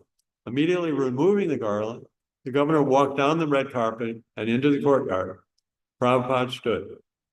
The devotees were amazed to see Prabhupada standing straight and shaking the governor's hand. Prabhupada and the governor stood together for a while and then sat down. Except for the guests, everyone present knew that Prabhupada was not capable of much exertion. They saw him shivering and trembling, yet trying to smile and be gracious with his guests. The devotees were in great anxiety, thinking that Prabhupada's life might end at any moment, and yet they took part in the sociable pretense along with their spiritual master. The governor, on invitation, gave a speech talking about how India's future lay in industry. Then Prabhupada stood to speak, leaning against his chair. His eyes were very dark, and he was barely able to focus his vision. Although he had spoken very little for almost 2 weeks, he now spoke for 20 minutes. While the governor listened politely, afterward Prabhupada sat honored prasadam with the governor and his entourage for 15 minutes. After the governor left, the devotees carried Prabhupada back to his room, where he collapsed with 105-degree temperature.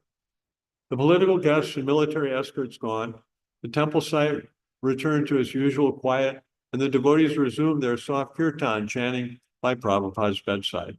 Amazed at Prabhupada's strength and determination, they realized how little they themselves were actually putting forth in Krishna consciousness.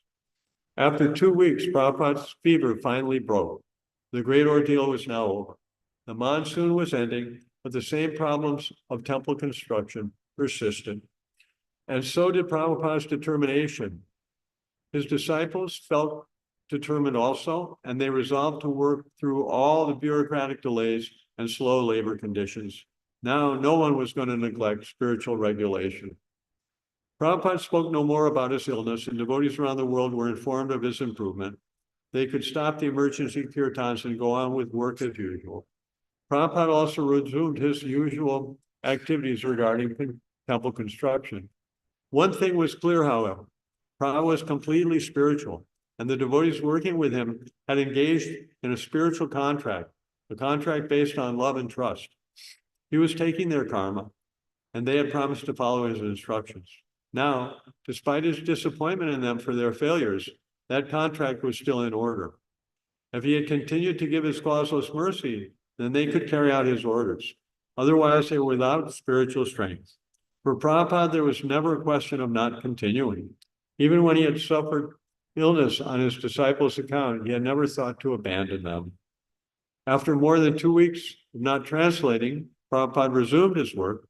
He had been working quickly on the Chaitanya Charitamrita and was up to the discussions between Lord Chaitanya and Sanatan Goswami and Madhya Lila. Taking up where he had left off, Prabhupada again began rising early and studying the Bengali translations and commentaries. He would turn on his dictating machine and begin to speak, his voice a faint, harsh whisper. But as he continued, his voice grew stronger until by the end of an hour, he was speaking normally. By the time he left Vrindavan, he was working unusually fast, producing 2 tapes a day. Bombay. From November 74 through January 75, Srila Prabhupada stayed in Bombay. During this time, he persistently but patiently tried to obtain the no objection certificate, which would enable him to start construction of Radha Rasa Bihari's beautiful temple. His close involvement with the project impressed Giriraj and others who were dedicating their lives to Hare Krishna land. As Srila Prabhupada had written in Bhagavad Gita, one has no goal in life, save and except acting in Krishna consciousness, just to satisfy Krishna. And while working in that way, one should think of Krishna only. I have been appointed to discharge this particular duty by Krishna. While acting in such a way, one naturally has to think of Krishna. That order of Krishna comes through disciplic succession from the bona fide spiritual master. To serve in a particular project, dedicating oneself to giving the local people Krishna consciousness was an opportunity Srila Prabhupada offered every disciple. His field was the entire world, and he was like an emperor who wanted to award vast lands to loyal sons. But his awarding of lands and projects was not for material ownership, which is always illusory, but for service to the Lord. Krishna was the proprietor of everything. Therefore, a preacher should remain in a particular area of Krishna's domain and try to free the residents from the clutches of Maya. Hare Krishna Land in Bombay was one of Prabhupada's major plans, but it was only gradually evolving, as if Krishna first wanted to see the devotees pass many tests of obedience to Prabhupada's order before allowing the project to manifest. Although ISKCON owned a half-dozen tenement buildings on the Juhu land, law prohibited them from evicting any of the tenants. But no law said that the owner could not add another story to his buildings. So Srila Prabhupada requested Mr. Sethi, a loyal life member and a construction contractor, to build rooms on the top of at least 2 of the tenement buildings. Eagerly, Mr. Sethi had undertaken this order and had obtained permission for the construction. Now the work was completed. The rooms were being used for brahmachari quarters, offices, and book storage. At last, the devotees had vacated the straw huts that had been their residence from their first days on the land. This move not only relieved them from living in nasty, rat-infested quarters, but also allowed them to tear down the huts. And the demolition of the huts had been a stipulation before the city would issue the NOC. Another major objection from the city had been the temple's bhajan would create a nuisance, and that point had to be satisfied first and foremost. When the police saw Prabhupada's drawing of the projected temple and hotel, they admitted that within such a big temple, the kirtan would not create as much noise as it did at present. So they agreed to accept the master plan for Hare Krishna Land and remove their objections based on nuisance, provided ISKCON tear down the straw huts and widen the access road so tenants could approach the back portion of the land. Each of these legal demands involved many detailed points of contention. It was like a long, drawn-out chess game, but Prabhupada was experienced, cautious, and determined. He proposed to stay at Hare Krishna Land for several months to help Giriraj, Mr. Sethi, and the others. Meanwhile, Prabhupada insisted that the spiritual program at Hare Krishna Land go forward unabated. Even without a permanent temple, 500 to 700 guests were coming for the Sunday feast. Giriraj had reported to Prabhupada that Janmashtami in Bombay had been a great success, with several thousand people coming to see the deities and take prasadam. For Srila Prabhupada, who is now accustomed to staying in places like New York or Los Angeles for a week or less, to stay in Bombay for a 3-month period confirmed again that Hare Krishna Land was very dear to him. It was his special child. When danger threatened, he became alarmed and protective. And when success came, he was very proud and wanted to tell the world. Prabhupada seemed satisfied that at least some construction was always going on. He asked that Mr. Sethi build a brick wall around the property, even though the parts of the wall were sometimes torn down at night by gundas. Build something, Prabhupada said, even if it's just 1 brick, but go ahead with construction. Just as when in acquiring the Bombay property, Prabhupada had understood the great value of possession even before attaining the deed, so with construction, he insisted they go ahead, even without full permission. The work must begin, Prabhupada said, whether you've got sufficient men and bricks or not. Begin even a little, so it can be understood that we have begun. Srila Prabhupada received word from Vrindavan that the newly elected governor of Uttar Pradesh, Dr. Channa Reddy, had visited the temple site. Hearing this, Prabhupada decided to invite him for the rescheduled opening of the Krishna Balaram Mandir. Your Excellency, tentatively, the date is fixed up on Sri Ram Navami, the birthday of Lord Ramachandra. Probably it will be the fixed date because we are depending on the progress of construction work. If you kindly give me your consent, we can print Your Excellency's name on the invitation card as the chief guest and inaugurator of the temple. You are already our member as well as a great devotee of Lord Krishna, so we shall feel a great privilege if you kindly agree to this proposal. Prabhupada followed his invitation to the governor with a letter to Sarabhi in Vrindavan. Everything must be 100% completed by end of March. Is the contractor cheating? That means it will never be finished. Simply, we have to put money. From the photos I have seen, there is not very much progress. What to do? I want no explanations. I want to see everything finished.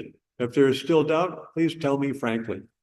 Invitations were coming in for Srila Prabhupada to travel to different places, and another world tour was developing. Prabhupada wrote to Hridayananda, who was inviting him to visit Mexico City and Caracas. Yes, I want to come very much. Now we are in Bombay trying to get permission from the government to build our temple. And it appears that we will possibly be getting a permission next week. If this works, then I will immediately be going to Honolulu. And from Honolulu, I can go directly to Mexico City, then Caracas, and then to Australia by the end of January. If the Bombay situation is not settled up, I may have to stay till mid-January or so, and then mid or end of January, I'll be going to Australia to stay for 1 month. By mid-January of 75, the city finally issued the NOC. Prabhupada was jubilant and immediately called for a cornerstone laying ceremony. He had already held a groundbreaking and cornerstone laying ceremony in March of 72 on his first moving on to the land. Nevertheless, he wanted another one, as this would actually signify the beginning of the construction of the temple. He therefore devised a festival involving all life members and friends of ISKCON in Bombay. Srila Prabhupada was ready to travel, and this time more than ever, he impressed on his leaders in Bombay that the temple construction should go ahead without interruption. No doubt there would be new opposition from the government, but such opposition would be overcome, as in the past, by Krishna's grace. The devotees, however, would have to be very determined.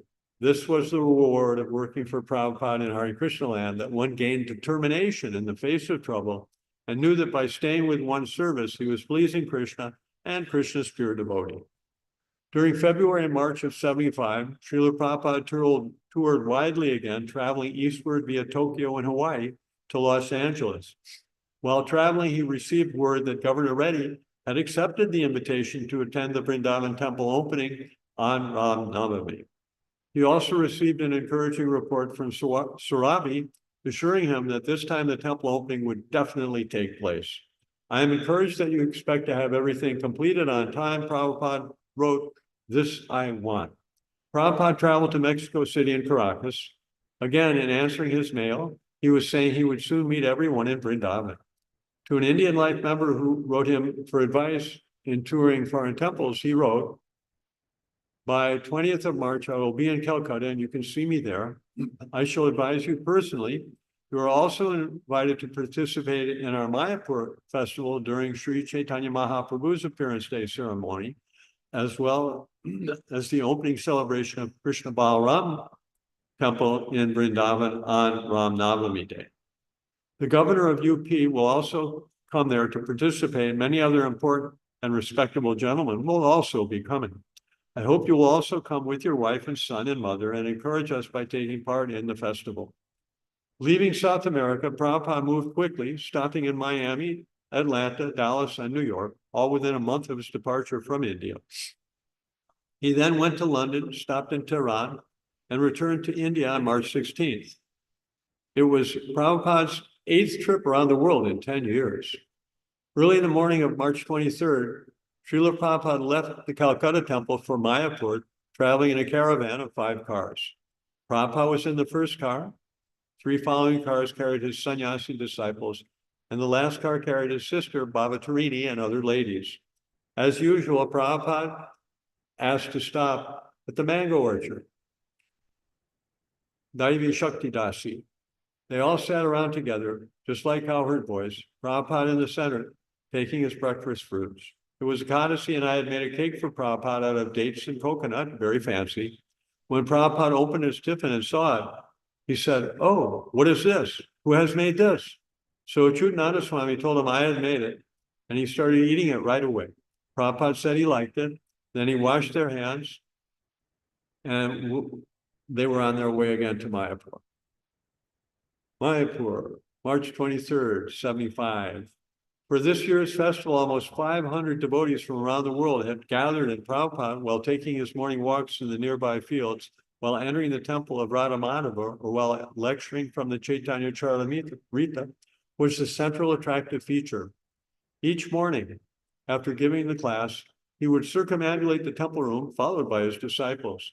A brass bell hung from the ceiling on either side of the deity's altar, and Prabhupada, while circumambulating the deities, would go up to one of the bells and ring it several times, pulling the rope while the kirtan continued wildly.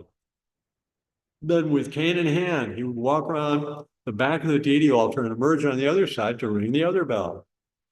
The devotees would jump up and down close around him, singing Hare Krishna, Krishna Krishna, Hare Hare, Hare Rama, Ram, Hare Hare. Smiling with great pleasure, Prabhupada would continue the length of the temple room, past the pictures of Bhakti Siddhanta Saraswati, Gorkishore Das Babaji, and Bhaktivinoda Thakur, then come around and up the other side of the temple room to the first bell again and strongly ring it. After a half a dozen of such blissful circumambulations, he would leave the temple while the kirtan continued to roar. Coming out into the bright morning sunshine, he would walk up the broad staircase to his room. On at least 2 occasions during that festival, Prabhupada became stunned in trance while delivering the morning lecture. One time, he was speaking in appreciation of the sacrifice of his disciples, who had spent so much money to come so far from their homes in America, Europe, and Australia to render service and attend the festival in Mayapur. You are all young, he was saying. You have a good opportunity, but I am an old man. I have no opportunity. Again, with these words, he suddenly felt completely silent. Such silence before 500 disciples produced a feeling of suspended time. Everyone waited. Finally, one of the devotees began chanting Hare Krishna, and Srila Prabhupada returned to external consciousness, uttering Hare Krishna. He told the devotees to have kirtan and went to his room. Prabhupada again supervised the annual meeting of his governing body commission and personally approved or modified all their decisions. ISKCON was indeed growing, but as Prabhupada had told his friend, the aged Gopalacharya in Madras, Krishna and Krishna's institution are non-different. If the devotees are thinking of Krishna's institution, they will not forget Krishna. By insisting on the devotees' participation in the annual India pilgrimage, Prabhupada was solidifying the spiritual basis of ISKCON, his transcendental institution. To gather his devotees like this was the reason he prayed and struggled to erect centers in the dhams. He wanted to extend the purifying shelter of Mayapur and Vrindavan to all his followers now and in the future. Bit by bit, the plan was coming together. The whole world was being saved by Lord Chaitanya's movement. Vrindavan, April 16th.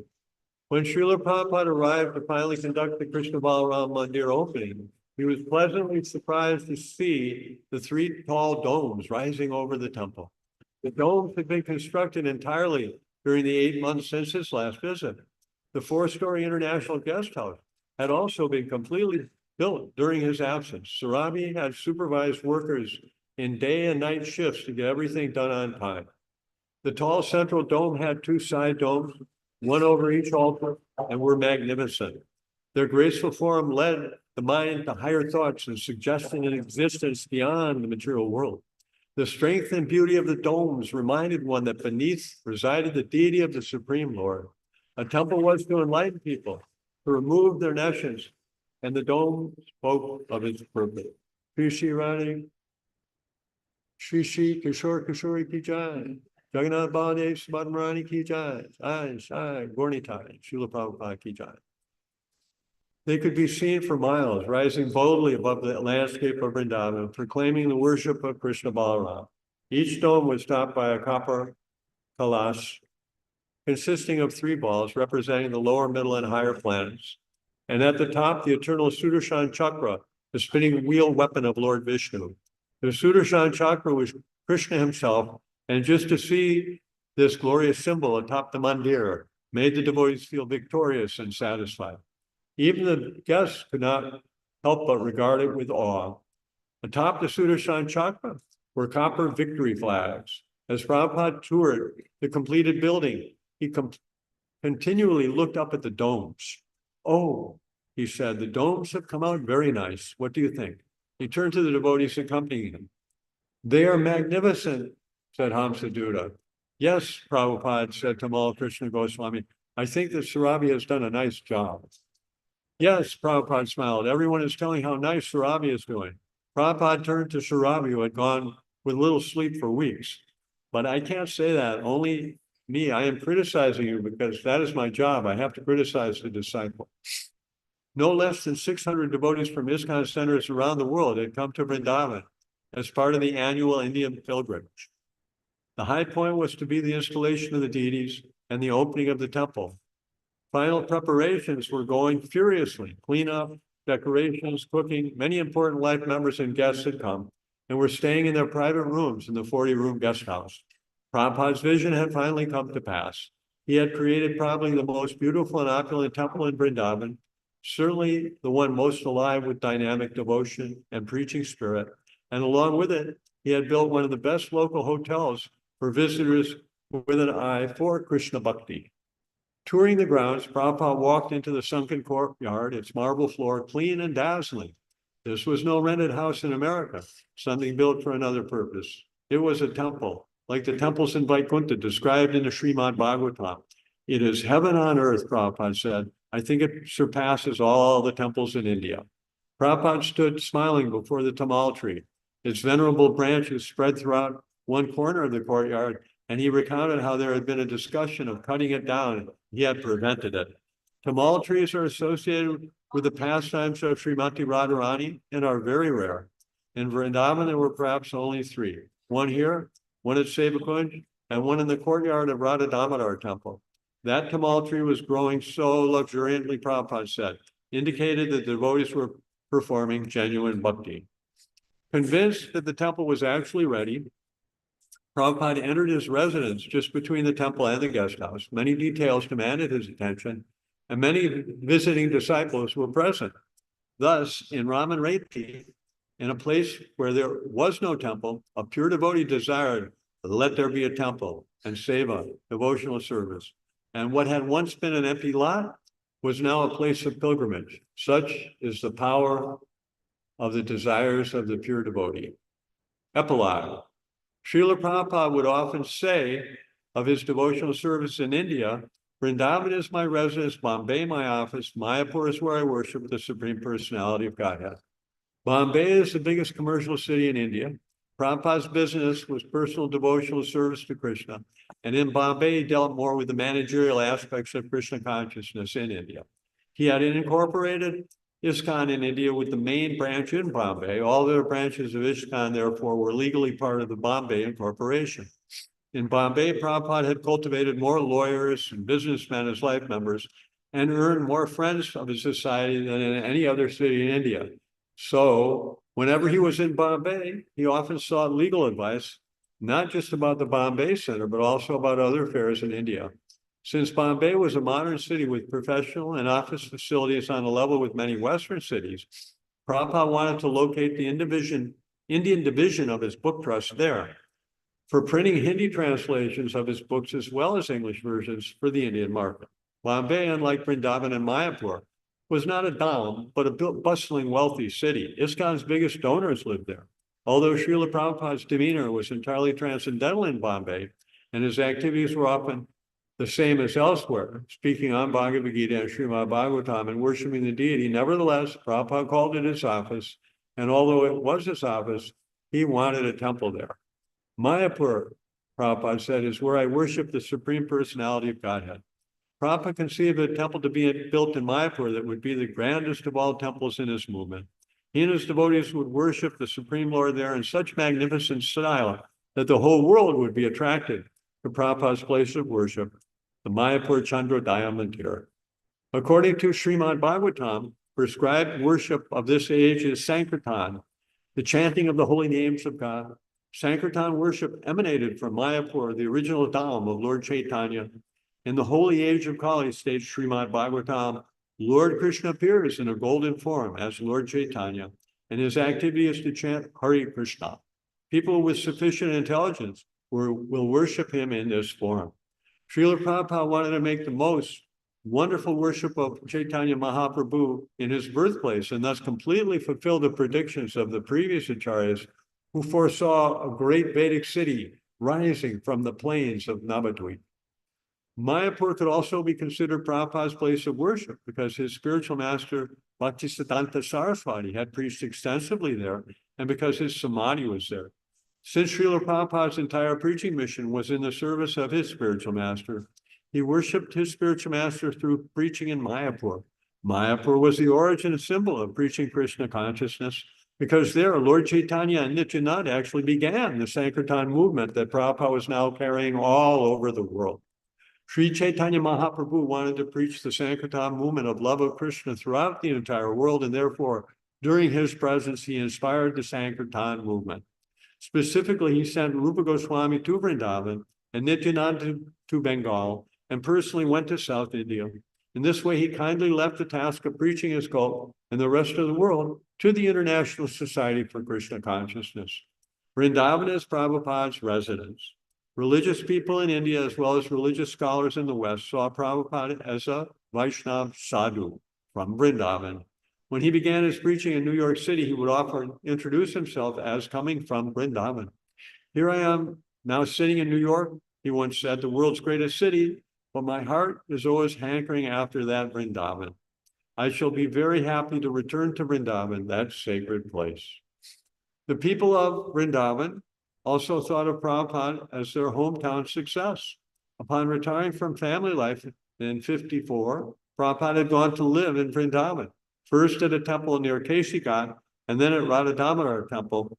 After taking sannyas in 1959, he had continued to reside in Vrindavan, and when not living there, to reserve his 2 rooms at Radha Damodar.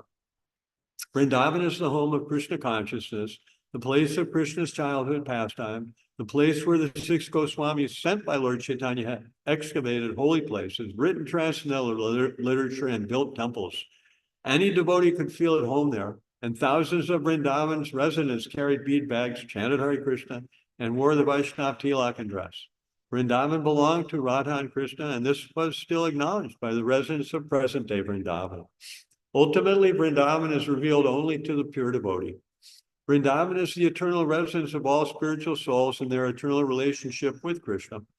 The Vrindavan in India is a transcendental replica of Goloka Vrindavan, the eternal planet where Krishna resides in the spiritual world.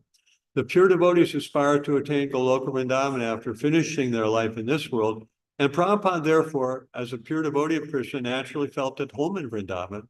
He sometimes said that if he were to become very ill, he would prefer not to go to a hospital, but simply to go to Vrindavan and there pass his last days to spread the glories of Vrindavan. Prabhupada had left Vrindavan, but like a traveler away from home, he always thought of returning. Chapter 45, please distribute books. San Francisco, July 5th, 1970. Srila Prabhupada was attending the 1970 Rath Yatra in San Francisco. The day was cold and windy, and about 10,000 people had joined in Lord Jagannath's procession through Golden Gate Park. Srila Prabhupada had danced in the street with thousands of participants during the parade, addressed a large crowd in an auditorium by the beach, and looked on as his disciples distributed a free vegetarian prasadam feast to thousands. But when a devotee arrived with a half a dozen advanced copies of Volume 1 of Krishna, the Supreme Personality of Godhead, Srila Prabhupada appeared especially pleased. Surrounded by devotees and curious festival goers, Srila Prabhupada held one of the books, admiring the front cover, with its full color picture of Radha and Krishna. The volume was big, almost 7.5 by 10.5 inches, and its dust jacket shone silver with large bright letters Krishna. It was a transcendental wonder in Srila Prabhupada's reverent hands.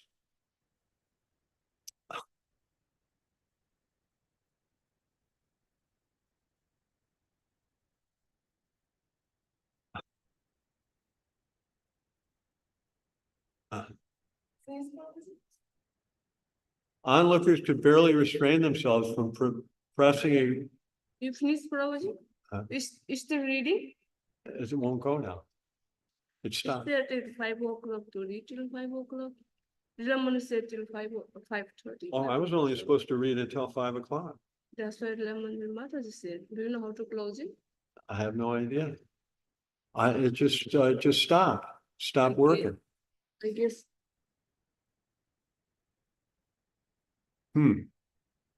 Maybe it comes somewhere or something. Okay, I'll call someone.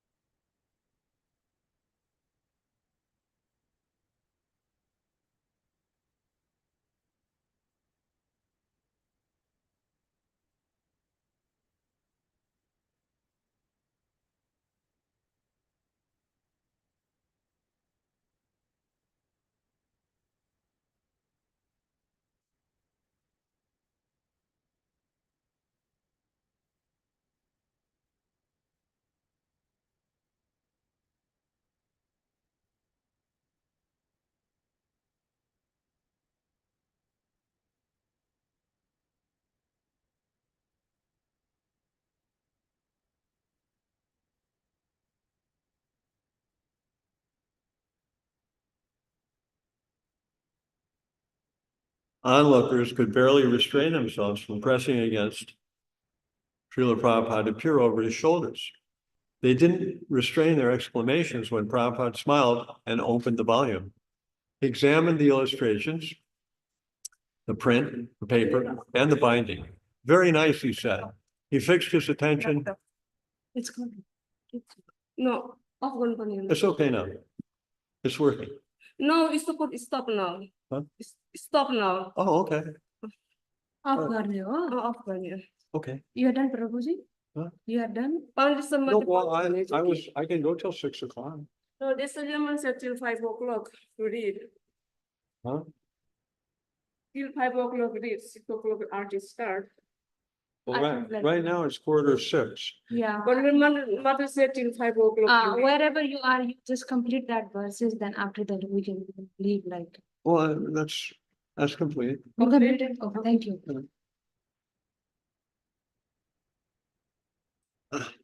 Hare Krishna. Computer भित्र आएर laptop भित्र आएर कहाँसम्म त्यो लेख्नु भयो? Audio record भइरहेकै होला नि त I don't know, actually. मलाई close Chapter गरी- 45.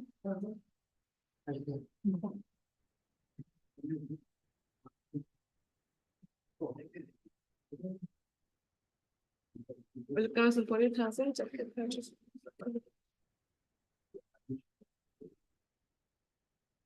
खै मलाई थाहा भएन है कतिसम्म होइन क्लोजमा चाहिँ गर्यो क्लोज गर्यो भनेछ कि अब मलाई त्यो के पनि भनेको छैन कि जस्ट क्लोज गर्यो भनेछ कि Yeah.